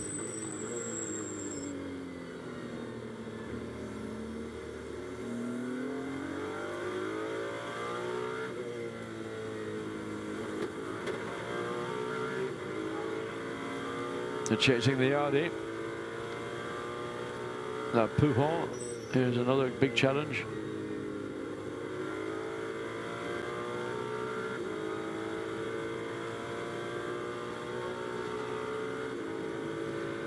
Takes 5th gear momentarily, then back down to 3rd through the right. Then there's the other view from the cockpit. You see that long tube John was talking about to the front of the crash helmet for the drink bottle? Yeah. I wonder what she's got in it. Most drivers, they use fluids, the mixture of electrolytes and various things that keep replenishing body salts.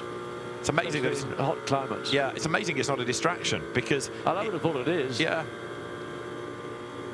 You can see how much it's moving around. I mean, admittedly, she's focused not on that, but on what's going on the track, and that does focus the attention, but it does seem to move a lot all the time. And I think there's a one-way valve in there as well to prevent any because you have to. The only way you get the fluid is to suck. Yeah. But what you don't want is a fluid under G forces just filling your mouth because of the. You command when you want.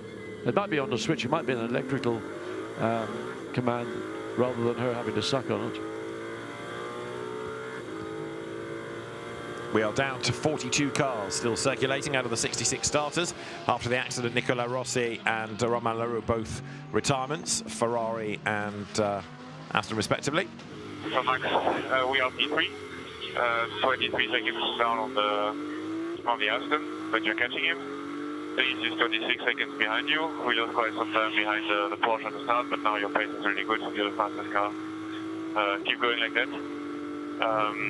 Looks like P3, but you never know what can happen. So continue to push. So Max Hesse being told he's catching, but it's only going to be P3. But you never know. No, and that's I mean, good advice from the pit lane. You know, don't sit back and think, well, I got a podium, I'm third. Things can always happen, and if you're on your toes, and you're making an effort, you're preparing yourself for the unexpected, then it's better to be up to pace to do so. Out of Bruxelles comes Max Hesse. Does look as though he's going to take it to the end. It will be a long stint for him with another hour and 8 minutes or so to go. Drops downhill. Stint times of these drivers is a bit like you and me, David, and they both, isn't it? We don't have a maximum stint time in the booth. We need to make a supplementary regulation. Well.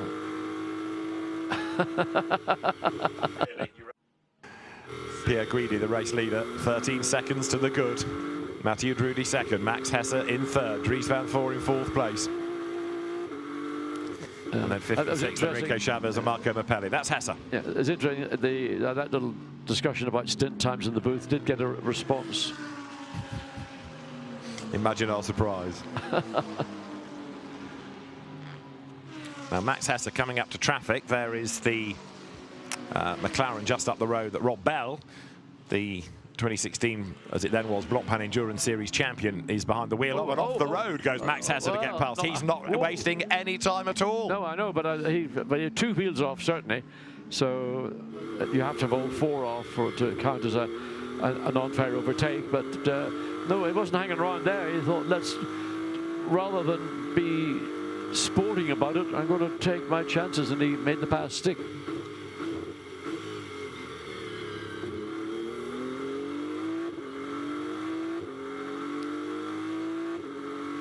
I was also asking when Dan Harper was in, are there differences between the WRT cars and your cars? And of course, obviously, careful in his answer. But essentially, he says they're much the same.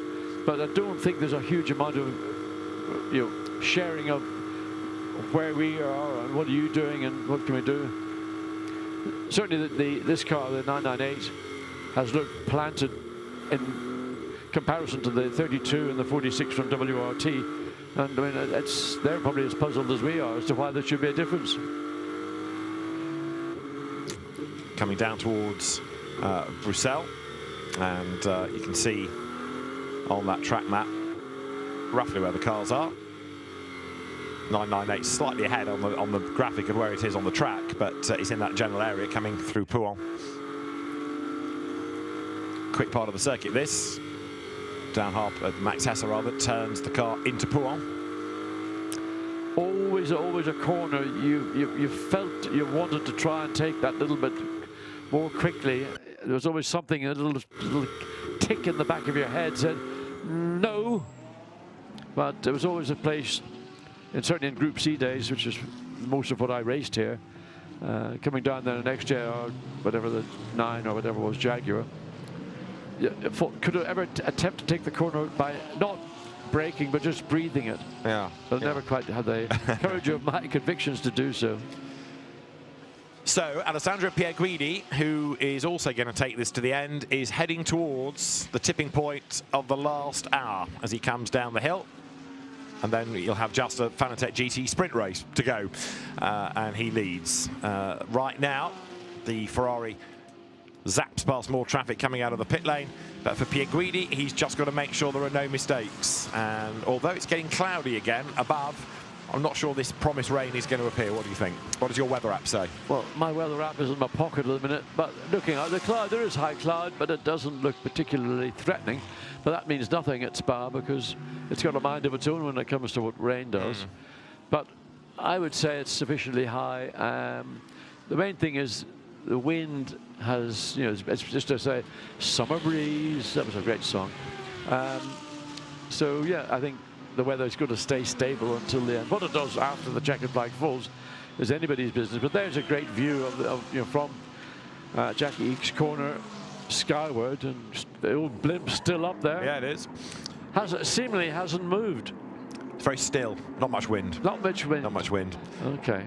Now, Max Hesse back in. This is interesting. He's only done 36 minutes. Now, was that a problem, or is this a roll of the dice to try to undercut the other two? This is what I asked. That was the question I asked. Would that be a reason to do, in other words, to reload with fuel, fresh tires? Now, he could go to the end because he's doing it 1 hour and 4 minutes to go. So Max Hesse rock and rolls his way down the pit lane.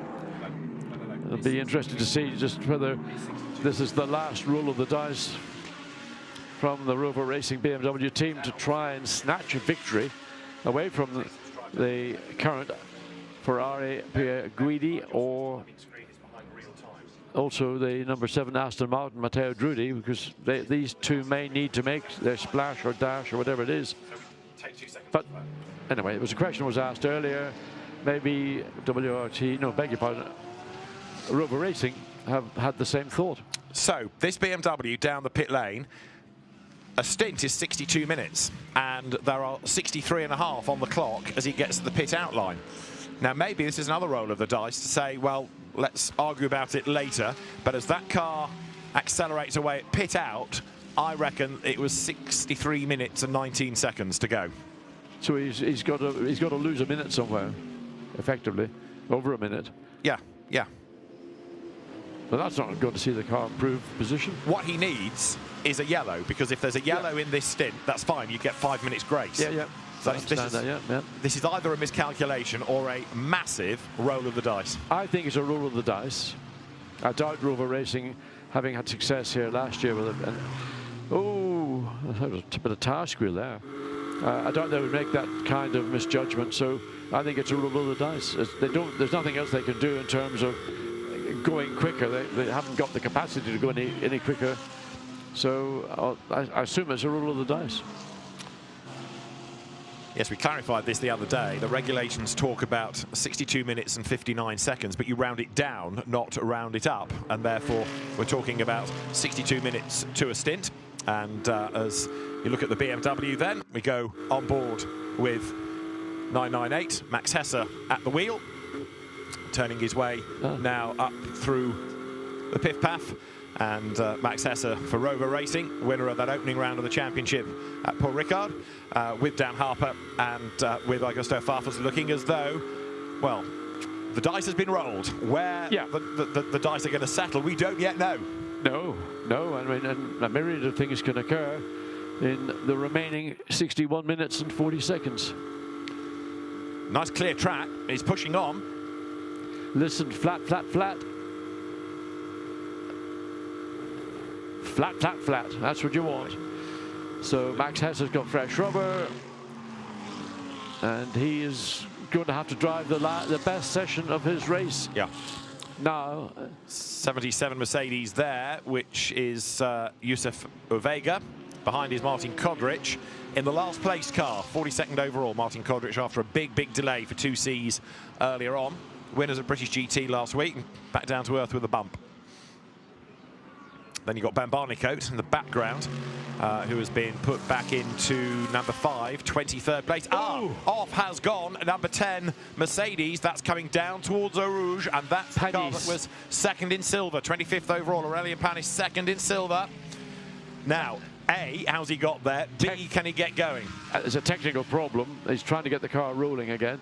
I suspect he's been coming down the mains or the pit straight, and something's gone wrong. But he hasn't come across the grass. There is marks on the grass, but I don't think those are from Panis. So the team, look at the team. They're absolutely just on the hour to go mark. The car stops. Yellow flag out. If we go full course yellow, this is going to save Max Hesse.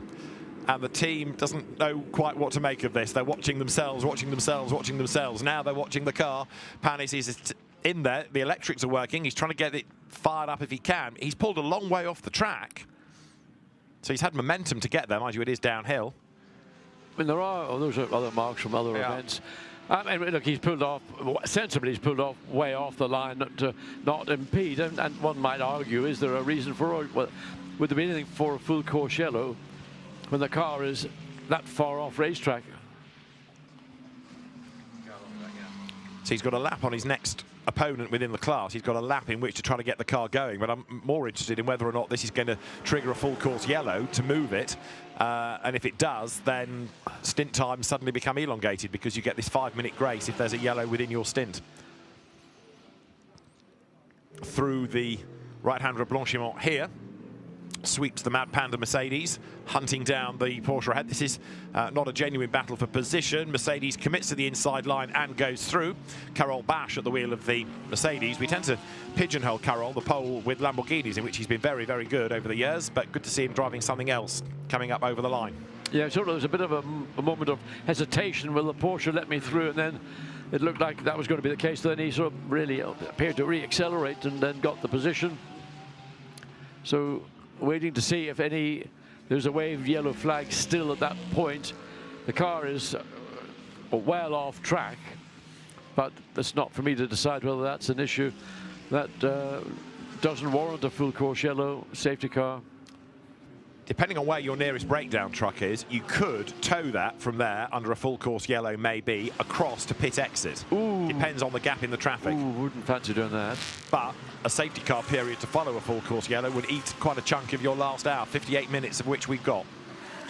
Oh dear, emotions, look at those emotions. Absolutely, people from VDS know that car is out of the race. Oh, so dear. near, so far. Yeah, the heart and soul of everybody in the team has just been pulled one way or another. It's just amazing. Oh, full course yellow, we're going. There we are. Full course yellow is coming in 20 seconds time. So the cars are going to be slowed. You just heard in the background of that Boots and VDS garage shot the race control radio bursting into life.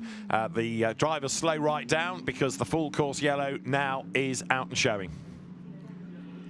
That is our 23rd is that the roll of the dice that Rover Racing have played, that cars going into the pit lane at the same time? So those that were really just coming into the chicane, they got the call. They were the ones that got the call. And then some have benefited by being able to get into the pit lane. For these 5 cars we're looking at, they were just too far before the call came. Well, I think it has been exactly what 998 needed. And now, if everybody ahead has to pit, they could get the race lead back here. I mean, I suppose there's not going to be any wave through, is there, for a start? There might be, because it's been over half an hour since... Oh, no, sorry, we're in the... Yeah, there might be. We're not in the last 30 minutes of the race, so there could be. Oh, dear me. Oh, dear me. Talk for a moment. Let me check my regulations. Let me check my regs. So anyway, Enrique Chavez in the 34 was one of those that made it into the pits. So the team still struggling with that left front jack, having to use some of the team. And now they're pushing the whole front of the car is jackless to get the rear wheels off. Yes, there can be a wave by. It doesn't happen in the last 30 minutes, but it could in the last hour. Oh.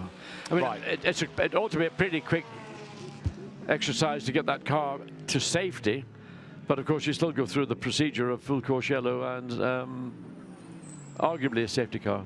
Now also under this, 998 BMW could do a drive-through to reset the stint time to get around the problem that way as well without losing very much time. They would lose time, but there would be less than that if they had to do it in normal circumstance. Because everybody else owes us a pit stop. They're going to have to come in and be stationary. Even if 998 comes in and just does a drive-through to reset the clock, they're still ahead, aren't they? Okay, net, they're ahead. Yeah.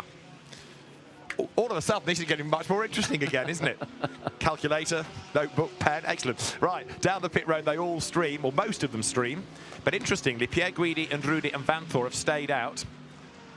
Let's listen to the radio from Michael Grenier.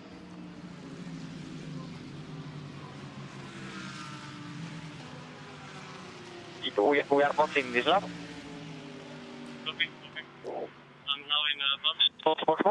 Box. Gino and Yannick, I don't want any risk to release the car, okay? I don't want any risk to release the car. Copy, well noted. I'm in pit lane now.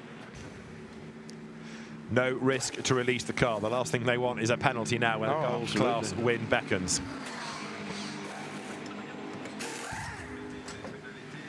Tyres off. Tyres on. Michael Grenier stays behind the wheel.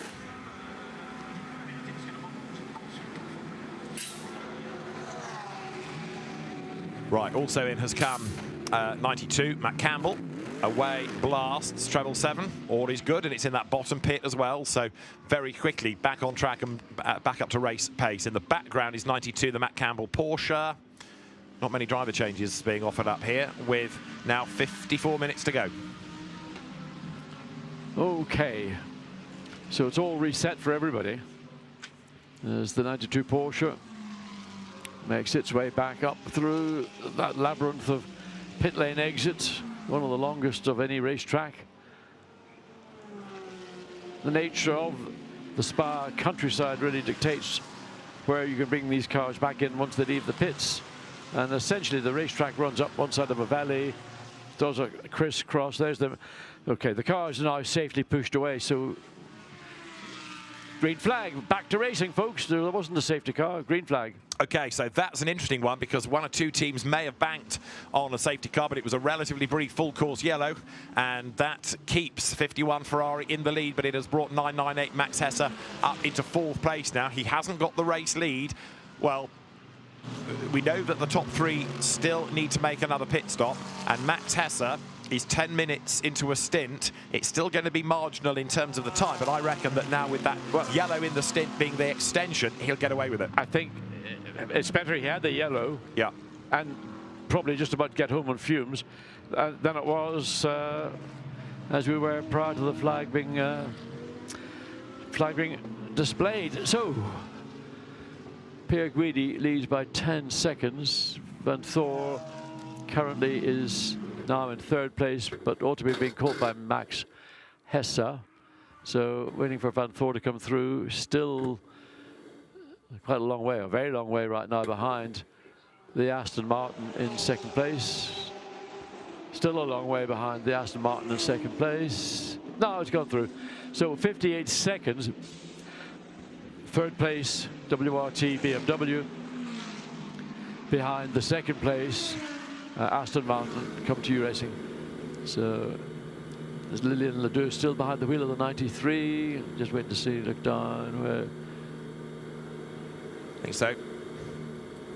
So it is, yes. So she's going to drive to the finish. Yeah, the transponder's not changed yet. That's 52 that started last after problems on the grid. And Tommaso Mosca up into 14th place. That has been an absolute story of how to recover from a bad grid position. That car's just gone round and round. Yes, it got involved with Dustin Blattner in the first few laps and put the 97 Porsche out of the race. It, however, has carried on.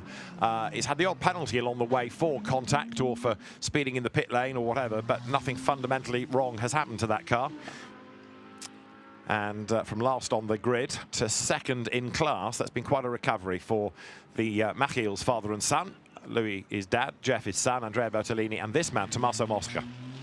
And of course, AF Corsa, who've done the preparation for this car. So they got the race leader, and now they got this 52 running very strong. It made a great effort by AF Corsa. You know, sometimes you think of Formula One and other formulas where Ferrari are competing, and sometimes things occur or happen. But the way AF Corsa have run their team over all the years, they do an outstanding job. They do. And is there a team that knows more about Ferraris? Castle Racing may be, but AF Corsa has been very much the benchmark team. Amato Ferrari, the man behind it, one-time racer in the British Touring Car Championship a long, long time ago. Did he drive a Ferrari? He did not. Oh. What did he drive? Alfa Romeo. No, full Sierra Cosworth of all things. Oh my goodness. Yeah. Okay. Now, battles on here as you look at Aston and Audi. And this is Riccardo Fella in the middle of it all, looking to try to gain ground as he comes up the hill. Colin Brown's class-leading Mercedes out of the way. David Pittard up the road, and Pittard has got himself ahead of Riccardo Fella then. So David Pittard goes through and is now running in 7th place with Riccardo Fella down to 8th. That's another Aston Martin going very, very well, isn't it? It's flying. I mean, they've had, I know it's commentators cursing and all that, but they've had an excellent race so far, and the latest iteration of the Aston Martin. And just conferring with what David Richards said to me on Thursday evening when I was leaving the circuit, he thinks it's a really good car. And, okay, David, your company's involved in the development of the car. You're not going to say it's a bad car. No, quite. But actually, he's been spot on. It's a very good car. The number 10 Mercedes that we saw parked early on Panis, drivetrain has been identified as the problem. Thanks to Mercedes AMG for the information. So a drivetrain issue within the last hour of the race. Big disappointment. Massive, absolutely massive. Again, you kind of think of the Mercedes AMG GT3 as being the... Oh, what's happened to that? That's for the second time. Number 19 has expired in the pit lane. Remember, it had to be towed out of the way. Dear. And that is 51. Dear. That's the lead car that can't get into the pit lane. The leader is blocked in the pit lane. And there's just no way by. That Lamborghini has ground to a halt in the pits. And what do you do now to get that out of the way? The Ferrari can't push it. There's no marshal there to move it. And number 51 is in danger of losing the race because there's a car that has just ground to a halt ahead of it in the pit lane. And there's the recovery vehicle backing down to get to it. AF Corsa will be fuming about this. Oh, this could be the race lost. It is absolutely gut-wrenching.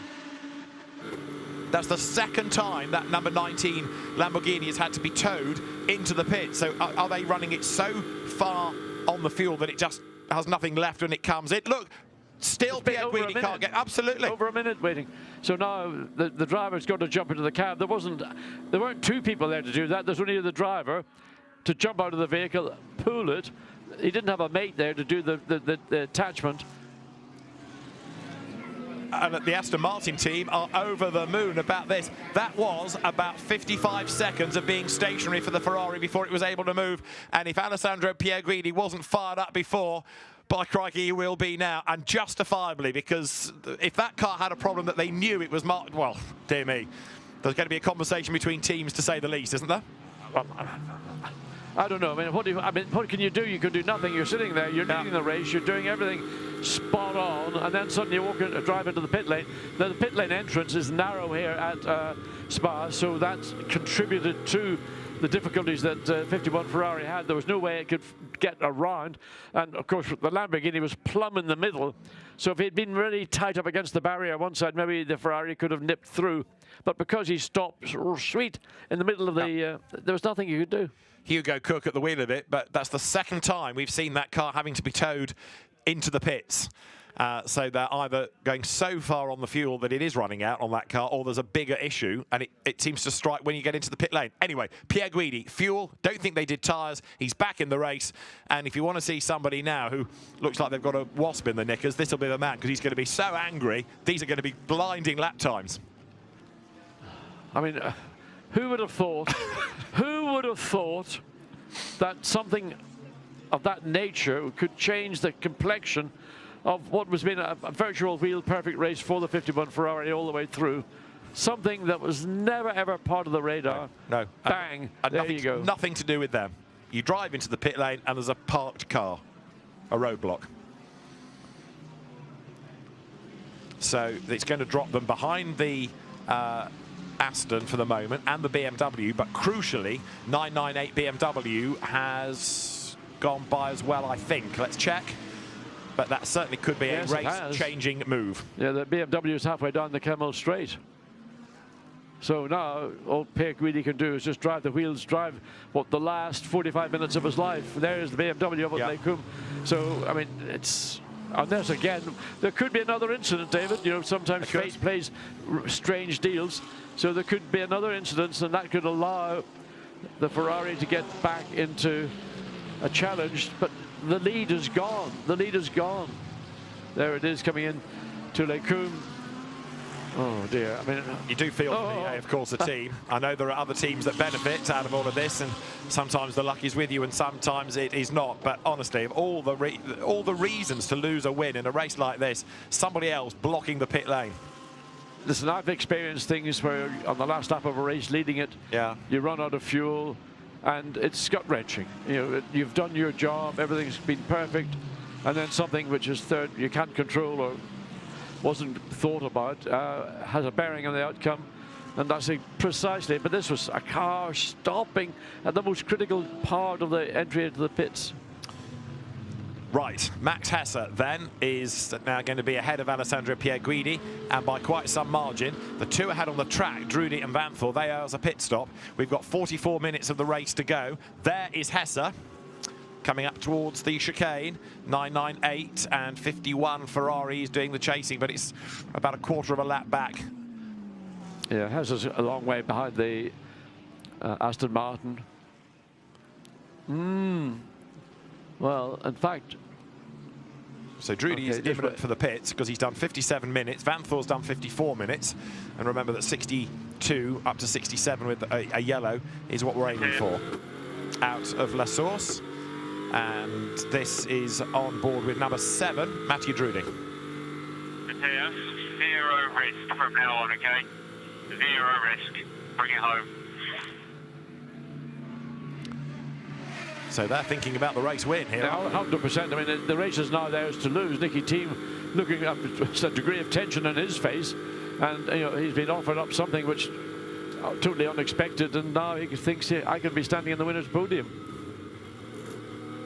So it is going to be 43 minutes of driving on tippy toes, not losing the rhythm. That's the key, is not to lose your rhythm, but not take unnecessary risks, because you can't always control those risks. So if there's any hesitation, just give yourself that moment of time to back off and then build and have another go where the opportunity is going to be better. Look, I mean, here's an example coming down the hill into Pujol.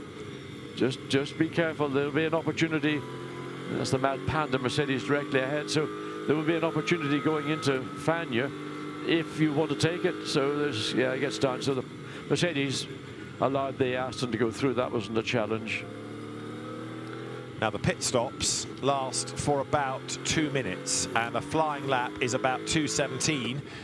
So although Drudy's car owes us a pit stop, he should be able to get back out in time just ahead of Max Hesse. So Hesse's job now is to lap quicker. That's him up the road, lap quicker than Drudy and try and pull away. But he's not, I don't think, going to be able to make up what really are 17 seconds. That's what he's got to try and pull out now to be ahead when the Aston Martin rejoins. Yeah, I mean, it's...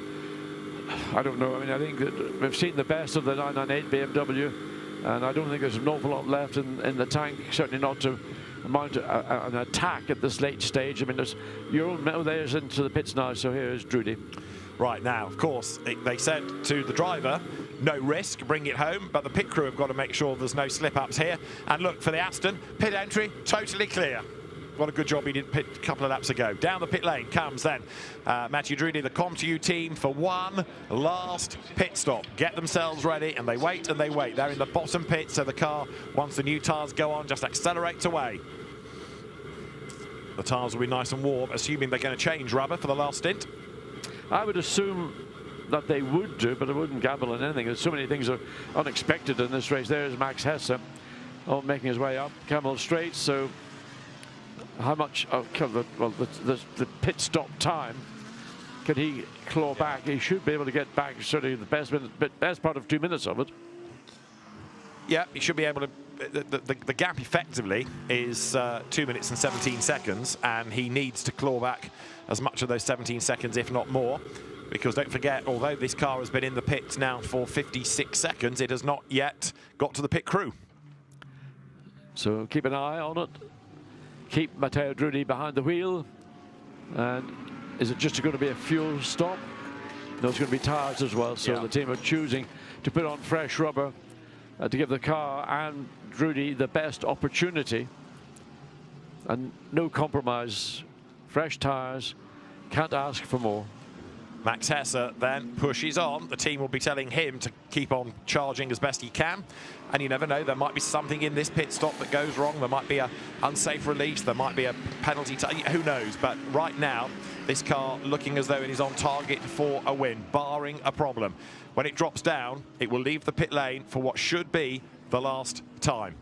If it's back in, there's a big, big problem. 007, we've been expecting you. It is about to drop onto the ground. The engine will fire, and away goes Mathieu Drudy. And look, he's almost at the pit outline, so now he can accelerate. This could be the biggest race victory of his career. It could indeed. And the first for Aston Martin at Spa in the 24 hours since 1948. And celebrations perhaps premature, but the mechanics saying, well, we've done all we can, and we've turned that car around in the lead. There it is. That's Mathieu Drudy. Was it St John Horsell who won in 48? Yeah, with Leslie Johnson. How did I know that? You were here, weren't you? No, I wasn't at the time. No, I was elsewhere. I was racing at Le Mans. So the come to you mechanics celebrate. Let the race come to you, it says on their overalls. It has done, hasn't it? Thanks to dramas and issues. Right, Dries van Thor has gone through second at the moment, but owes us a pit stop. And so Max Hesse in third is the man that's now still pushing.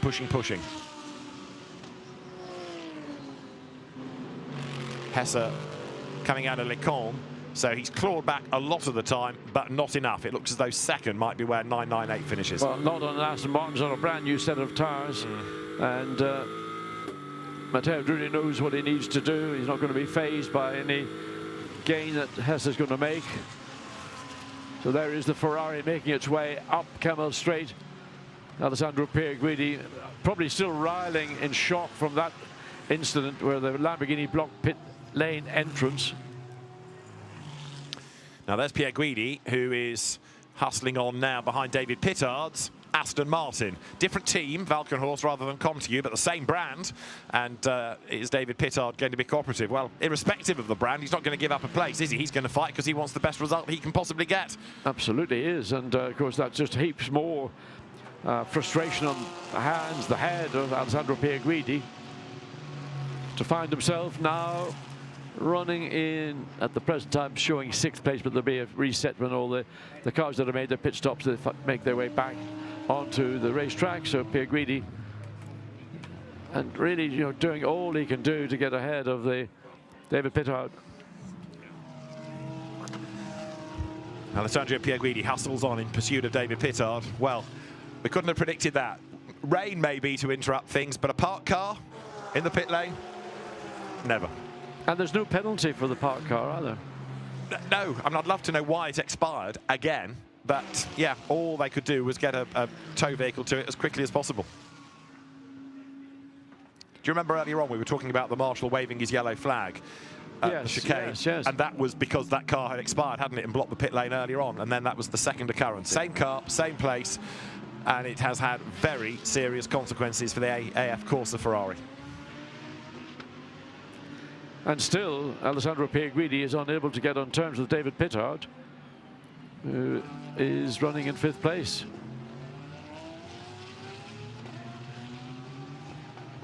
Pierguidi out of the La Source hairpin, and so Dries van Thor has just pitted, and therefore it's the next lap really where we'll get the proper idea, the proper gaps. Van Thor's about to leave the pit lane, I think, because after 2 minutes and 9/10, there he goes, up the pit lane exit, and Pierguidi throwing everything at this. You can see that way up the curb. Yeah, I mean, he clipped the curb going through Radio, and the car was sort of thrown out to the right, but I mean, I suspect that's just now nothing more than pure frustration from Alessandro Pierguidi, the thought that he'd done everything perfectly, his team had done everything perfectly, and because of the actions of third parties, he found himself absolutely powerless to do anything.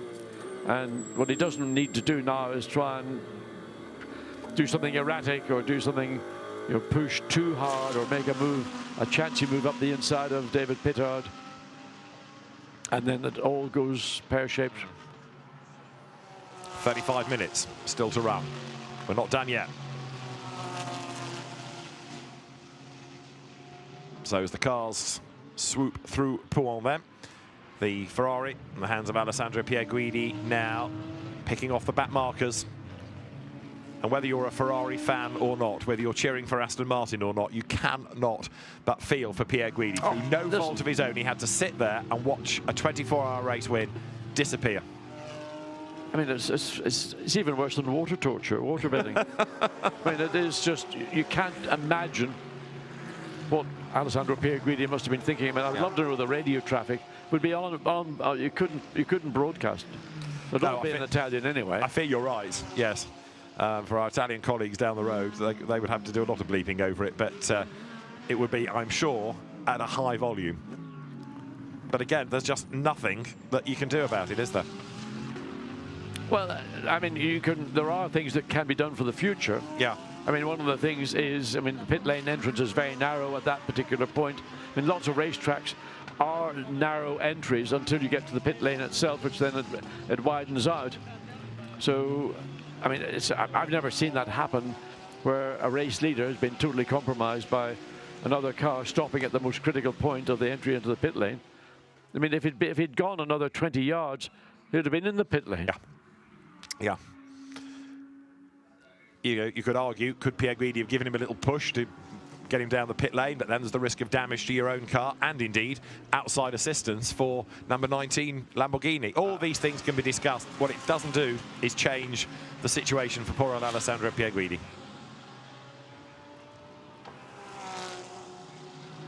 Still behind David Pittard.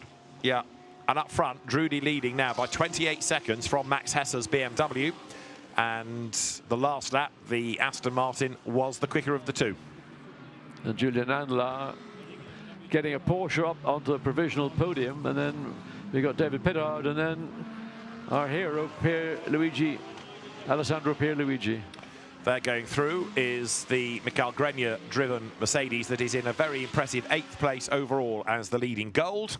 Michael Grenier sharing treble 7 with Philip Ellis, along with Dominic Baumann, and the very laid-back Al-Faisal Al-Zubar heading for a class win ahead of 25 Audi, Hugo de Wilde, Jim Pla, Gilles Magnus, and Paul Everard. And then for third, 77 Mercedes, where you will find the combination of Arjun Maina, Yusufa Vega, and Michele Beretta. Just got a glimpse of Jan Mardenborough behind the wheel again of the 100 RJN Motorsport. It's running again, it's running in 41st position. And the class leader is still, I'm trying to see where it is now, should be 28. Was it the number 4 Mercedes? Yeah, 28th place, I think. Okay. Colin Brown at the wheel. So the gold top 3 battle on. 32.5 minutes of the CrowdStrike 24 Hours of Spa to go. That is Arjun Maini in 77 Mercedes, the third of those within the Gold Cup. We haven't really touched on it too much, but the CrowdStrike 24 Hours of Spa is a round of the Intercontinental GT Challenge powered by Pirelli, and that part of the race is being led by 998, the Rover BMW. So there's a win in that, even if it's not the outright race win. No, yeah. I mean, it's very important for the teams and for the manufacturers, but of course the glory comes from standing in the winner's podium.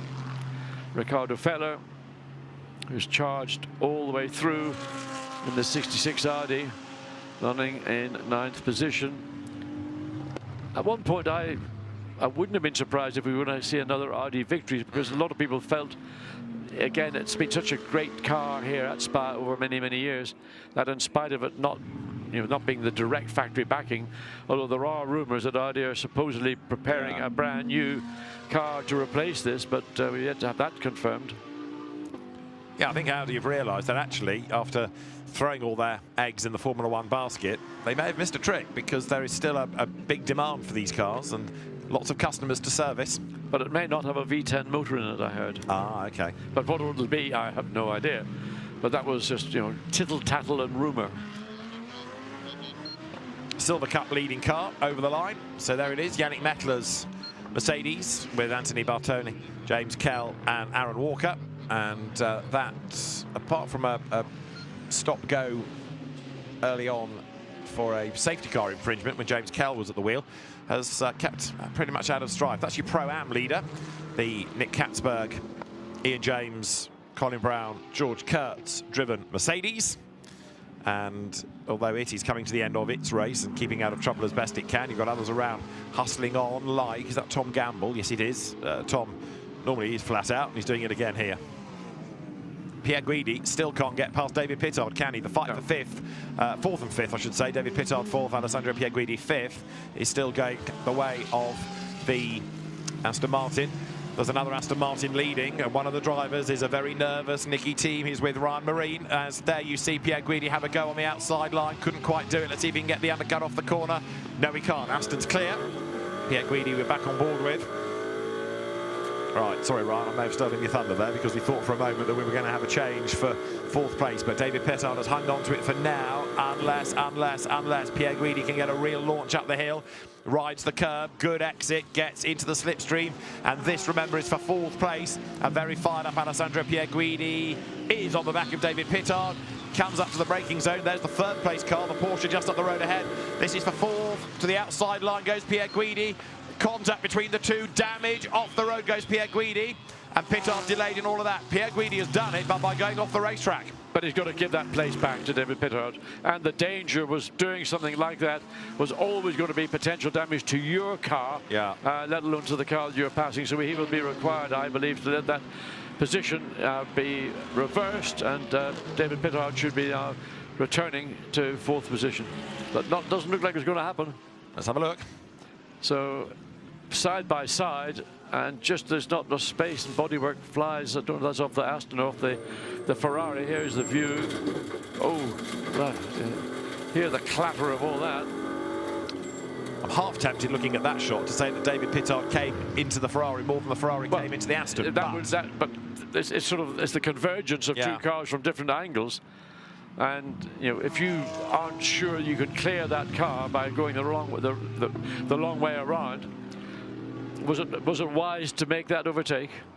Well, now that he's been released, look at Pierre Guidi go, because he's hunting down Julian Andlauer for third place. Now, here's one we prepared earlier. Matthew Drudy, nervous. Aston leading. Ryan Marine. It's all yours, Ryan. You can cut the tension with a knife here, and they come to you pits. Nicky Team watching on anxiously. Nicky, how are the nerves right now? Yeah, what a crazy race. Obviously already through the night, and now this situation. I'm actually really feel very sorry for the Italians. But yeah, what a crazy situation, especially with this team, first time here with this car.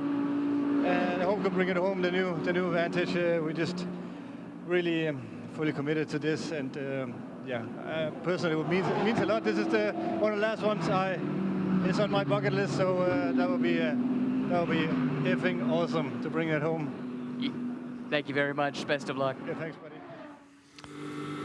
So you can see how much this means to Nicky Team. I don't remember his father ever winning this either, so it'd be one for the family album, wouldn't it, to do something that his dad. Indeed. Indeed. So Nicky, I mean, almost sounding emotional. Yeah. I mean, he is Scandinavian, and you don't necessarily associate emotion in these situations. But there, I think he was overwhelmed, really, with the prospect of standing on the winner's podium.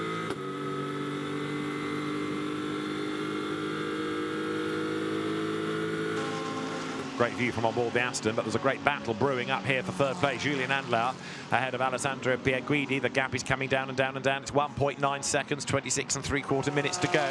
That incident between that Ferrari and that Aston Martin has been noted. Noted, but no action, or not yet. Not yet. If there will be, it's noted. Race director will get round to it because he's got a lot of other things to do. Hope he gets around to it before the checkered flag. I know it sounds an obvious thing to say, but I know there's so much that the race director and the stewards and whomever have to go through. It would be nice to have clarity before, or certainly the checkered flag. Just to rub salt into it for Alessandro Pierre Guidi. He comes through that bottom part of the circuit where there's Lamborghini Squadra Corsa signage all the way around. So just to put Lamborghinis back in his mind, there's all the branding. And the team that operates number 19 that stopped in the pit lane. It's the GRT Grasser Racing team. So whether Amato Ferrari goes and has a word with Gottfried Grasser, I think you said a few minutes ago, there's no real point. You can't change anything. No, but he might just like to vent. And it wasn't that there's no intent. No. And no, I mean, other than if you suggested maybe they had run out of fuel, then you could argue that maybe they were running it just too risky. But I mean, it ran out of fuel literally at the point where the pit lane opens up. It could have stopped anywhere in the racetrack if it was low on fuel.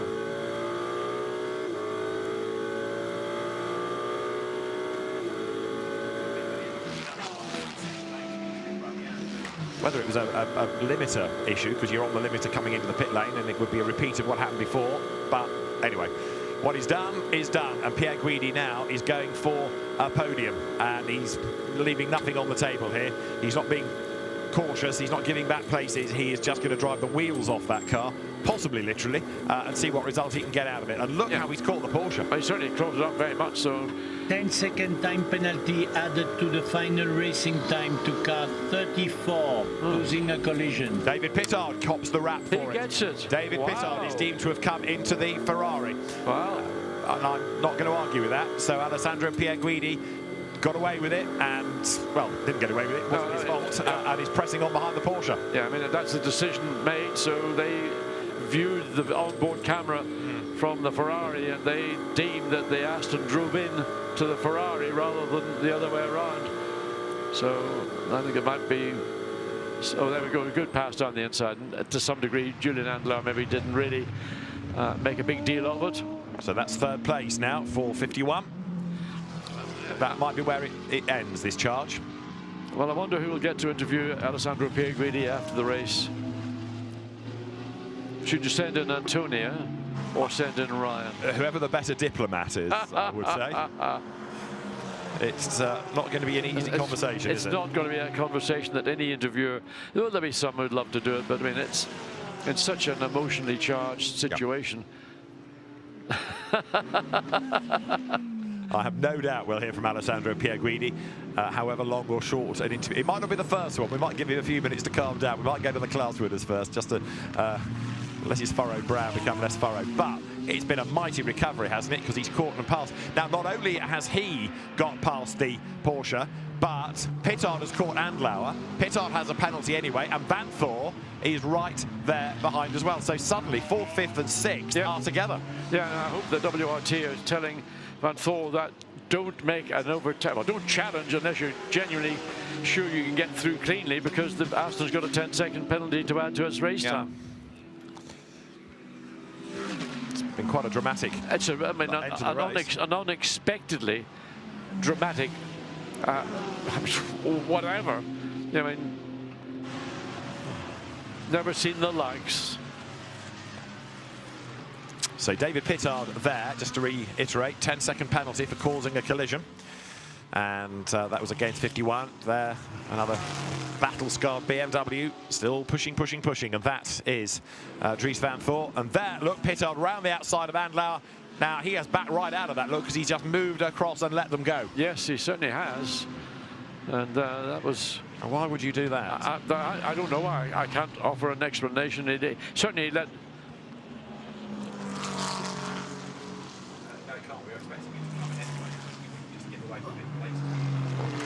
Andlauer's got to pit again anyway, but whether he's being overly generous because he's got to make a pit stop but not getting in the way of the battle.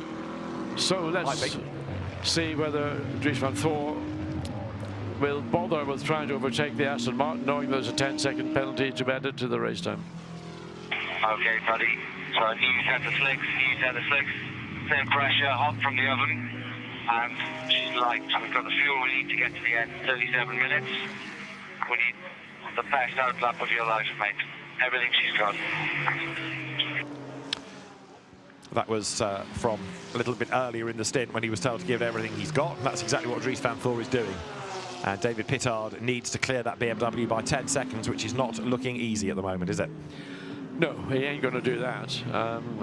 All Dries Van Thor's got to do is just stick within a second of the tail of the Aston, and that'll confirm his position. And, I mean, it's a battered and beaten up BMW.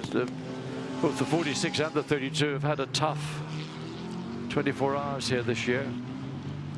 Julian Andlauer, hasn't come in, so he gave those places up, possibly realising he just didn't have a chance to stave them off and would have to come in eventually anyway. This is for second in bronze, incidentally. 72 Patrick Kujala, 52 Tommaso Mosca. And then behind them on the track, the Tom Gamble McLaren as they come up out of Cours Paul Frere now. That's the right-hander they're turning through. So Drudy to Hesse, 25 seconds. We've still got 7 cars on the lead lap. The record is 8. And need to keep an eye on this to see whether Michael Grenier can make it the 8th, or Mathieu Jaminet, even in 92 Porsche, to get 9 on the lead lap. But we've got more cars here. We might be able to beat the record, actually, here, because we've got more coming down towards the chicane. There's a look on the inside from Tommaso Mosca, but not able to go through.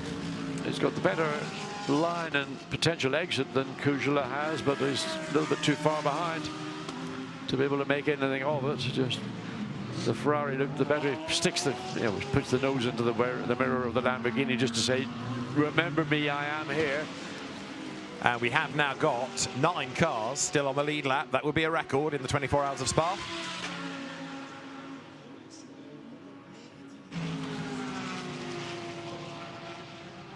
Dylan Pereira is the man in 10th place, just waiting to see where he crosses the line in relation to the race leader, and he did not come through. So it's 9 on the lead lap. That will be 1 more than the record, if things stay as they are.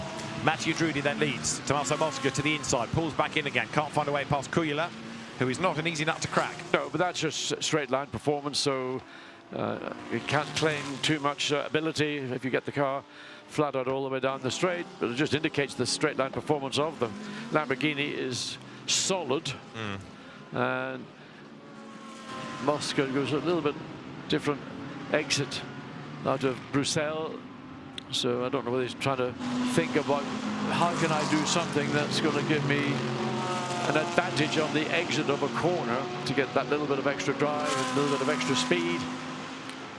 And they come through Pujol, so the gap between the 2 cars too great for anybody with any modicum of sense to try and overtake.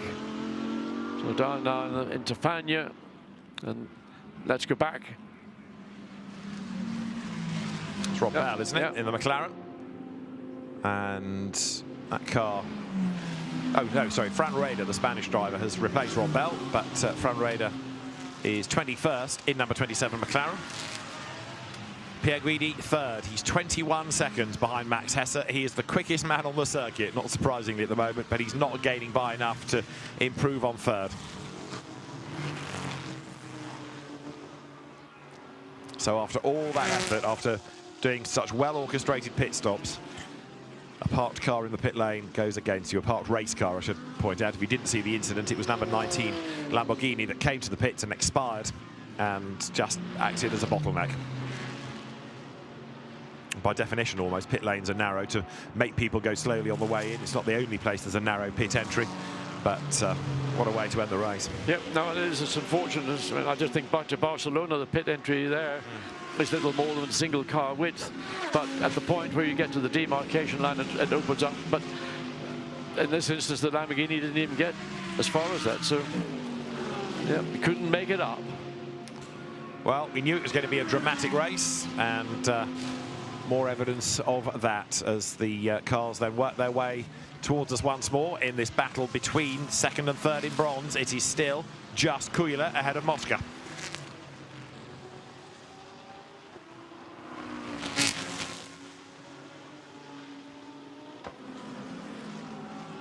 Number 72, the Barwell Lamborghini, still looking good.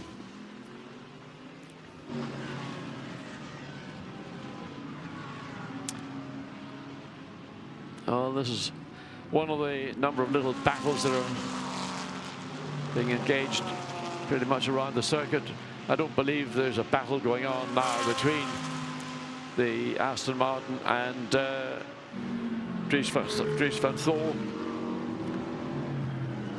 Having that 10-second penalty being handed out. So, yep. Just bring it home. There is our race leading Aston Martin. Comes down into Pujol. And Drudy just sitting there now, counting down, thinking about. Yeah. Don't think too much. Just focus on the driving. 16 more minutes to go. Matthew Drudy does look as though he's relaxing a bit. I was hesitating then because I thought I heard a pop and a bang and a misfire in the background. But there were noises. I don't know from where they came. It sounds a bit lumpy and rumbly, doesn't it? Yeah. I wonder if we can go on board for a little bit and see. It's on it's when he's off the throttle. It's on that overrun. Sounds okay there, doesn't it? Yeah, he's on full throttle. It's when he lifts off. It's as if there's little sort of gobulets of fuel getting in the exhaust. Just go pop, pop, pop, pop. Yeah. Just listen as he comes up to the chicane.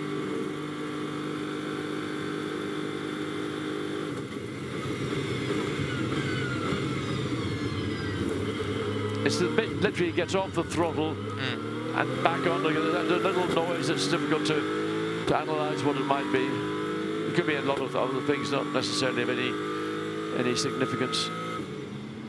But I don't think we need worry, is the good news. 007 then has now 15 minutes to go.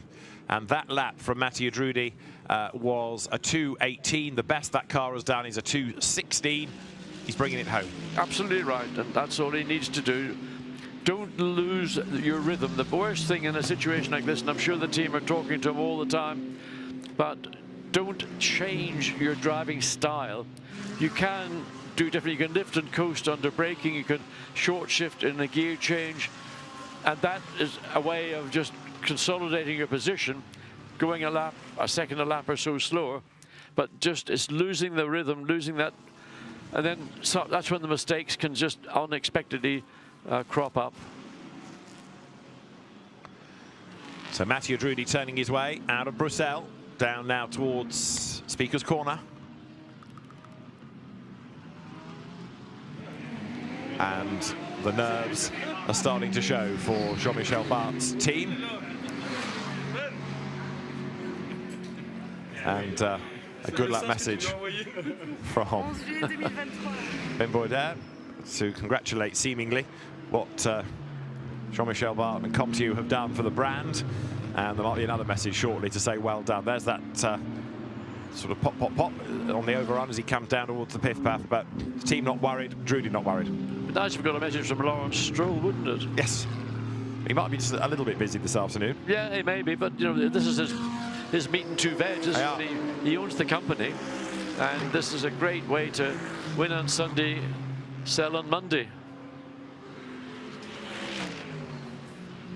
Well, Aston Martins have been quick here, but been a bit short of luck in the past. There was a class win in 2019. Nicky Thiem and the TF Sport team, part of the Pro-Am winning combination for Aston Martin.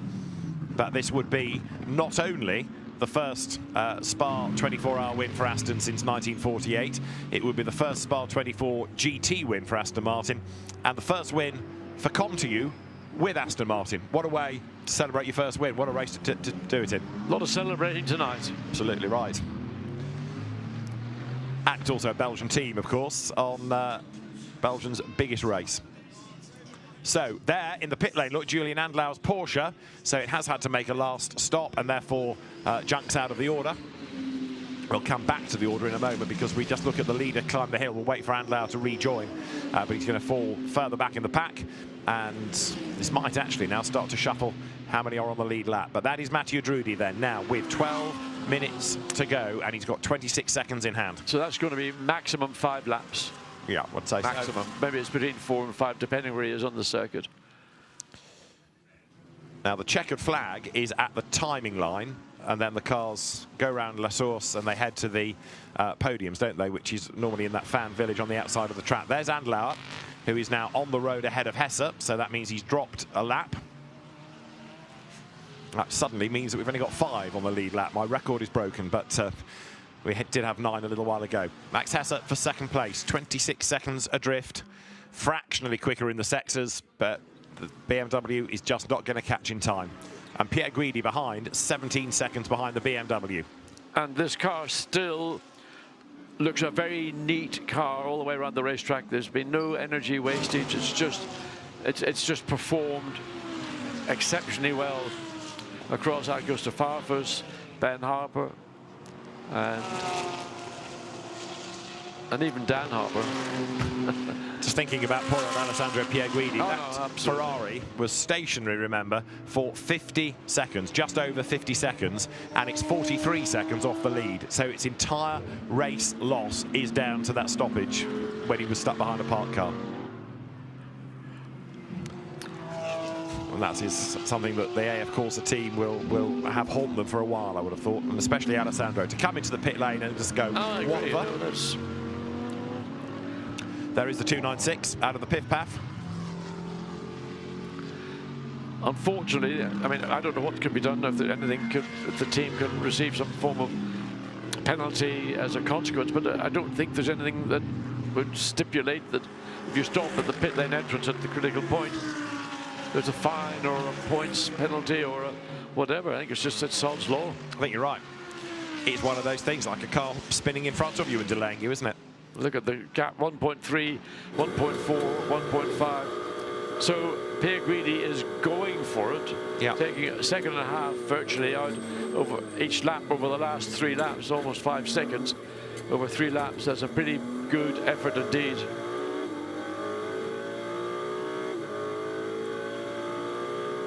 Over the timing line goes the Ferrari.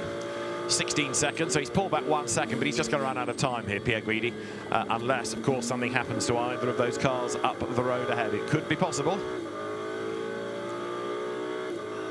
Blasts downhill. Of course, the other problem he's got is traffic. Even if he wants to get onto terms, could get onto terms with Hesse, he'd have to work his way through the traffic first of all. But Pierguidi, who must be so angry inside that car, has not let the red mist descend, has he? He's still pushing, and he's still as quick and as smooth as ever.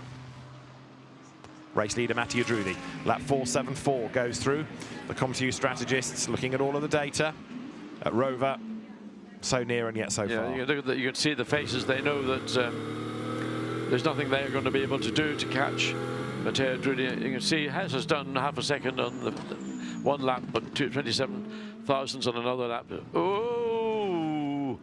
Oh, up at Blanchimont, that's a quick run through the gravel and the grass, and the car's really, there's absolutely now chock-a-block with grass. That was James Baldwin, I think. Well, each sports star. He should have gone straight into the pit lane if he could see. I mean, that car will be boiling like a kettle by the time it completes a lap. Yeah, James, who's been a race winner in the real world. He's been a gold medalist in the FIA Motorsport Games in the esports world. It's always good to have him in real world racing because he is a very, very good rapid driver. And late race, one little error, bounding him off onto the grass. Leader goes through. Another lap ticked off. Now 8 minutes to go for Mattia Drudi. That was a 2:18. So he's looking good as he comes up to the hairpin now. Yeah, that's a comfortable pace. And he's more or less been able to run and sort of unaffected by traffic. He's not found himself in these closing minutes in groups of traffic, so he can just maintain a gentle momentum, just hit his spots, do all the things, you know, the coast and lift and coast into a corner under braking, reduce the RPM, a few hundred RPM, maybe even more than that, and don't think about the checkered flag. No. The last thing you need to do is think about the checkered flag. Just keep that focus all the way through. So number 7, Aston Martin, down to Bruxelles. Mattia Drudi switching from Audi, switching teams as well, away from Tresor Attempto into the ComTU team for this year. And looking strong as the field wriggles its way for the 475th time down towards us.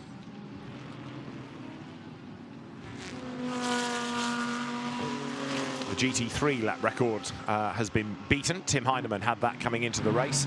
So the GT3 lap record now that of Marco Mappelli from lap 3.65, a 2 minute 16.1. Still the outright GT lap record of a 2:15.4 is retained by Ollie Gavin from way back in 2009.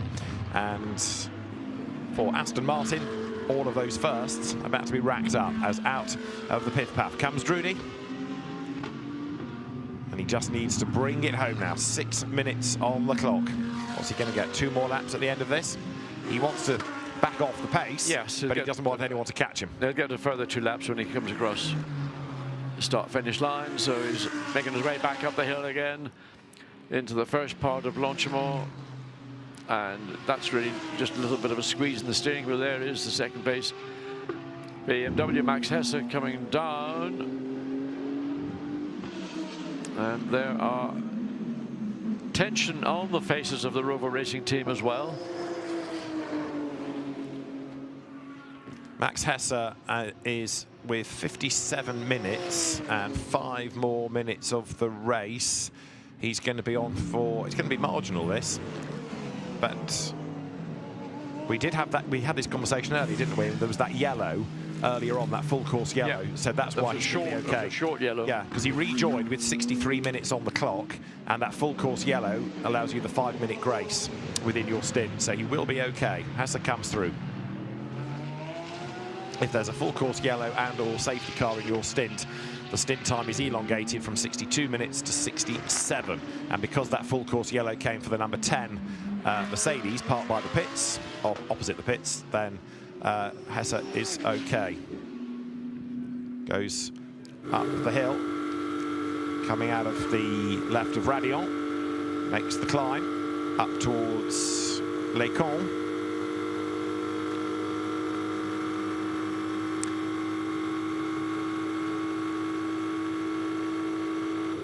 Hard on the brakes, into the chicane now. Go right, go left. It's only really when you go on board you realise how tight that corner is. No, the daily thing I was looking at and thinking, actually, that looks tighter than I remember it. So you get different angles of the corner, but that particular onboard shot, it is a more acute entry and then cut back. The wind's picking up a bit, but that's a bit late in the day to worry about that. It is a more acute. It's the cut back to the left, I think, that's catching people mostly.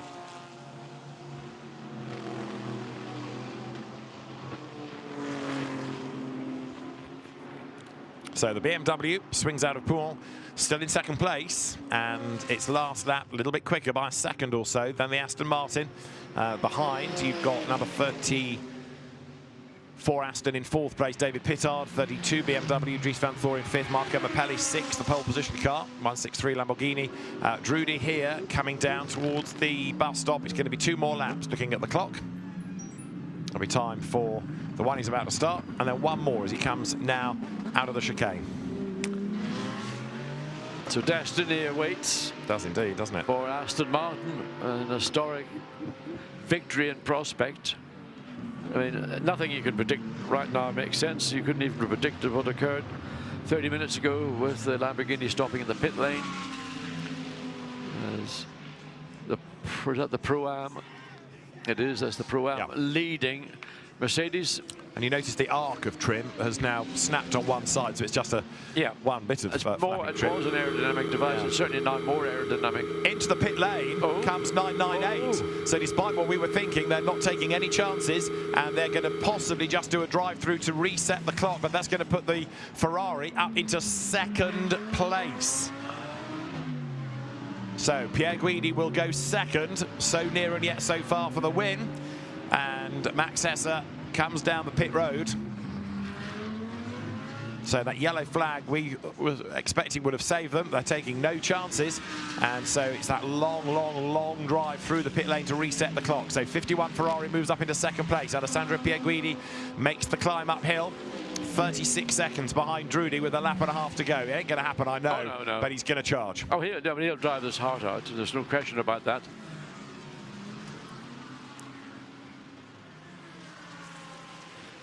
And that's going to put the number 34 Aston third on the road, but don't forget that's got a penalty, 10 seconds. So it will drop back. So it's 32 BMW. He's going to end up third on corrected times. It is. It's going to be the WRT BMW will be the first BMW home. So one BMW's not penalty, but last pit stop is good news for another BMW, as is a penalty to 34 Aston. So all of these things to be factored in when the checkered flag comes out. Nicky Thiem and Marco Sorensen have got their overalls on now because they are required at the podium.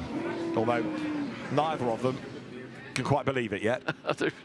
The look on Nicky Thiem's face is absolutely priceless. So the Aston slides up cleanly, overtakes the Mercedes on the run up. And the Mercedes probably quite happy with that. That means it's got to do 1 lap less overall anyway, so the Aston's going to come up and go across start-finish line to begin its final lap after 23 hours and, 57 or so minutes. Right, the Aston goes over the line. So up towards La Source, less than a lap time left in the race. The next time he comes out of La Source, he'll be a race winner. Mathieu Drudy accelerates downhill now.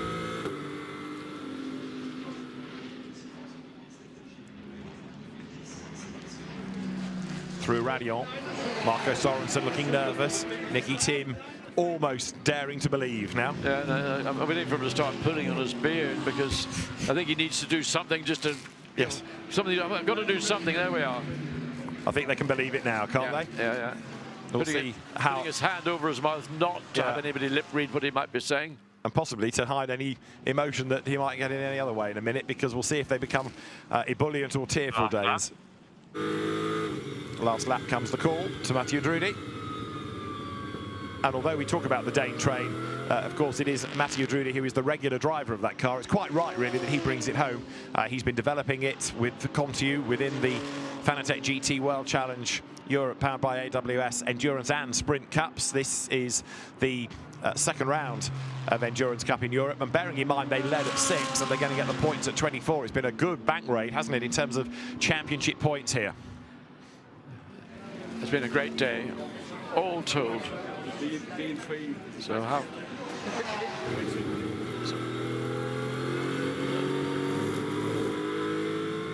Coming down into campus for the last time. Now into Paul Fraukorb, and still sends the car out to the edge of the racetrack, but all totally in control of the hands and the feet and the brain and the eyes and whatever of Mathieu Drudy and Marco Sorensen, almost getting palpitations standing there waiting for a momentous moment for the entire ComTu Aston Martin team. The checkered flag awaits. History awaits, because the 007 Aston Martin is about to accelerate its way now up towards the checkered flag. It is going to be a win for Aston Martin, for ComTu, for Mathieu Drudy, for Nicky Tim, for Marco Sorensen. In the background, the Pro-Am winning Mercedes of George Kurtz comes through, the CrowdStrike sponsored car, but there is utter delight down in the pit garage for ComTu. Nicky Tim, a very emotional man. Marco Sorensen likewise, and you've got to feel for this man, Alessandro Pierguidi. He comes into the chicane, heading up towards the line. Second place for 51 Ferrari of Alessandro Pierguidi, Alessio Rivera and Davide Rigon. That was the one that got away, and if there's a moral victor, it's that car. Absolutely, absolutely. But sadly, record books do not record moral victories. No, indeed. I mean, it's a travesty what's taken place. They were the moral victors, but as we know in endurance racing, it's not about morals, it's about basically who takes the flag first. And, well, that's going to be one that will be talked about for years to come. Will it ever? So the celebrations are underway for ComTu, and third, David Pittard on the road, but the penalty to be applied. And you've got to go, as I say, back to 1948 and that Aston Martin DB1 for the last Aston win. But today is Aston Martin's day, and again, I can remember a voice saying to me in an Aston Martin shirt on Thursday, we're quietly confident about this, but with the minimum fuss, they've delivered, and what a result. Well, they've delivered, first of all, on reliability, which is the most important element, but they've delivered also on performance and pace, and that is where and why they are winning this race. Okay, they were fortunate in that another competitor who was going to win this race found themselves in an invidious situation, but take nothing away from what Aston Martin have achieved here this weekend. Over the 24 hours, they have won the 24 hours of Spa, and fantastic result. Celebrations in the garage. What about in the car? Mathieu Drudy, the driver. Fire! Thank you, guys. Thank you. Let's go to the winning drivers, or two-thirds of them. Marco and Nicky are with Ryan Marine in the pit lane. Ryan?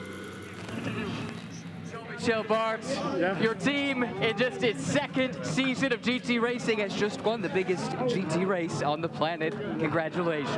Thank you. It's totally crazy. This is only our second participation. This is the first time with Aston Martin, and I said to Ben Border, I said to you, Tasker, do you want to win the 24 hours of Spa? And we did it, yes, yes!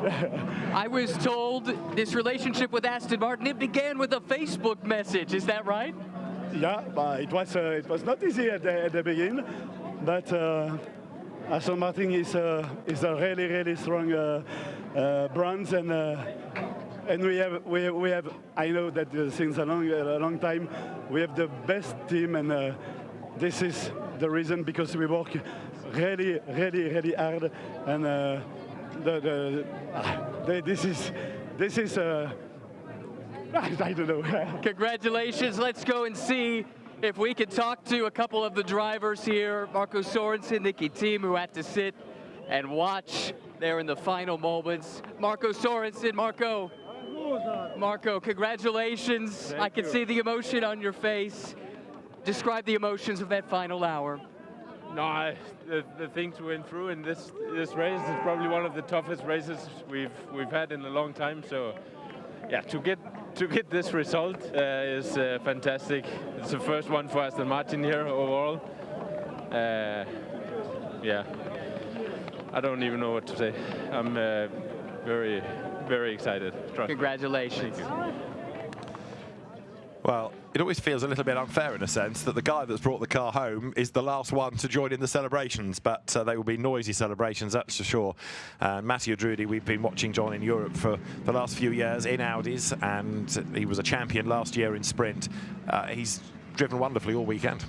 I mean, I think he's an outstanding competitor, whichever way you measure him, and he's done an outstanding job here. But then two other excellent teammates, Nicky Thiem and Marco Sorensen. So it is a team effort, a team result. But of course, the glory in one sense goes to Matteo Drudi to bring the car home to take the checkered flag. And then, of course, the glory of when he then brings the car to a standstill, which is going to be on the other side of this pitch. The team aren't even going to get to see him until they get over to the other side, to the arena where the award ceremony will take place. Well, there is the car. You said in the course of the morning it was dirty because of all of the rain and what had come out of the track surface, but there's barely anything else. Yes, it's a dirty car, but there's not a dent, there's not a mark, there's not really a scratch.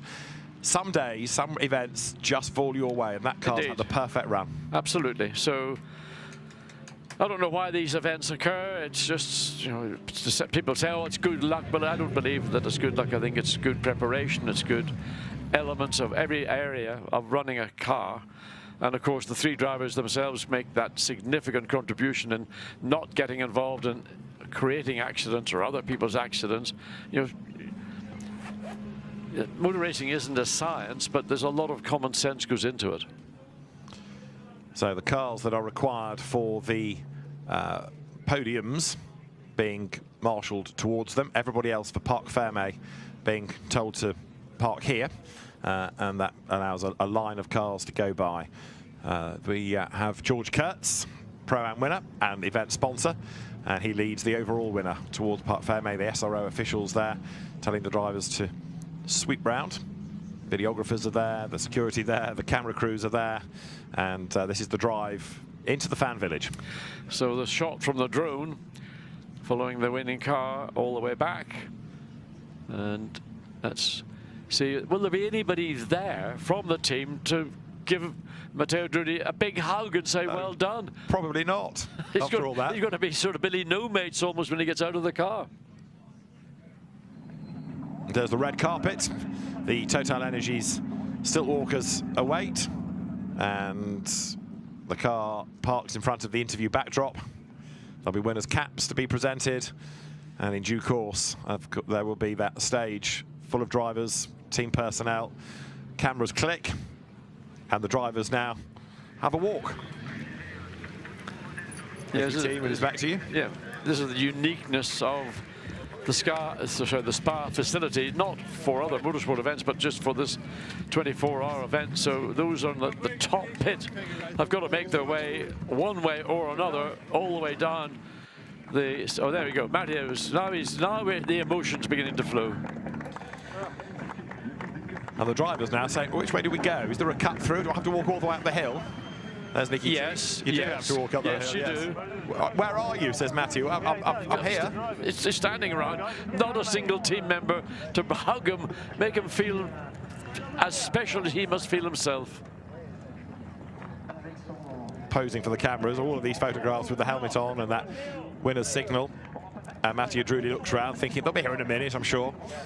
BMW of 32, then Dries Van Voort for third place has arrived. And in the end, that was the car that won in IGTC. Okay.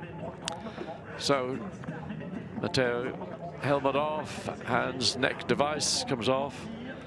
Balaclava comes off, earplugs come out. And everybody else on a bit of a sponsored walk now. Still cars are arriving that are required for their class podiums. There is Matthew Drudy. And now he starts to feel tired. I know what he feels like. Yeah. I think we all do. It's been a long weekend. Well, the emotion has gone from tears now to smiles to delight for the Great Danes, Nicky Thiem and Marco Sorensen. Dennis Olsen, the Norwegian driver from the Ford Mustang, says well done, walked away from his car. He's been on winners' podiums, not here, but other events when he was the Intercontinental GT Challenge champion. And there, Marco Sorensen and Nicky Thiem trying to let all this sink in. Biggest win of their careers. Yes, they've had success in championships, but to win a 24-hour race outright, that is quite something. Nicky Thiem, in fairness, has been a Nürburgring 24-hour winner a long time ago, 11 years or so ago, but to win this one is quite something. Oh no, this is unquestionably his biggest success, as it has been for Matteo Drudy and Marco Sorensen, I'm sure. And I mean, it's overwhelming. It is overwhelming. And the importance of this victory, both for Aston Martin as a brand, for Come To You Racing as a team, and for the individual drivers that have contributed to it here. It is in a form life-changing. Look at this. Hey. Well done, Matthew Drudy. Now the boys have arrived. The party can start. Thank you. A great win, a great drive, and a great team effort. Yeah. And there, the three cornerstones behind the wheel can celebrate. The team arrived, the Aston Martin personnel arrived in the background, filming it all. Simon Strang, who's the Aston Martin press officer, who's been keeping everybody up to date with Aston-related facts over these last couple of hours as a win got closer and closer and closer. It's an interesting amalgamation of the drivers in the team. You've got two Scandinavians and an Italian, so almost sort of opposites in terms of what you'd perceive to be their personalities and characters, but certainly there you could see lots of emotion from the Scandinavians and grabbing Matteo Drudy and getting him well lofted up. There is the Gold Cup winning Mercedes arriving, 777, the car that Mikael Grania has brought to the end in 7th place overall. That's your silver winner. Number 3 Mercedes, Yannick Mettler, Anthony Bartoni, James Kell, Aaron Walker. And bronze, we should get the 66 Audi, shouldn't we, of Dylan Pereira, along with Max Hofer and Andre Mukovoz and Alexei Nesov. Everybody now rushing up to the podium, ready for the celebrations. And we won't be too far off hearing from some of the drivers, I guess, because although we've heard from 2/3 of that winning crew, Matthew Drudy, who's done the hard yards in those last few hours, has not yet talked to the media. But what a drive, what a race, full of surprises. Well, I mean, certainly the last hour, unexpected. We thought we were going to have a very quiet, we were just wondering, sort of speculating what might or might not happen, but did not expect to see that situation at the pit lane entry. Well, no, indeed. I mean, the complexion of the race for one team has just been devastating. For another team, it's euphoric. An enormous amount of effort goes into this event, no matter on what side of the fence, whether it's a team, whether it's the organisation. The SRO team, headed by Laurent Gaudin, Patricia Kiefer, Sophie Perrin, have done an amazing job as ever. Our camera crew that have been out in all weathers, all through the race. There's something like the best part of 100 people in the TV crew who have done an outstanding job. And to Mike Scott, Ed Kingsford, Richard Hay, who've directed and produced, along with Ben Constanduris in the night for the last 24 hours. Well done, everybody. It's been another amazing job trying to coordinate everything, and for from Mike's point of view, he's got to look after 5 different languages, a broadcaster as well, and juggle all the pictures. It's no easy task, so they've all done a great job. And down there, we will hear very shortly from our winning crew, because although they're still posing for pictures, Antonia is there, and in a moment I think she'll get her elbows out and wade in, because we need to get off the car. Then they're all Antonia's. There she is in the background. Yes. Yeah. She's been busy in the pit lane, all race long. And come on, Strangi, get some drivers for us. Aston's press officer now, yes, coordinate who we need. They're the Gold Cup winners. Mikael Granier all smiles now that his team has joined him. Al-Fazl Al-Zubar still looking remarkably modest about life. Yeah, no, it's looking very relaxed indeed, very happy with the result.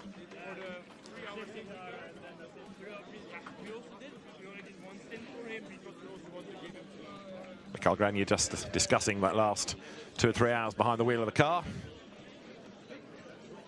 So winners are plenty, and we'll hear from them as soon as we can. Of course, everybody wants a piece of them at this juncture.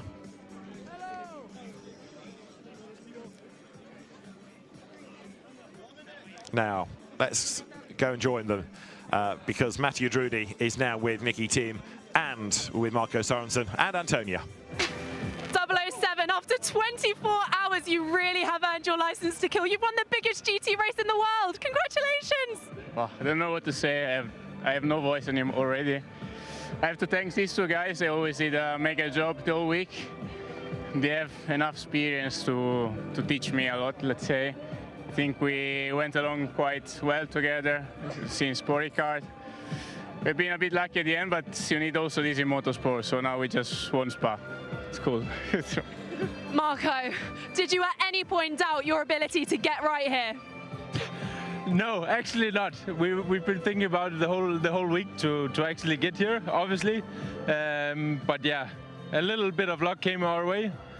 But you know what? That's motorsport. Anything can happen, and you're only the winner when you've crossed the line. So, and that's what we did today. So we cannot. I cannot be more proud of these 2. They're my best buddies, and it's a really good team. Sorry. Nicky, I know you were watching on nervously, but the relief and excitement and happiness you must be feeling right now, it must be incredible. Yes, it's awesome.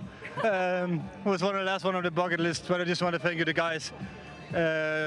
Those Belgium guys have been working on this for so long, and now this year with Aston Martin and a new Vantage winning the first 24-hour race. First time Aston wins here, so yeah, again, I'm just happy to be united with the Dane train again, and then the Italian stallion right there, he's getting the job done in the end, so I'm just happy. And yeah, it's hard to show emotions like everyone else when you're in this situation, but I'm just so proud and happy. You should be. Guys, the biggest congratulations. Celebrate!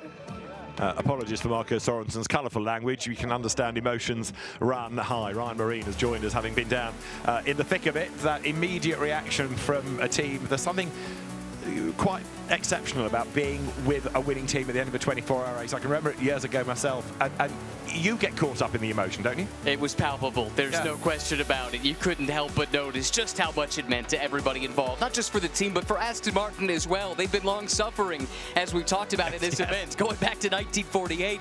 I was also told the last time a British manufacturer won overall was 40 years ago. So a historical day for sure. Absolutely right. Let's have a quick look then at the provisional result. The top 20, Mattia Drudi, Nicky Thiem and Marco Sorensen, the victors, ahead of Alessio Rovera, Davide Rigon and Alessandro Pierguidi, with Dries van Thor, Sheldon van der Linde and Charles Weerts for third. Gold, the winners, Al-Fazl Al-Zubar, Dominic Baumann, Philip Ellis, Mikael Grenier. Bronze, Max Hofer, Dylan Pereira, Alexei Nesov and Andrei Mukavoz. And you've got to go a bit further down to find the silvers. In the end, 25th, Yannick Meckler, along with James Cale, Anthony Bartoni and Aaron Walker, victorious there. So, just about every team on that list in the top 20 can offer you all sorts of stories, good and bad. This is the second wave of the result. That's where you find that winning silver in 25th. And Pro-Am Victor is in 29th place. That's where you find George Kurtz, along with Ian James, Nick Katzberg and Colin Brown as the Pro-Am winners. And quite rightly, in a sense, the CrowdStrike founder and CEO comes out as a class winner. Right, let's go and hear from the gold winners next. Antonia has got them. Guys, our gold Gold winners, congratulations. You really came into your own in that final stint there. Yeah, it was a tough one. We had no track limit left, so I didn't know really how to drive, and I wanted to keep also P7 and the Gold Cup win because we had a big margin, but I wanted to try to stay P7 in front of the Jaminet, and it was a nice fight, clean fight. And also not easy to finish the race because the night was super hectic. With rain, a lot of wind, aquaplaning, safety car, so you know the team did a nice job, my teammate as well, and next year we try again for 6 better spots. Ooh, ambitious, good idea. Right, now when I spoke to you, towards the end of the race, you were very cool and collected. How are you feeling now? No, I was definitely nervous when we spoke, and now feeling a lot more relaxed, and yeah, very happy to do it, especially being such a hectic race, and the 100th edition of the race makes it even more special. The drivers, the team, everyone did an amazing job, so thank you all. I'll come over here now. Now it's the 100th anniversary, guys. What a special podium to be stood on the top of. I think any podium is great, especially here in Spa after such a crazy race. Doing night stints in the rain with slick tires and all of that is just amazing. I think all of us did an amazing job. We can be really proud of ourselves and enjoy the day and enjoy the podium. Absolutely. Now this feeling must be completely unmatched. The crown in the jewel in the crown of your year. Yeah, especially we got a second podium as well, which we were fighting for in IGDC. So we finished third there as well, won the class. So it's just amazing to be part of this team for that one of race. So I can't thank these guys enough, and also the team at GetSpeed. So hats off to these guys. Huge congratulations, guys. Well done. Al-Fazl Al-Zubar, Dominic Baumann, Mikhail Grenier, Philip Ellis, the winners in gold. And Ryan, you were saying earlier on, that sort of adds to a great season so far for Philip Ellis. Oh my goodness, in IMSA, he's won 4 out of the 5 races they've contested so far, including the 24 hours of Daytona and 12 hours of Sebring to start the season. You add the class win here at Spa. What a remarkable year, and we're only about halfway through. Very true, yeah. You tend to forget that we're only at the end of June, seeing that this race always used to be end of July, but the Almanar Racing team by GetSpeed coming home and really upholding Mercedes AMG honour. That was the best place of them, as many of those fancied Pro Cup cars faltered in the night. It was a good day for Mercedes in the subcategories, not for overall honors, but you look up and down, they were Mercedes fighting for class wins. We'll talk about another one here shortly, but in all 3, or I should say in 3 of the other classes at least, they were Mercedes there in the mix. True enough, yeah. Silver win to Mercedes, gold win, and Pro-Am as well. Audi getting a class victory in bronze. And so there the fans await. And John, despite the weather, they've, in good numbers, stayed to the very end. Well, this morning when we came in, there a lot of spectators obviously stayed through the evening, but then had retired and then decided to come back to see the finale, maybe the last 4 and a bit hours of this race. And there is only a small number of the crowd that are still hanging around, and they want to be a part of a bit of history, because it is history today. Aston Martin winning, first time since 1948, and I mean, and such the excitement, huge emotion. Whatever the emotions of the 3 Ferrari drivers must be, I dread to think. I would hate to have to go and speak to them and get a response reaction. But it's all about Aston Martin and Come To You Racing, a Belgian-based owned team. Let's hear from our silver winners. Next, another Mercedes victory. Let's go to the winning 4 drivers. Well, it seems the clue is in the name. GetSpeed was indeed very speedy. Indeed, yes. Perfect job from the whole team. What a crazy race. Insane the amount of factors you had to balance. But I think we did it right, and we had the speed, as you say. Amazing car, amazing team, amazing calls. Just a pleasure. It feels unreal. Yeah, it was a great race. All these boys stood with me, did a great job. The team and our engineer Antar did some really good calls, especially in the night, to stay out on wets. This transformed our race, I'd say, at that point. And yeah, it's great, and what a feeling to win Spa. Absolutely, and guys, just how much hard work goes into winning a race like this with the changing conditions, 24 hours of running? Yeah, it's unbelievably difficult. We had our ups and downs throughout the night, and yeah, we were unsure where we were going to come out in the wash, but yeah, it was an amazing experience, and we've come away with a win, so it's just unbelievable. Honestly, I've only been doing this 2 years, and it's just such a pleasure to work with everybody at GetSpeed. My co-drivers definitely did everything they could to get this for us, and I'm a little naive at how hard it is to do, and 1 for 1 so far, so we all got to come back and do it again next year. Well, let's hope so, and your hard work has absolutely paid off, guys. Congratulations. Thank you. Anthony Bartone then celebrating, and yeah, he's not done a lot of racing, but what a result. No, that was just lovely to hear him, the way he just put those words together. And I mean, again, you can sense the depth of emotion. I mean, it's surreal. I mean, is this, prick me, please prick me. Am I actually living this, or is it a dream? Silver Cup winners then, as you've heard from them. James Kell, Aaron Walker, Yannick Mettler and Anthony Bartone. One of the other elements of a four-driver race like this is that you always have somebody new dropped into the team. You know, you have 3 for the endurance season, so there's always that adaptation, and yet the teams, there's one example, are able to work incredibly well together. So the podium is starting to take shape. That's around a podium and a half, isn't it? It sure is. And look at the crowd there gathering. They know that they saw something special today. They're just soaking up the atmosphere, as we all are here at Spa after, well, it was a rain-soaked overnight, but we got a nice break in the weather here today. We were treated to a classic race. So the dignitaries will be rounded up, as it were, make sure they're ready. The trophies are all there, and then we launch in eventually to the podiums, of which there are for the classes, and also the Intercontinental GT Challenge as well. And the victor there, ultimately, the number 32 BMW, 3rd overall. What a bank raid, though, for points for the championship for the Aston Martin. 6 Absolutely. 24-hour points going its way. You couldn't buy that, could you? No. Absolutely fantastic. Brilliant result.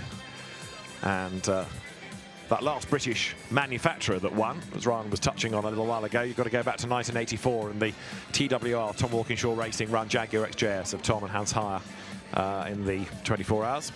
In the Group A era of the European Touring Car Championship. I'm trying to remember whether Wim Percy was part of that winning crew that year, because he was often brought in with Tom to drive in the longer races, and yes, he was part of that 3-driver crew. But a Jaguar win in 1984, an Aston Martin win in 2024.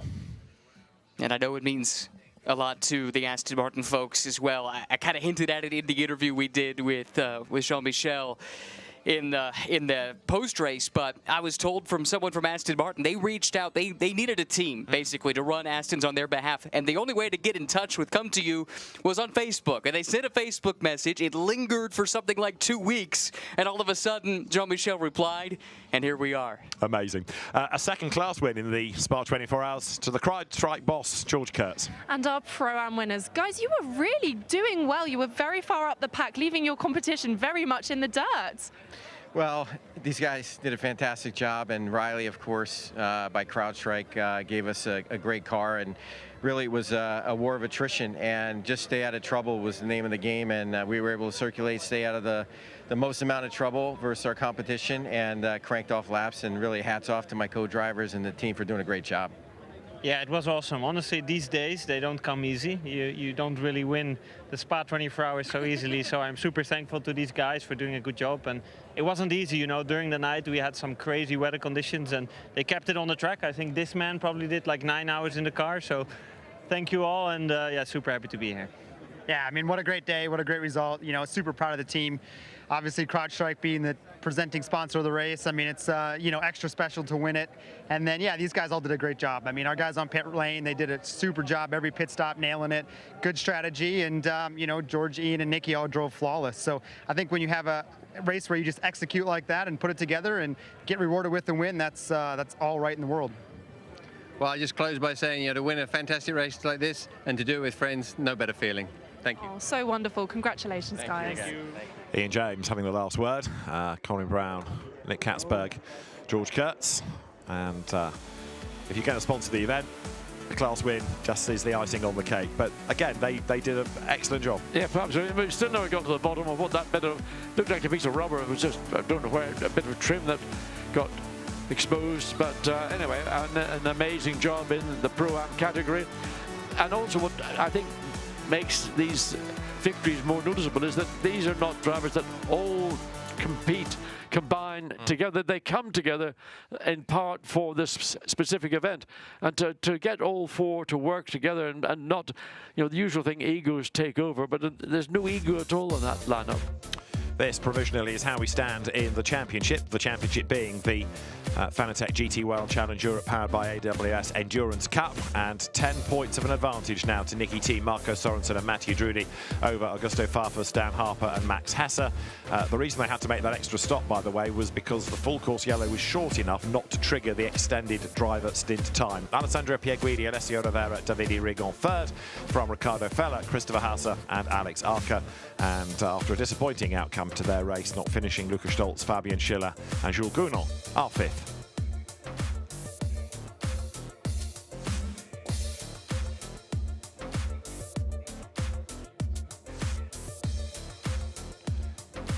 But for Nicky Team, Marco Sorensen and Mathieu Drudy, absolutely perfect results. In the end, 33.6 seconds ahead of a car that was stationary for 50 seconds in the pit lane when it couldn't get past a stranded car. Do the math. Unbelievable.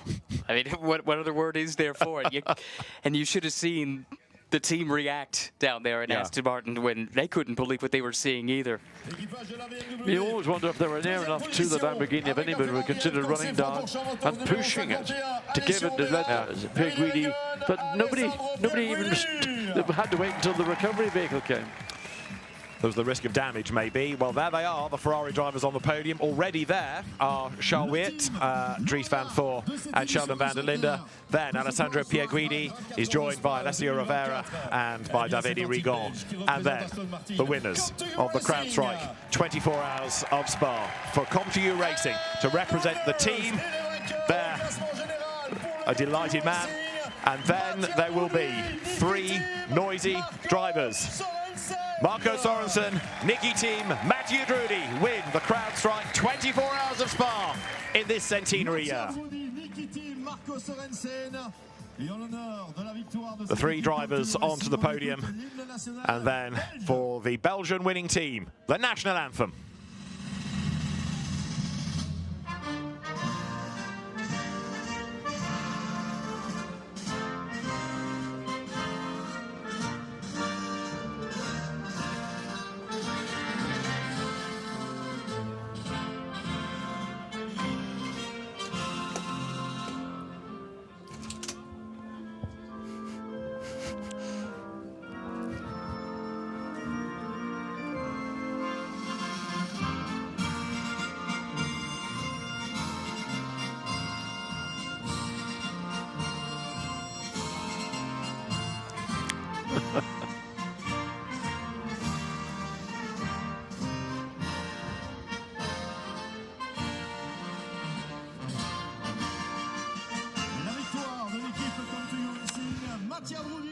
Francois Verbiste on the far side of the podium, punching the air with delight from ComTU.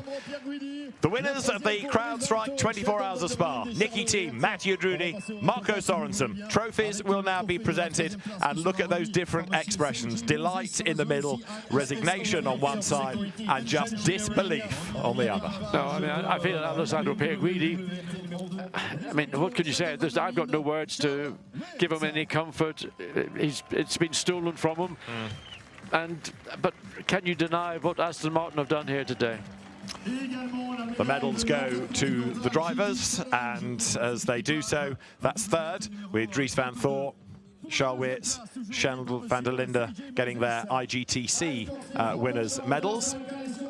Then the trophies for second place, and look at those expressions. Alessandro Pierguidi cannot believe it, and if he wakes up in the middle of the night looking at in his mind's eye a green Lamborghini's rear end, you can understand it, because that must just have been the biggest kick in the whatnots ever. Oh dear, what a poor team. A poor team. I mean, it's easy to single out Alessandro because he was the man behind the wheel, but it's the entire, of course, the team who, well, they're grown up. Yeah, they'll deal with it. The most important thing is move on. Now, trophies for the winners await. There was a big cheer for a Belgian team. What about the cheer for the victors? Because there. Nicky team, Marco Sorensen and Matteo Drudi receive trophies. There's some confusion, I think, as to who was going to get it. Yeah, I think there's a little bit of confusion. But anyway, hold on. We're passing the trophy down. Is it past the parcel here or something? I think one had second, one had the winner. Anyway, right, we've got the right trophies now for third and for second and for first. Confusion reigns. I empathize with CJ Moses, who's there delivering the trophies. He's here on behalf of AWS Races in GT America over in the States. He's doing his best. You can only give the trophy to the person you're told to give it to, I guess. Correct. Right, so you have that one. You have those. The big one is the winning trophy. That's the giveaway, isn't it? So, let's do this again. The winner's trophy for Nicky team, Matteo Drudi and Marco Sorensen. Then a trophy each, and these are special trophies, that is for sure. They are huge, as the point has been made, and never mind the excess baggage on the way home, they're worth it.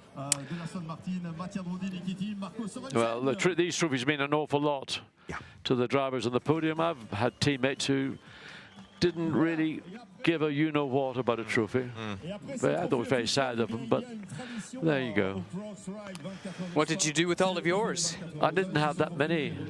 Those that well, in fact, the team, McLaren principally, they claimed the trophies, and if I wanted a replica, they said, well, we'll get you one, but we'll charge you for it. So didn't get many trophies, and that's the consequence.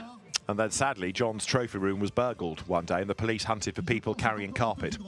That was all there was. I'm being unfair. The trophies presented them. There is the famous Spa 24 Hours winning trophy. All the names of previous winners are on that. And that is something very special. When the drivers, John, pause and look at that, then it sinks in. But where does the trophy go? I think it stays here at the, or does it go to the winning team? We know it's brought back every year. I mean, the drivers don't get 4 months each of it in their home, I don't think they do, sadly. No.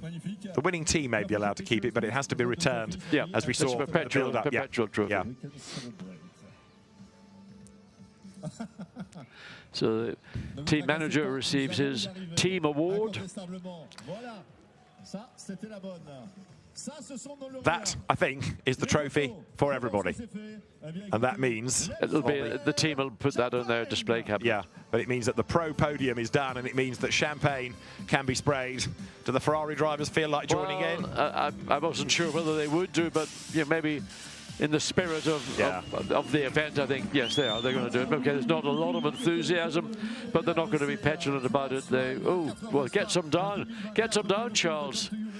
He's a winner in the Intercontinental GT Challenge. Ryan, wins a win. It certainly is, and they'll take it. That's a big deal, of course, for WRT. It is for BMW as well. And we'll see if that lineup stays intact for the next round or not. Matteo Drudi has got a GoPro on his champagne. This is champagne cam. I love it. Good man. That implies some premeditation. He's thought about this. Somebody has, whether it's Matthew, whether it's the SRO communications team, but either way, champagne cam is a thing. Yeah, first time I've seen that. Never at any event have I seen champagne cam. I like it. So now they all huddle together for that winner's photograph, the winning drivers.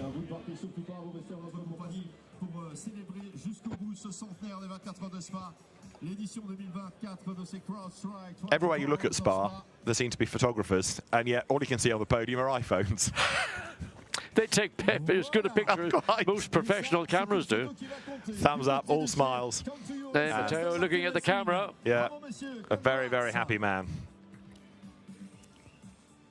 For Marco Sorensen, for Nicky team, for Matteo Drudi, quite something.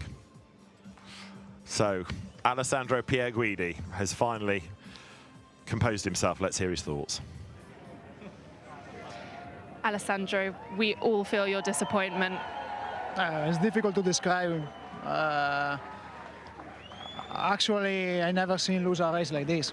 Okay, it can happen that a car stopped in the pit entry, but the team should be informed by the race director, I think. I arrived like that. I just waited 1 minute and lost 24 hours behind the car stuck in the pit lane. where I could have done another lap without any issue.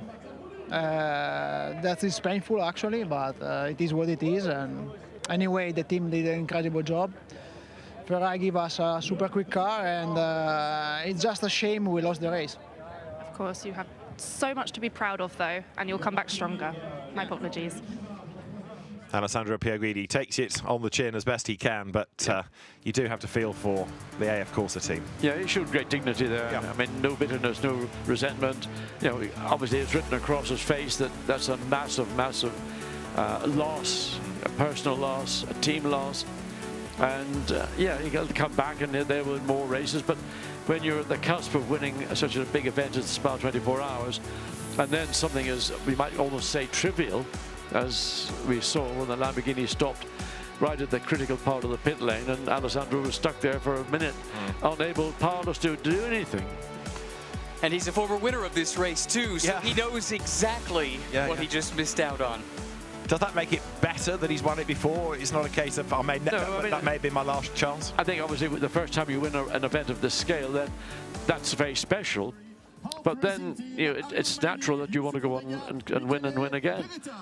The gold podium is getting underway, and for third place there, 77 Mercedes from the Haupt racing team of Arjun Maini, Yusufa Vega and Michele Beretta. Then there will be the Audi Santaloc's number 25 entry for Paul Everard, Gilles Magnus, Jim Pla and Belgian racer Hugo de Wilde, who will get a great reception, I'm sure. And then attention will turn to the best placed Mercedes crew in the end of what was a really frustrating race for the brand, because aboard the Almanar Racing by Get Speed entry, the drivers will in a moment step forward and to receive their trophies. Philip Ellis, Mikael Grenier, Dominic Baumann and Al-Faisal Al-Zubar, the Gold Cup winners. I noticed the second place winners have only got 3 bottles of champagne. They're getting another one now. So some of the pro team are only 3 drivers, but thereafter most of the other teams are 4 driver lineups. The representative of Almanar Racing by Get Speed steps forward, and there the drivers. The Gold Cup won by Al-Faisal Al-Zubar, Dominic Baumann, Mikael Grenier and Philip Ellis.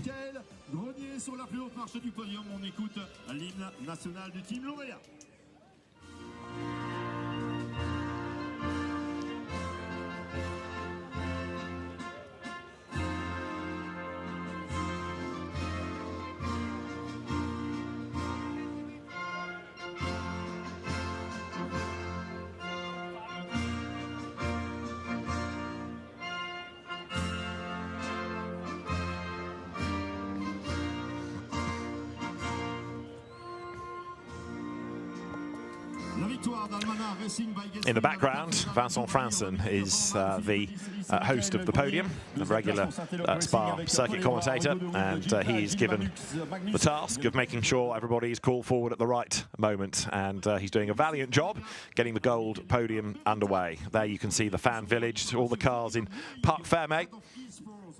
It's not quite as busy a track, Ryan, as it was when you were down there 24 and a bit hours ago. Oh, my goodness, I gotta say, the atmosphere on that grid, when all the people were released to be able to walk there on the grid in that build-up to the start of the event, it was electric. There was so much anticipation for the 24 hours to come, and we weren't let down, were we? Well, that was the busiest grid I think I've ever seen at Spa 24, and it's just, I mean, to move around and try and get to a person you want to speak to, I mean, it's just, well, you have to get your elbows out literally to get there. They're really sharp. I've been working on those. Absolutely, yeah. In preparation for this weekend. Put your sandpaper on the rod. They did you proud yesterday. And it did take a little effort, that's for sure, to get around and talk to some of the dignitaries. Jackie Hicks, of course, who got us all started yesterday, and so many other Belgian legends that were here. This race, it means so much to them, and the pride on their face to see the crowd, to see the atmosphere as this race has not only been revived, but it truly is thriving these days in its GT incarnation. Yeah, John and I were in a conversation this morning with somebody from WRT who was saying a lot of effort to get all of these famous Belgian heroes had actually not just been done by SRO. Of course, they had an enormous part to play, but quite a bit of help came from Vincent Voss, who rang up his old mates and said, come on, you want to get yourself here? He was a part of the history of driving a Dodge Viper and whatever else he would have driven in period. Yeah. Trophies to our Gold Cup winning drivers. Al-Faisal Al-Zubar, Dominic Baumann, Mikael Grenier, Philip Ellis take Gold Cup honours at Spa. The champagne is at their feet. I'm looking for champagne cam again. Anybody spot a GoPro? I don't think we can this time. No, I think Matteo Drury's got that one. I think he's got a patent on it. The usual story, champagne straight into your eyes, stings. Of course, champagne's quite sticky, and you have to get your eyes almost to water before you can clear them. We've talked a lot this weekend about how this has been an event, capital E, for the fans. And here's another example, taking the drivers, the cars, to the fans in this fan village. It's something that, Ryan, you're quite familiar with from the States. Yeah, it's pretty much commonplace in the U.S. to build that atmosphere, to have the fans there is a big part of it. And I think it makes it more special for the drivers, too, to be able to share that triumph in front of those that have stuck it out through difficult conditions overnight. And, yeah, certainly a great spectacle. There is your Gold Cup winning Mercedes, and in super slow-mo in the sunshine. It hasn't been like that for all of the 24 hours, but some lovely images. That camera, along with the drone cameras, have done us proud over the course of the race. And for Almanar Racing, by Get Speed, a Gold Cup win. So the championship within Fanatec GT World Challenge Europe, powered by AWS Endurance Cup, has now Paul Evra, Gilles Magnus and Jim Pla. Just 1 point up on Al-Faisal Al-Zubar, Dominic Baumann, Mikael Grenier, with Philip Ellis third. Isa Al-Khalifa, Martin Kodrich and Lewis Williamson next, ahead of Ugo de Wilde, with Michele Beretta, Arjun Maini and Yusuf Ovega now sixth.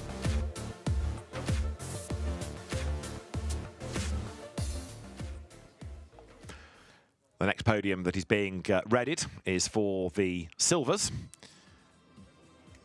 Silver, bronze and Pro-Am, of course, to look for.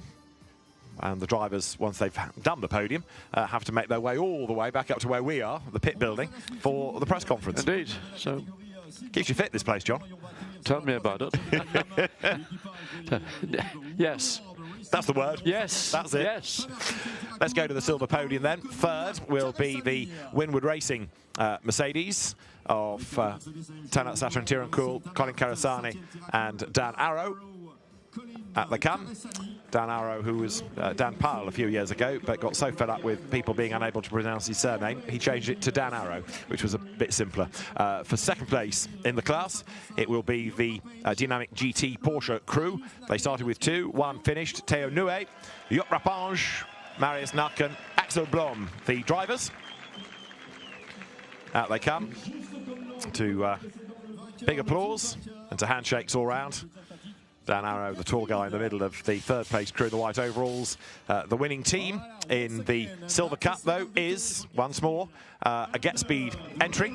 So they won gold, they've won silver, and then out come Aaron Walker, Yannick Mettler, James Kell, and Anthony Bartone as the victors within the Silver Cup.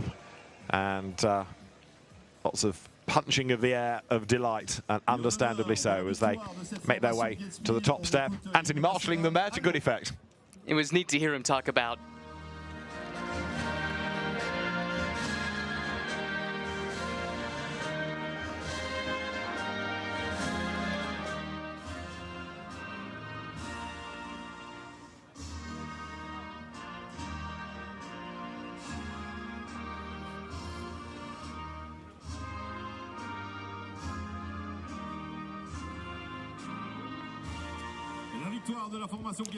as I was saying, it was neat to hear Anthony talk about just how new to this he is. I remember when he turned up in Fanatec GT World Challenge America. He is part of a big racing family, but it's all in a straight line. Drag racing. Drag racing, yeah. Exactly. Has he done any of it, or is it? He had no interest. He said his only interest was left and right, and so he pursued motorsports, and he's been mentored along the way by Andy Pilgrim. Okay. Yeah. Wow. Maybe we haven't heard of for a while in European activities. How interesting. Matteo Braga, Pirelli's Circuit Activities Manager, is the man in charge of handing over trophies. Dan Arrow, Colin Karasani and Tanat Satran-Tirankul get the trophies. Ah, yours is on the way, Tanat, is the message. Pirelli in fairness, has had a huge presence here.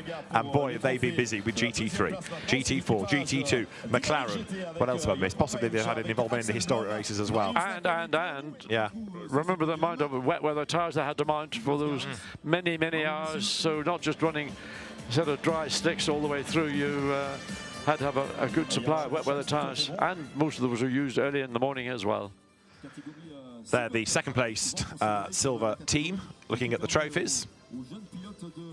And standing in front of a crowd on a podium like that is now starting to sink in for Theo Nouet, Jock Rapinge, Marius Naken and Axel Blom. Theo Nouet, who was GT4 European Series champion, as I remember, back in 2020. And then there will be trophies for the winning team. And his Get Speed trophy cabinet supplemented. There's the trophy, another very happy team member. And then to the drivers. Yeah, Anthony Bartone has done a lot of racing in a short space of time, hasn't he? And might as well pack it all in. Get that experience now while you can. And did that 1 year of racing in the States, 1 year and change, then went over to Europe, and I don't know if he'll be coming home anytime soon the way this has been going. But that's an interesting point you make, that he's come to Europe, you know, because there is circuit racing in America. The champagne's a bit keen. Prematurely popping. Yeah, absolutely. But the fact that Anthony wanted to come and put himself against the best in Europe is interesting. And in many cases, frankly, the best in the world. I mean, certainly here at Spa, that's the case. And a chance just to see new sights, try new tracks, new challenges, new cultures. Visit to Aachen as well. Yeah, that's right. That's a little in-house joke. That's a little in-house joke. You've been a tourist this week, haven't you? Might as well, when you get the chance, yes. The season entrants receive, courtesy of Pirelli, checks for tyres in exchange for rubber. They're 14 sets of tyres, not a bad prize for a team. Wow, that's a significant prize. The team will appreciate that one. So there, Anthony Bartone flees, hands the check to the Get Speed team, and they now can concentrate on the champagne. That podium looking as wet as the track did earlier on, Ron. Yeah, that'll be slippery up there. Yeah. Or sticky, quite possibly. It's both. Yeah. It's both. I think I'd rather walk around in the rain than puddles of champagne myself. I would go along with that. But, I mean, John and I, unlike you, we don't get to drink it every day like you do back in America, Ryan. You know. My reputation comes through across the Atlantic, apparently. We know you live the high life, you see. That's right. So, very happy drivers on the podium, inevitably. The Silver Cup here in the CrowdStrike 24 Hours of Spa is won by Anthony Bartone, by James Kell, Yannick Mettler and Aaron Walker.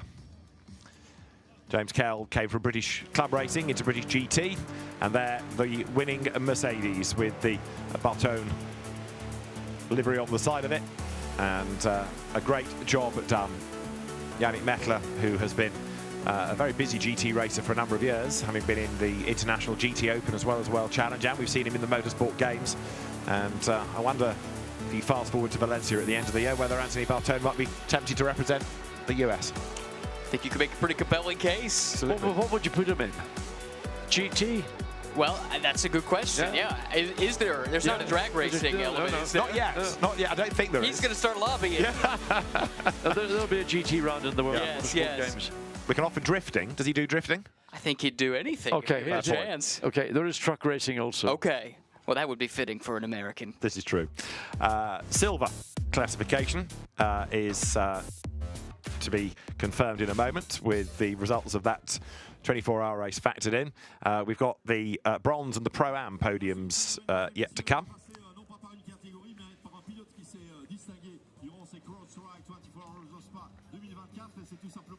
Vincent Franson rallying the troops, and let's see which way we go next. We've got George Kurtz to recognise as the Pro-Am victor, and we've also got the bronze podium for their efforts to come very shortly. Now, the CrowdStrike Fastest Lap Award is to be presented next. That is for Marco Mappelli. And he gets the Fastest Lap Award. It was a 2 minute 16.105 that Marco Mappelli did.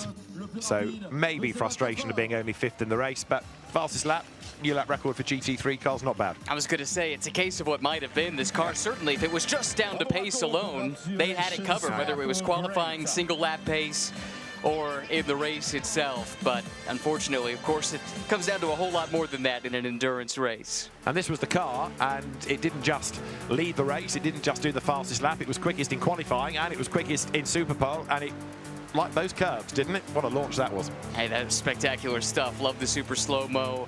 And those three, they were on it.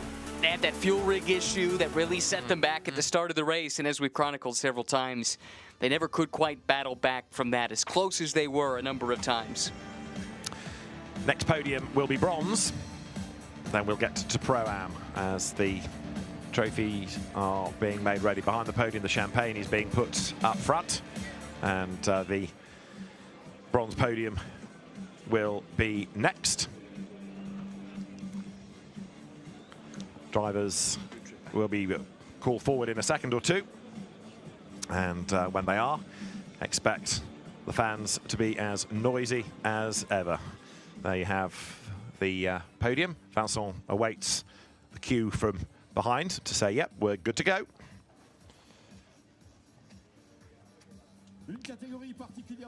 Of course, in these classes, you've got 4 drivers, so it's even more of an administrative nightmare getting everybody not only to the podium, but it's quite a walk down that hill.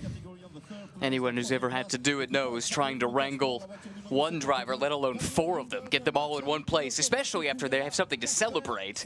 Try and keep them focused on the task at hand. It's not for the faint of heart. Absolutely right. Barwell take 3rd in bronze, and that means that Gabriel Rindon is there. Patrick Cuyler's beard I can spot, there he is. And also you have Casper Stevenson and Mattia Michelotto. For 3rd place then for Barwell Motorsport. For 2nd place onto the podium, the car that had to start last after a problem on the grid.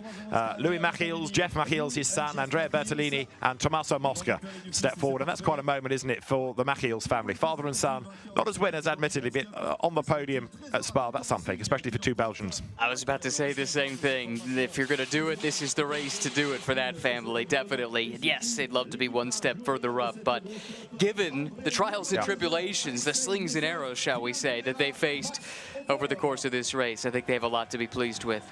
And there are the Bronze Cup winners making their way forward. The Bronze Cup won by Trésor Attempto Racing's Alexei Nesov, Max Hoffa, Dylan Pereira and Andrei Mukovoz.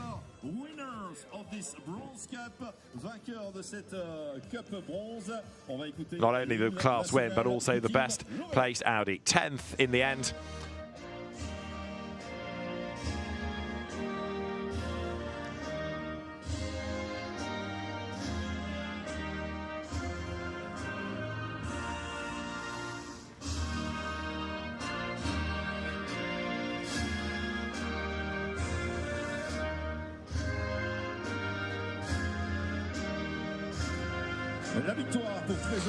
The trophy's about to be presented. Did I mention in all the drama at the end of the race that we ended up with 8 cars on the lead lap, which equals the record, but it didn't break a record in the end. But 8 on that lead lap, and that is for the 4th time, that number. So we came tantalisingly close to breaking the record, but didn't quite get there this year. You teased it with about 20 minutes to go. It was looking like we were going the right direction, but something went amiss evidently late in the going that deprived us of that particular record.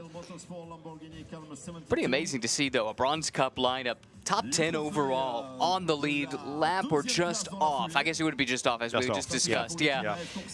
What a great effort by that group. And it all starts with the crew, of course. But you like to emphasise the word just, Ryan. I mean, it was just off. It wasn't laps behind. They came close. Good spot. It might be the Bronze Cup, might not be the overall, but that's not to say that any of those guys haven't tried every bit as hard. And I think that Ferrari, we talked about it in the race, didn't we? Just proof of how you might have a setback early on, but just drive the race. Just concentrate, just put your head down, just do what you can do. That is always the conflict when you're talking to drivers after qualifying. You know they're excited if they've done well, but at the end of the day, in a 24-hour race, it doesn't mean a whole heck of a lot, and they know it too. The celebration is always just that little bit reserved because they know. A wonderful event, the CrowdStrike 24 Hours of Spa.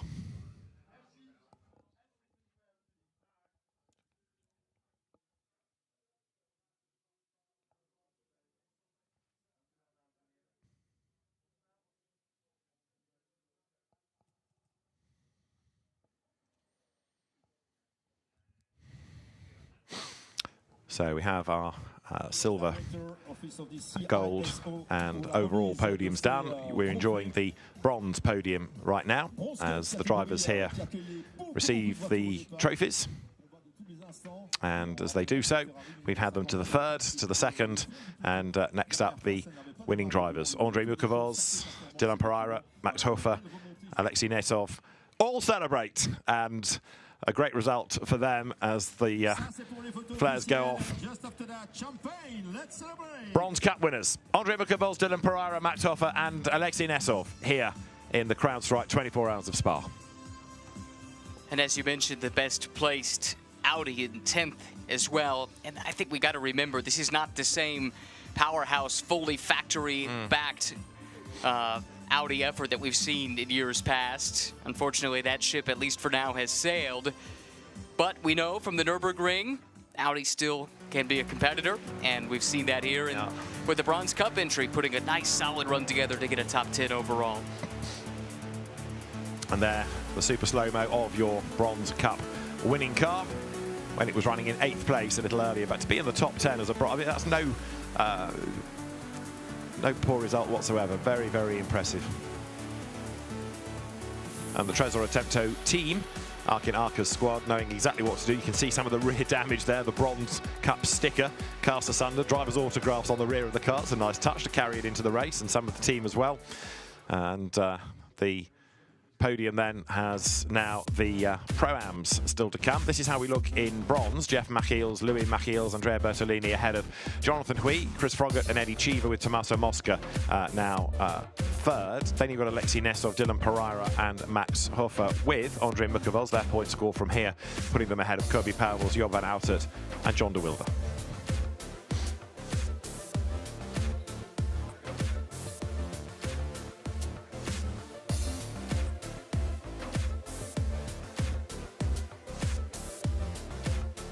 So, second in the race, but championship leaders, Jeff and Louis Machiels at the end of the Bronze Cup battle.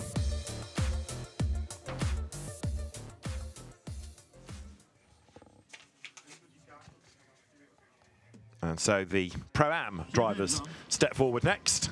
The third place crew being the RJN McLaren squad. Now, before we get to bronze,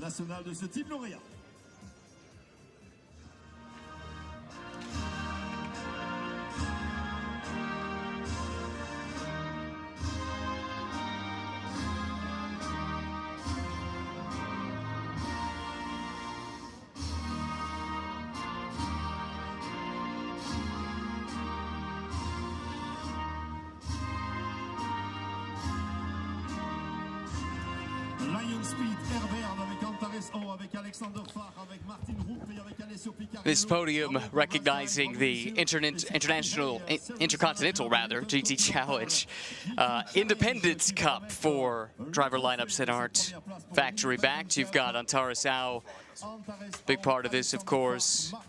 Alessio Picariello, Martin Rump, making up the first 3 legs of it. So they're the trophies and medals being presented. And the independents, again, everybody fighting to the very end. That was a car delayed early on, wasn't it? The number 80 Porsche had an off, but bounced back.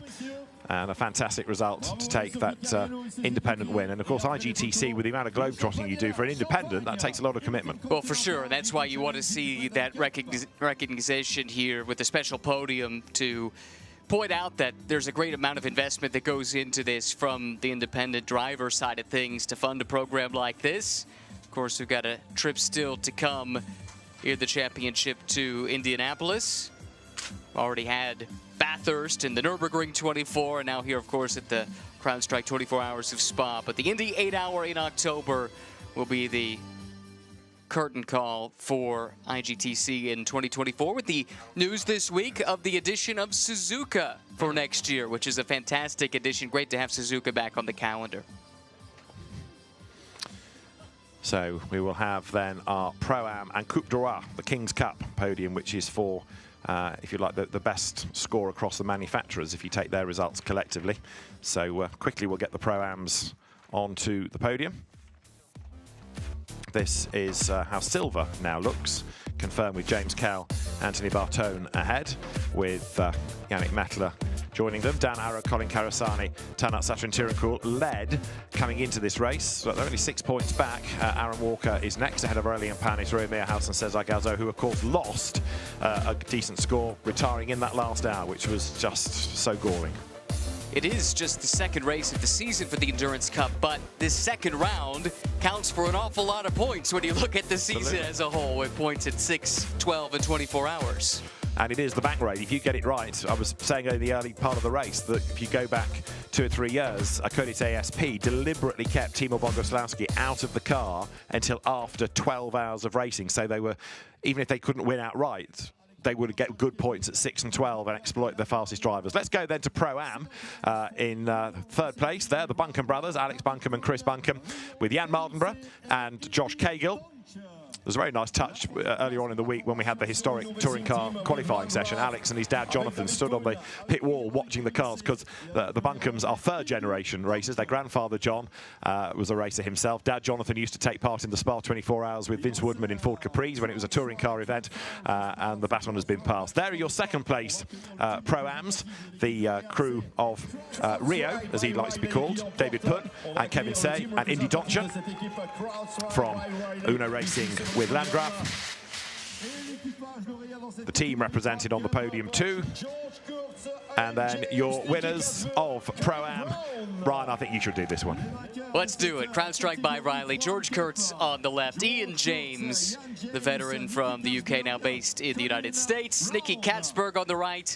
And Colin Brown, who was the anchor of this squad. You heard Nicky pay tribute to the amount that he drove in the race earlier in our post-race interview. And so we will have the national anthem for our winning team.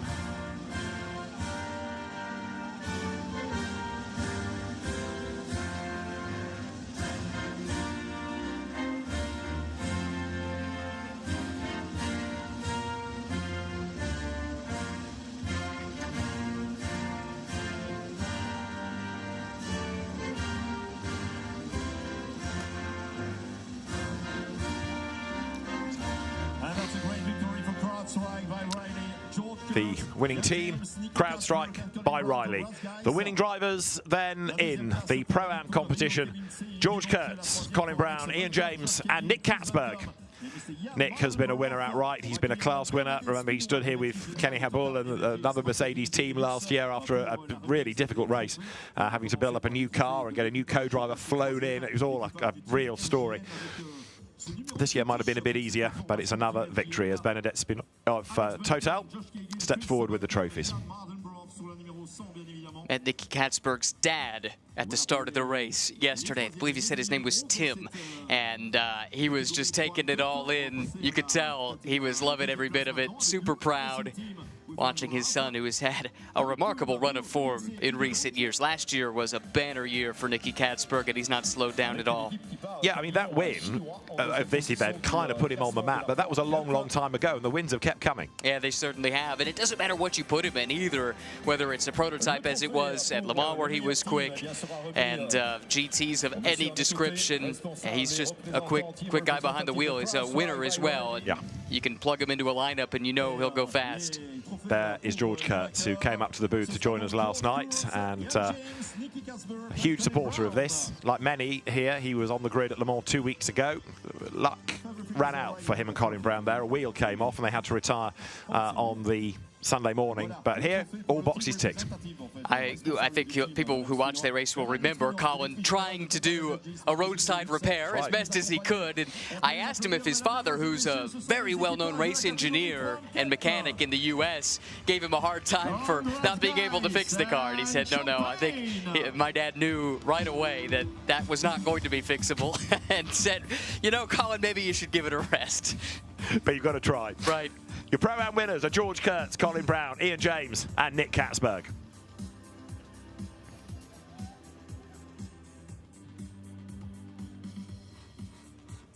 And at this point, the emotion of getting to the end of a 24-hour race is really what kicks in, isn't it? For everybody, you know, officials, fans, television, drivers, mechanics, everybody. We're all running on adrenaline at this point, and just the pure joy of seeing the celebration at the end of 24 hours. So much work goes into this, and for those teams that get a chance to celebrate, it's a much different use of the adrenaline than those that are packing up wrecked race cars right now and tearing down back in the garages. It'd be a totally different sight if we had a camera on some of those garages right now. It's true. But the circus moves on, doesn't it? Because many of these drivers will be racing something somewhere in a week's time. Some of the Porsche drivers perhaps in action in a Porsche Super Cup maybe, or another GT event around the world. But here in Super Slow-Mo, the Pro-Am victors, that CrowdStrike car, which looked fantastic there after 24 hours, a bit grimy, but you can understand that. But it barely missed a beat and came through to win.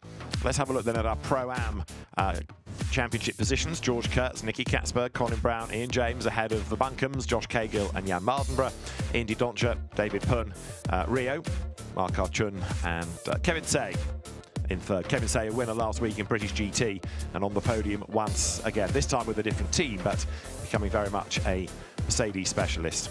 Alexander Sims, Martin Conrad, Jeffrey Ibrahim and Jordan Love crashing out, but they did take the points from 6 and 12 hours.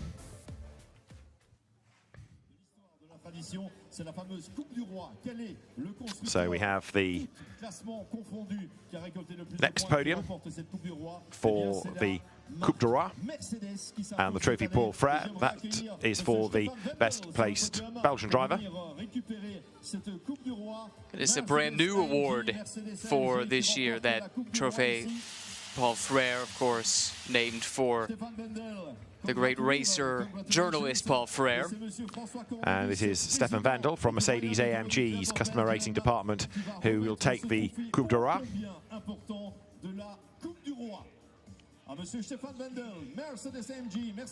There we have the Coupe du Roi for Mercedes AMG. And Stefan Vandal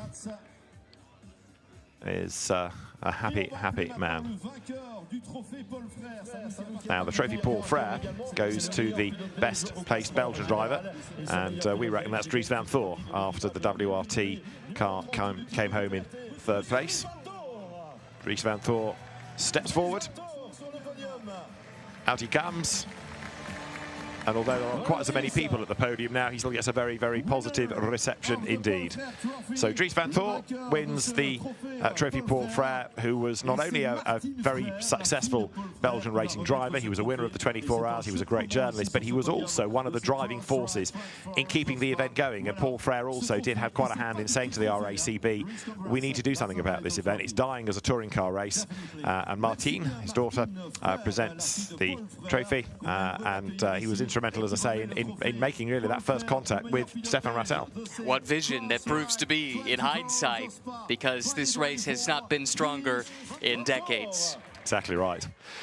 Let us have one last look at the best bits of the CrowdStrike 24 Hours of Spa for 2024. The centenary edition attracted a mega entry, a vast crowd, and the Belgian Air Force Red Devils were overhead as Jackie Ickx waved the flag to release the cars onto the green flag lap. And then, when you had the lights go green, it was a storming start by the pole-sitting front Pereira Lamborghini that put that into the lead, with Lucas Auer behind in second place as they went toe-to-toe up the hill towards Radion for the first time. The field streaming through, everybody safely up Eau Rouge, despite one or two rattling over the curb. But battle could then start to settle down a little bit, with up front Lamborghini taking on Mercedes AMG as the cars fought their way up towards Les Combes. An early pit stop as the 48-man filter liveried Mercedes came to the pit road, but other drivers were having their own private battles. Audi not at this point really thinking about overall positions, but they were having class battles. Lucas Auer had a puncture, and that was the first real drama of the race then. The lead car suddenly badly delayed, whereas one or two others were finding themselves on their toes getting up through the traffic. The 007 Aston Martin was looking good early on. A full course yellow called for, and that caught out one or two who didn't slow quickly enough. Ivan Klimenko's Audi being very badly damaged. Then Nicolas Bart and Christian Hook got involved. That was coming past the old pits. Christian Hook's car damaged, so was the Aston, but that wasn't the end of it. An enormous hit as Adrian De Silva ploughed into the parked car. Everybody, thankfully, was okay. Adam Smalley's McLaren had a brake problem. He pitted. Valentino Rossi assaulted Davide Rigon, and he got a drive-through penalty for his pains. And the fans' attention then turned to the fireworks. And then in turn to the concert. And then in turn to the weather. A tradition, it seems, these days of Spa at night is very heavy rain, and that in turn brought thunder and lightning and safety cars. Karol Bash for the Mad Panda Motorsport team had a difficult evening, but he was able to rejoin, and the mechanics just had to try to grab a little bit of sleep wherever and whenever they could. Lilo Wadu was assaulted by the Ferrari number 71. Thomas Neubauer's car eventually retiring. The Sky Tempesta car badly delayed, and Max Janssen had this big off at Eau Rouge, and he was absolutely heartbroken as he saw the chance of a race finish slip away. As dawn broke, Klaus Bachler's Porsche was making good progress into the lead of the race as the Garage 59 McLaren found itself virtually on three wheels, the tyre arriving a little bit later. After another interruption, we went green, and Alessandro Pierguidi went around the outside of Raffaele Marciello. This enormous off for Joel Stern put 911 out of the race. He too was okay, but it was a very broken car, and it gave us yet another interruption. As by this point, Augusto Farfus, Dan Harper, Max Hesser's BMW was looking good and working its way up to the front. Great Porsche battle between Matt Campbell and Patrick Niederhauser. Niederhauser lost the place, but on the outside line proved who was the bravest. And John Hartshorn, sadly, cannoned into the barriers coming out of Brussels to bring out yet another caution period, and that was a very mangled Kessel Ferrari.